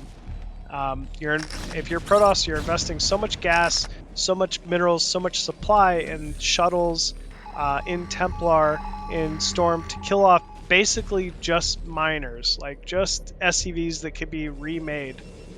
When you could actually truly have like a massive, deadly ball of Protoss air that, you know, just kind of decimates your army here.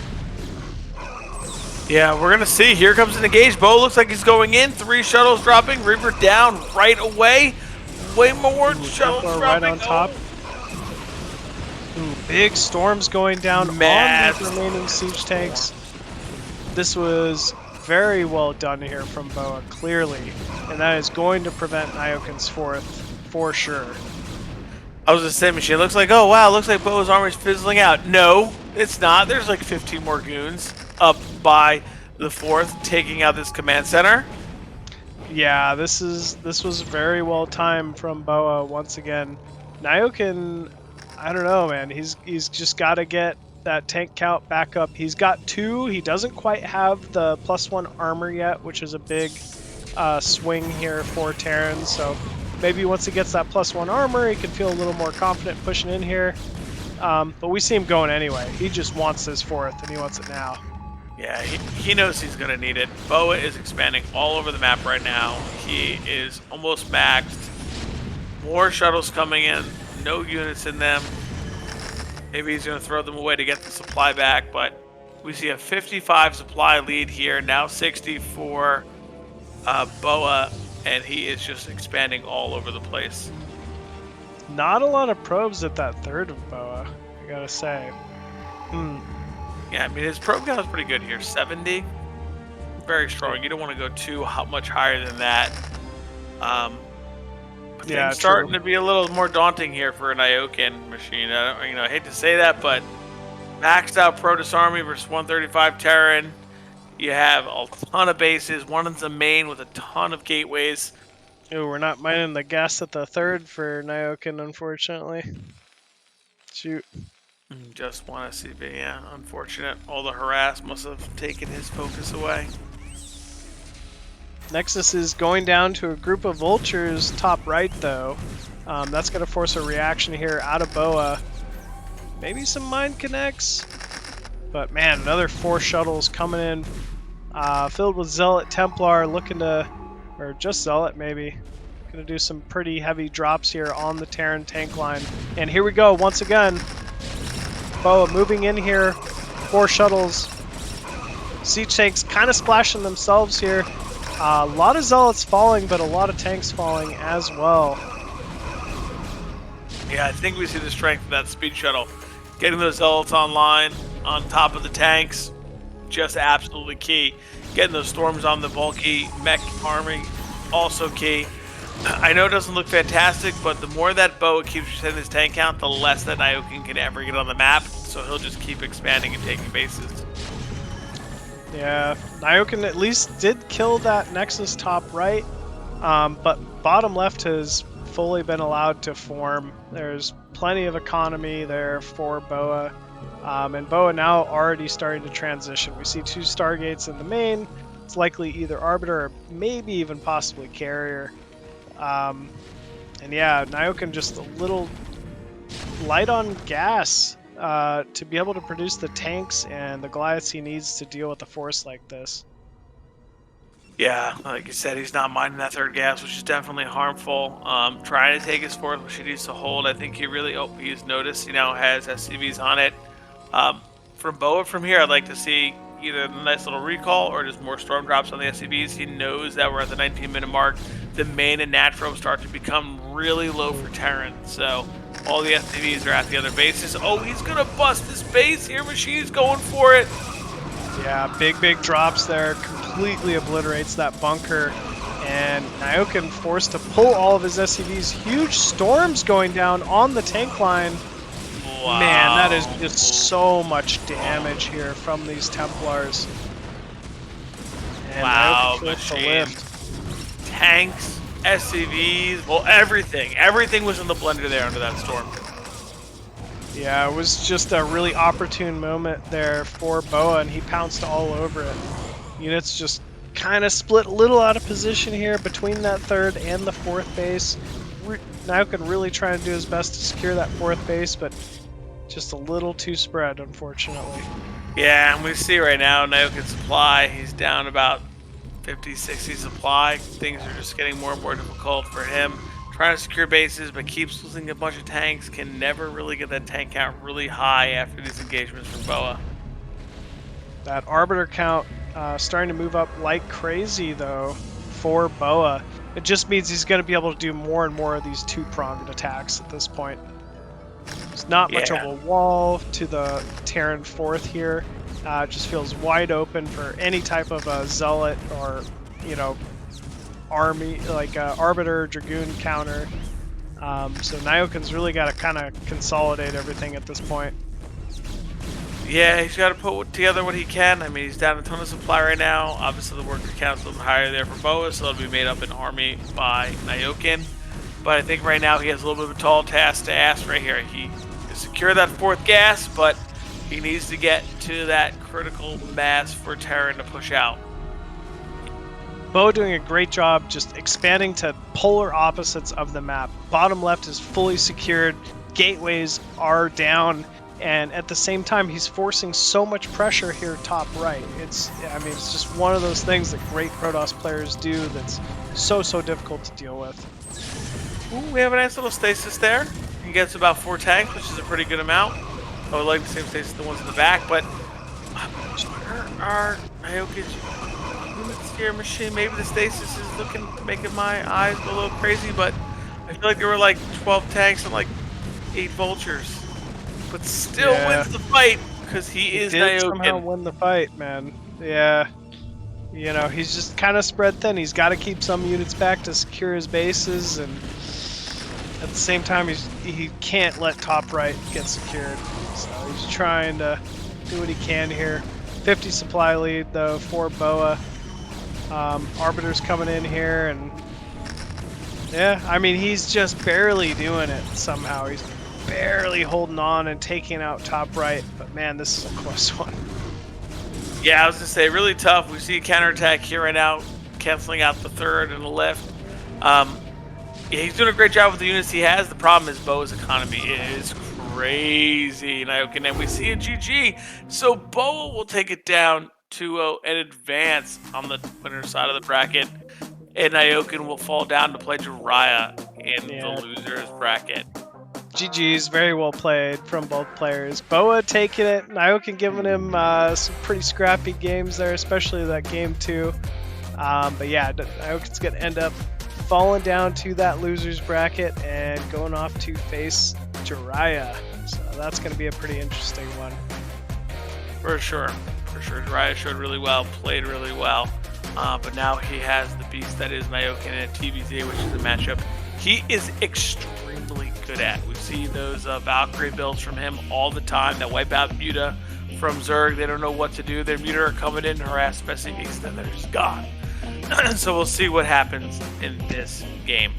Yeah, I can speak from experience here. Like, not many foreign Terrans can really understand, let alone execute that Valkyrie build.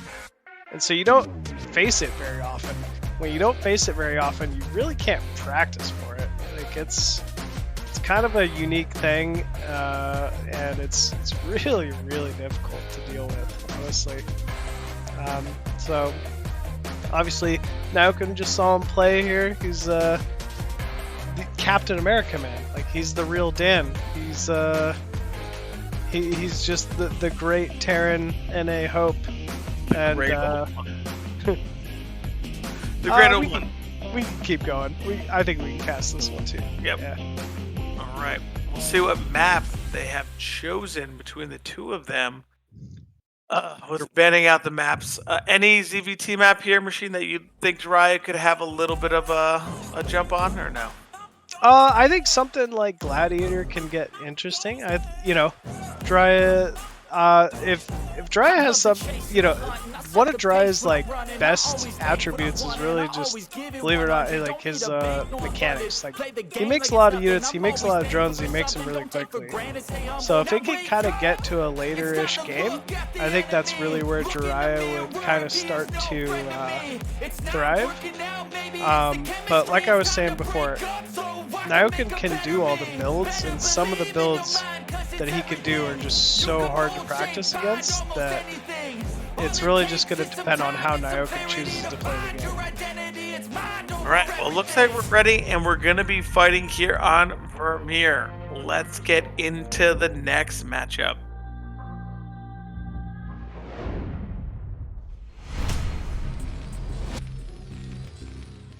Alrighty. And in our top right position, as that Magenta Terran, it's Captain America, Nyoken. And in the bottom left, it is the NA Zerg player, Jiraya. So tell me a little bit about ZVT Vermeer here. Machine, what do you think? What are your thoughts? What's going to happen? What are some of the common stuff to happen here? Great map, honestly. Really, as a Zerg player, what I look for on most maps is like third bases with a high ground ramp leading to them. So standard maps like Vermeer, like your Fighting Spirits, like your Polypoids, they have high ground mains where you could just kind of sit a couple lurkers on top of it, take the third base, and all is well. You don't really have to worry about truly being vulnerable to any type of mass bio timings, because lurkers up ramps are imba until vessels come out, basically. So there's plenty of bases here for our buddy Jiraya to take and secure. You can even hold like 9, 12, 7, or 6, 3 o'clock. They don't have ramps, but the entrance is small enough that, with lurker sunk in, you're probably able to defend any type of like 5 racks bio play that might come your way. All right, well, so far it seems a lot of standard stuff here from both players. Nothing too crazy. Jiraya taking a 12 hatch, probably into an 11 pool and 10 gas. Yeah, it looks to be the case here. Very, very And they- standard from Zerg. And Nyoken right now, just the barracks, probably going to expand off that. They are cross map, so kind of like before, it really defends playing a little more passive, just given their positions. We do have Jiraya making a couple more drones. This almost looks like a 3-hatch opener, actually, out of Jiraya. And I think that's what this is. I think he might be going a 3rd hatchery at a 3rd base, which seems to be part of the meta at the moment. It's not like a common build, but you can... Never mind. It's just a delayed gas, I think. Okay. So mixing up a little bit out of the standard play here, which is, I think, always good. Don't want your opponent to know exactly what you're doing, right? So if you're not going to go that 12, 11, 10, you're kind of in good shape. Nyoken getting a good scout there at the SCV. He's just going to keep looking around, keep the thing alive, see what's going on. Yeah, Nyoken just playing everything completely standard, nothing out of the ordinary. He's got that command center out, the natural, ends up showing it. Jiraya, though, he did take a 3rd hatchery at a 3rd base, so the gas was there, almost as just kind of a, just to throw Nyoken off a little bit. But I know Nyoken reads into these gas timings, and he's gonna know something's up. He is going to be aware that something may be a little bit fishy here, Machine. But that SCV is still getting in, doing a good job, getting as much information. That's going to help him every second of the way to really be like, okay, not the way to go. Or maybe I want to change up what I'm doing here. Yeah, so SCV getting to see that lair, and I mean, honestly, the lair is in a pretty good time here from Jiraya. I really am liking the build he's doing. If this 3rd hatchery goes unscouted, Nyoken will definitely be in some trouble here, but that SCV is still alive and it's moving around. I'm looking at Nyoken's base. I don't believe we have a bunker in the front. We have a depot. So, are we... Or nothing. There's nothing there. I thought it was at least a depot there. There's nothing there. Are we going to see a stim rush here? Machine. Yeah, I think we're gonna see a stim rush. I think the academy is quick enough that once stim's completed, he could definitely plan on moving out. I think we have a Hydra Den machine. Oh, maybe not. Nope. Yep, Hydra Den. I knew it. I thought it went down before the lair. It is a Hydra Den. Lurker. This is gonna be Lurker play out of Jiraya here. Very non-standard, but I mean, it can work. If he's able to secure this 3rd and just hold with Lurker, you could play out of it pretty well. I mean, it's easier said than done, though. And it looks like, actually, we do have Nyoken moving across the map already. Yeah, I was gonna say, usually you have the muter to kind of push back these bioforces. Is he gonna be able to do that with the lurkers and in time? I don't know. There's no sunken. You need sunken to deal with this. Well, unless you make so many freaking Zerglings. So he might be able to do this. Oh, we forgot our medics, unfortunately. Oh, they're scouting medics.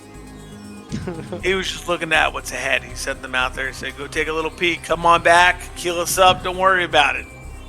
Take care of us. Either way, though, Nyoken, just with that fake move out, has forced so many Zerglings out of Jiraya, who has taken such a quick 3rd base. I mean, these Zerglings won't get a good trade. There's just no way. And we see Nyoken is immediately setting up for a heavy defense here. He's putting up the bunkers so he doesn't die from this lurker timing. I think he might think it's like a 2-hatch lurker here machine. I think it's odd that he kind of went across and came back. So maybe he thinks it's just heavy pressure here from Jiraya, which it may be, but Jiraya has 3rd base and a Queen's Nest already going down. Yeah, he has to think this is just a 2-base all-in. I mean, it kind of is a little all-in, other than he has the 3rd. We're not seeing a bunch of drones yet. We're not seeing, much of a transition from Jiraya. So whenever you dedicate this many Zerglings, you're kind of looking to get some kind of a trade. But I mean, against these bunkers, he definitely will not. Okay, we're seeing Jiraya drone from here, which is good. I think this is exactly what Jiraya should be doing, given his position in the game. Okay, poking out those Marines, he sees the lurker, he knows what he's dealing with, and it's right here. So I'm sure he'll be prepping with bio forces by those bunkers. Here we go. Good little pick off for both players, 1 for 1. Probably better for Zerg there. I can tell just by the positioning, Jiraya is not thinking about pushing in here. He's just trying to keep this contained, prevent any scouting from Nyoken here, and just focus on his own economy. He's got to get that Evo chamber up for +1 armor. He's got to continue to obviously be able to saturate his third mid-left, which Nyoken is still not scouted. And really just start transitioning towards that hive tech. We have the hive started. It's 3/4 of the way complete, so not too far off. And we also have an Evo chamber in the main. Meanwhile, we have a siege tank from Nyoken. That is not standard. Even versus lurker opening? I mean, it can be, but I almost would have expected him to go like 2-port vessel from here. But I guess you still can go siege tank versus this. Okay. Siege move out timing here. Because we do see that the Defiler Mount's on its way, so that's going to make those tanks a little less effective with their machine. You Zerg players are very lucky. You have that lovely orange cloud. Yeah, we are quite spoiled, I must say. Until it comes to winning foreign events. But, you know, in all other aspects, very spoiled. Very spoiled. Unbelievably spoiled. Oh, we see this dropship going down the right side of the map. I like that he's hugging the wall, pulling a little away, and sure enough, because of that, it's I like that he flies right over the Zergling, you know? Oh, Zergling definitely saw it too from Jiraya, so well played. Ends up scouting that tech, or that drop. Uh-oh. Here we go, big engagement. Nyoken losing some bio though, but gets some good connections with the siege tanks out front. Just trying to add a little bit of pressure. We see that third command center has gone down as well. Jaeyun is And looks like dropship trying to make its way to the natural here of Jiraya. Yeah. I think we need to get those vessels out, start getting those energy up. I love the dropship, but if you're going to do this dropship play, you need to do some damage. That is part of the deal. You got to really, you know, make the investment worth it. And here's damage. 3 defilers spawning at the natural as well. What can the real Dan do here? Oh, he could have We're stayed loading there. up! We're loading up! Yeah. What? He could have kept killing drones. He was like, nah, this place is boring. Nobody fights back here. Like, let's go into the main. I need to find a lurker that I can't see. And he found one. Oh, got exactly what they wanted, these Marines. He's also pressuring out onto the map with his army at the same time, so this is more or less just a distraction from Nyoken, but still getting significant amount of damage done. Ooh, Jiraya trying to sneak a Defiler across the map to put a little pressure on Nyoken's natural, but Nyoken ain't gonna let that one happen. Yeah, we see the drop. It did some damage economically, but it also allowed Terran to get a little more map presence, which I think Terran's very happy about. Let's see what he can do with it, if he overextends or if he can push. Oh, no. I like that we're seeing the Firebat transition from Nyoken once it's late game now as well. Yeah, because we know those range units do 0 damage under that. Oh, goodbye, dropship.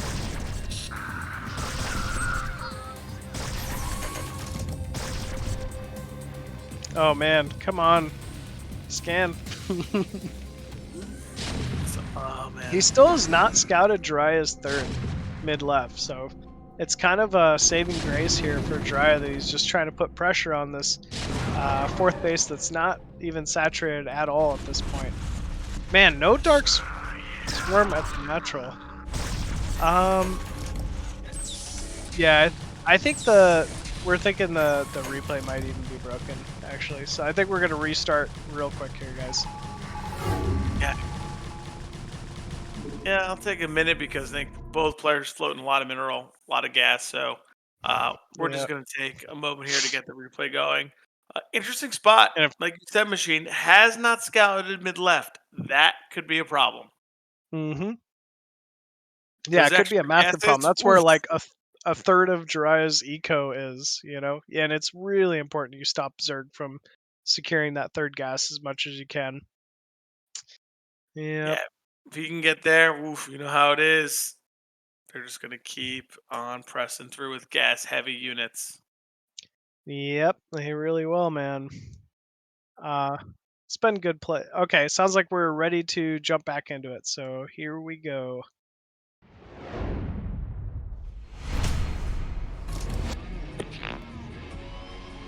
So we are back in it now. Looks like we just had the dropship pulled out of the main. Defiler getting a good Dark Swarm, saving that fourth once again, and actually putting down a second Dark Swarm in the center here. Scourge and Lurker Ling moving towards that, going to pick off that dropship, as well as quite a few bio here. Oh, and the vessel. Oh, that's big. Can't lose that first vessel there, Machine. Oh, no. Mech switch.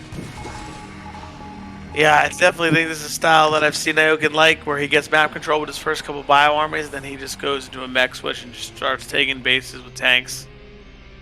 Yeah, he's very comfortable with this. He'll go late game with pretty much anybody and be happy about it. So he's decided to start floating those barracks off towards the center of the map just for vision.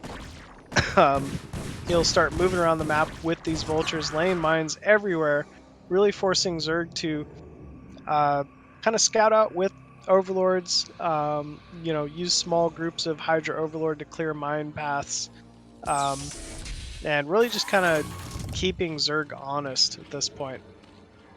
Yeah, does have, not letting them drone to 60, you know, like that, just where things get absolutely out of hand for Zerg. So keep honest, keep pushing, keep pressing, make them put down their mines and the vultures. All that stuff will be good. Yep. Jiraya's got a small window here where he can drone. There's not going to be a lot of pressure out of Terran for a bit until that third's secured, fourth's secured, other than just vultures and a few vessels running across the map. Yeah, vessel count only at 2, so Jiraya can feel pretty good about that as well, right? We don't have a ton of things just getting killed for free for energy, so he won't be too sad that there's only 2 of those on the map. Yeah, he's done a great job eliminating the first, vessel and dropship for sure. It's always a big bonus here for Zerg. Nyoken, though, slowly starting to cut the map with these mine groups. He's already taken 12 o'clock, which will be a 4th, and once that's up, he should be, on 4 base Terran versus almost 5 base Zerg. Jiraya trying to take the top left side of the map, so choosing to expand that way. And we're not really seeing, much of a tech change out of Jiraya here. It's really just still the Lurker, Defiler, Ling, Hydra, basically. Yeah, we see that he just wants to combat this mech army with the Swarm and Lurkers and some Lings. I'm not sure that's going to be the best thing for it, but this is where we got so far. Ling is getting a decent trade for what they were to be able to kill some tanks. I mean, Lings are great. They trade so well versus mech. It's it's like a little known fact. For some reason, so many Zergs like to go heavy Hydra versus mech. It's not the play. They just, because Zerglings are so cheap, they splash, the tanks will splash their own units. They trade so effectively late game. I would expect to see more and more Zerglings the later this game goes. Alright, Nyoken does find top left. I think I'll send a couple units to take care of it. Doesn't want Jiraya to start getting on 5-6 gas. That's when things get really tricky, even with mech. So we see him starting to take some control over the map more and more, and just pushing the bases and taking some of his own. Jiraya looking like he wants to come in here and prevent this. Defiler moving in under Dark Swarm. Lurker's trying to burrow, but Mine's just clearing all of it. really unfortunate there for Jiraya. And yeah, these siege tanks are just getting infinite value at the moment. Yeah, getting free hits on the lurkers. We see that the vessels are coming over and start radiating. Ultralists are on the map. Definitely a nice power spike for Zerg here with those on the map, but is it enough is going to be the question versus this mech army with siege tanks and mines. Yeah, I mean, it's going to be tough from here. It's so many lurkers are falling to this that he's got to kind of back up at this point and consolidate his army here. But actually, might be able to catch some siege tanks out of position here, moving in with that lurker Ling. But still, I feel like this needs to be... He needs that plague at this point. We should probably be a little more Hydra heavy, and I mean, lurkers are just so tough to attack with unless you have all of your units together. For sure, and I see like that Nyoken here is taking the high ground a little bit on that little ramp so he can fire down. Definitely help him out, get a couple shots in there. And we see that Tri's just powering, man. Yeah, he's really just kind of powering.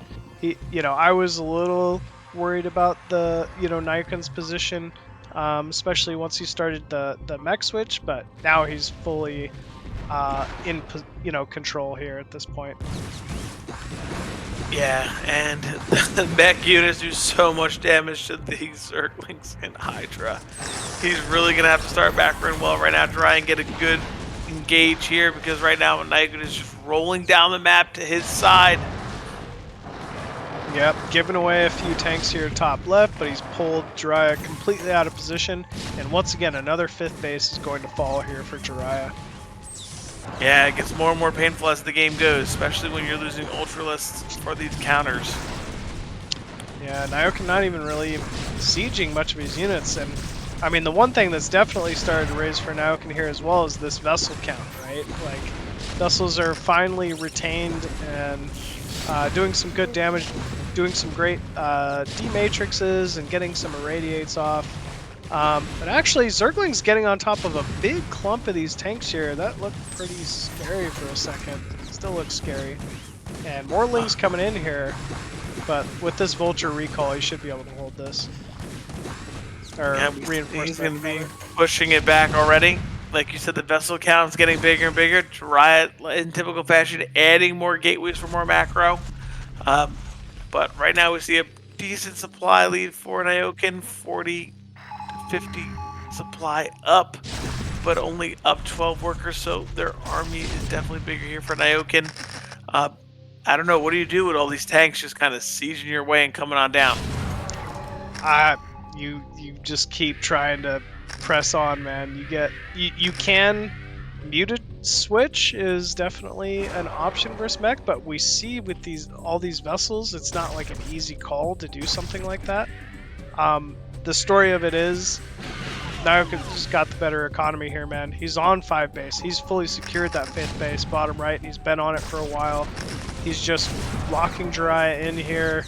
I mean, it's a story as old as time in the Brood War universe here. Yeah, this is definitely very, very difficult. You have siege tanks all around, mines. It's just hard. It's going to be a hard position probably to break for him right away. Maybe he'll be able to escape and attack a different route so he doesn't have to deal with those units in the middle. But we shall see. These mines are doing so much damage. Big Ultra Ling engagement, though, from Jiraya. Finally getting those upgrades kicking in and doing a great job spreading these Ultras to prevent as much splash as possible. He will end up clearing out this force from Nyoken bottom middle. Yeah, and Nyoken just taking more and more base, like you said. He is just feeling more and more secure in this game. Just going to get to max again, let his bank build. Machine, you say it all the time, passive pressure, right? If they keep just taking bases, getting those gases up, making more units, eventually Dry will have to feel the pressure that he has to do something. Yep, the ball's in his court, like he's got to send the action at that point, or the game will continue in the path that it's already in.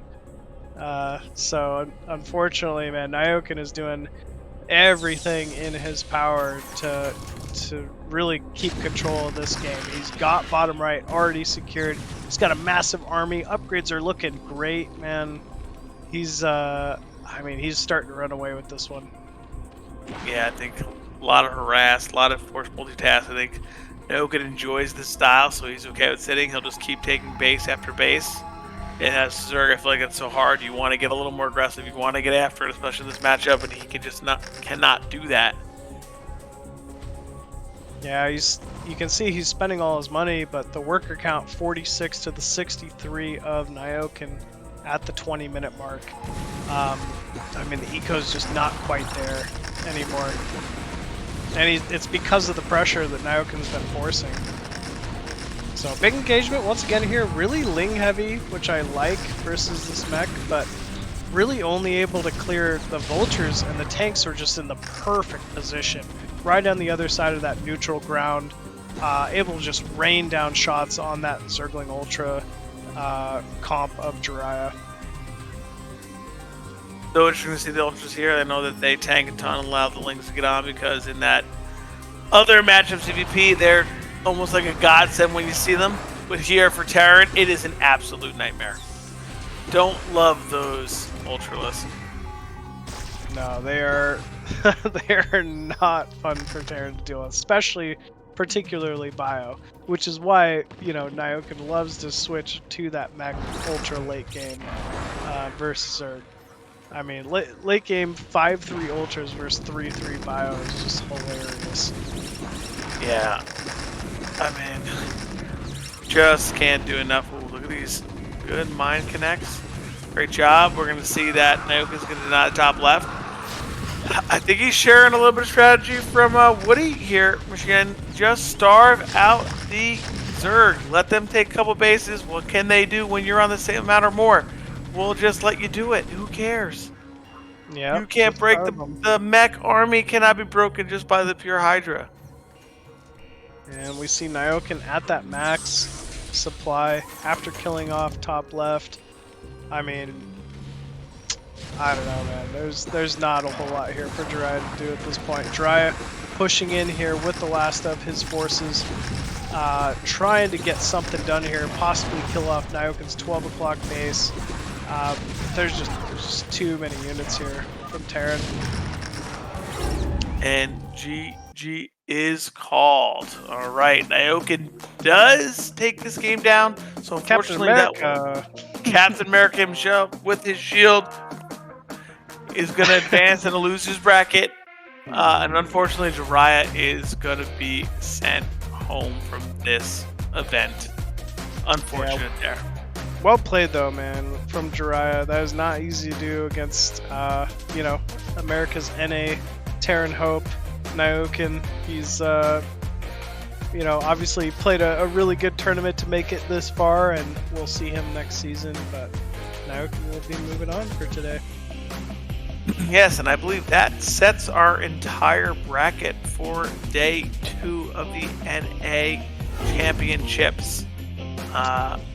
We have Nyoken there. Yeah, Nyoken. So for the losers bracket, it's going to be DragOn and Blade, it looks like, kicking it off tomorrow, aka Woody. Blade is Woody. So nice PvP there. Nyoken versus Jaeyun. Ooh, another TVZ we'll get to see. Jaeyun had some pretty incredible matches today. I think it will be PvP. I think Jaeyun will PvT. Oh, he'll PvT. Okay. I believe he'll PvT. Okay. Could be interesting. Alright. Well, either way, that'll be pretty interesting to see. I haven't seen Jaeyun's PvT as much, but should be a treat. We got you facing off against Hawk, sounds like, tomorrow. Yes, we do. Definitely difficult matchup there, for sure, for me, but we'll give it our best try. Yeah, Hawk's like, okay, I guess. Yeah. Just okay, I guess. Knows a thing or two. And then we also will have BoA facing off against KwarK in a PvP. KwarK had wonderful series today versus Jaeyun as well. BoA taking out Nyoken in the upper quarterfinals as well. So, yeah, man, big names. The best names in NA still in it. This has been Pretty incredible day. Definitely a lot of good games. Really happy we got to cast these. I mean, it was just fantastic. So I can't wait to see what's in store for tomorrow. Yeah, definitely. So, yeah, guys, before we take off, we want to take a big thank you to our sponsors, Optima of this season, BSL Season 15. Thank you so much for continuing to make esports thrive here at BSL. We'd also like to thank our Patreons here. At the general level, we have Starlover, $100 a month, big donator. Thank you so much for everything you do, bro. At the Colonel level, $50 a month, we have Anthony Chen, Martin Harzmar, Striker, and Zero Sum. Thank you folks so much. At the Major Plus level, $30 a month, we have Robert Groot, Flazardo86, Cause, and Tupacalypse. And at the Bombastic Major level, $20 a month, we have Nicholas Schuler, Christian Eddington, LML, Ling Pump, Nientech, and KwarK. Just a big shout out to all you folks who have donated to the Patreon here at /Bombastic. You guys are amazing. Thanks for, giving Razz and I here something to talk about, and donating to Zero, who puts all of his endless time and effort into the BSL constantly, season after season. And yeah, man, we really couldn't be here and wouldn't be here if you folks weren't helping out. So thank you all so much. If you're interested in, donating to the Patreon, please feel free to. Even a couple bucks helps us out so much. And we, I believe, are still looking for a sponsor for the next season of BSL. So if you are interested, please feel free to reach out to Zero. And yeah, keep funding some good Brood War in the foreign scene. And with that, I think we're going to call it for the night. I'm Machine. With me is this very handsome fat-fingered devil, Razz. know it. Thanks for casting with me tonight, bro. This was a lot of fun, and looking forward to seeing more of your games tomorrow here, bud. No, thank you very much. Thanks to Zero for hosting all this stuff and being such a great observer. We really appreciate all of his efforts.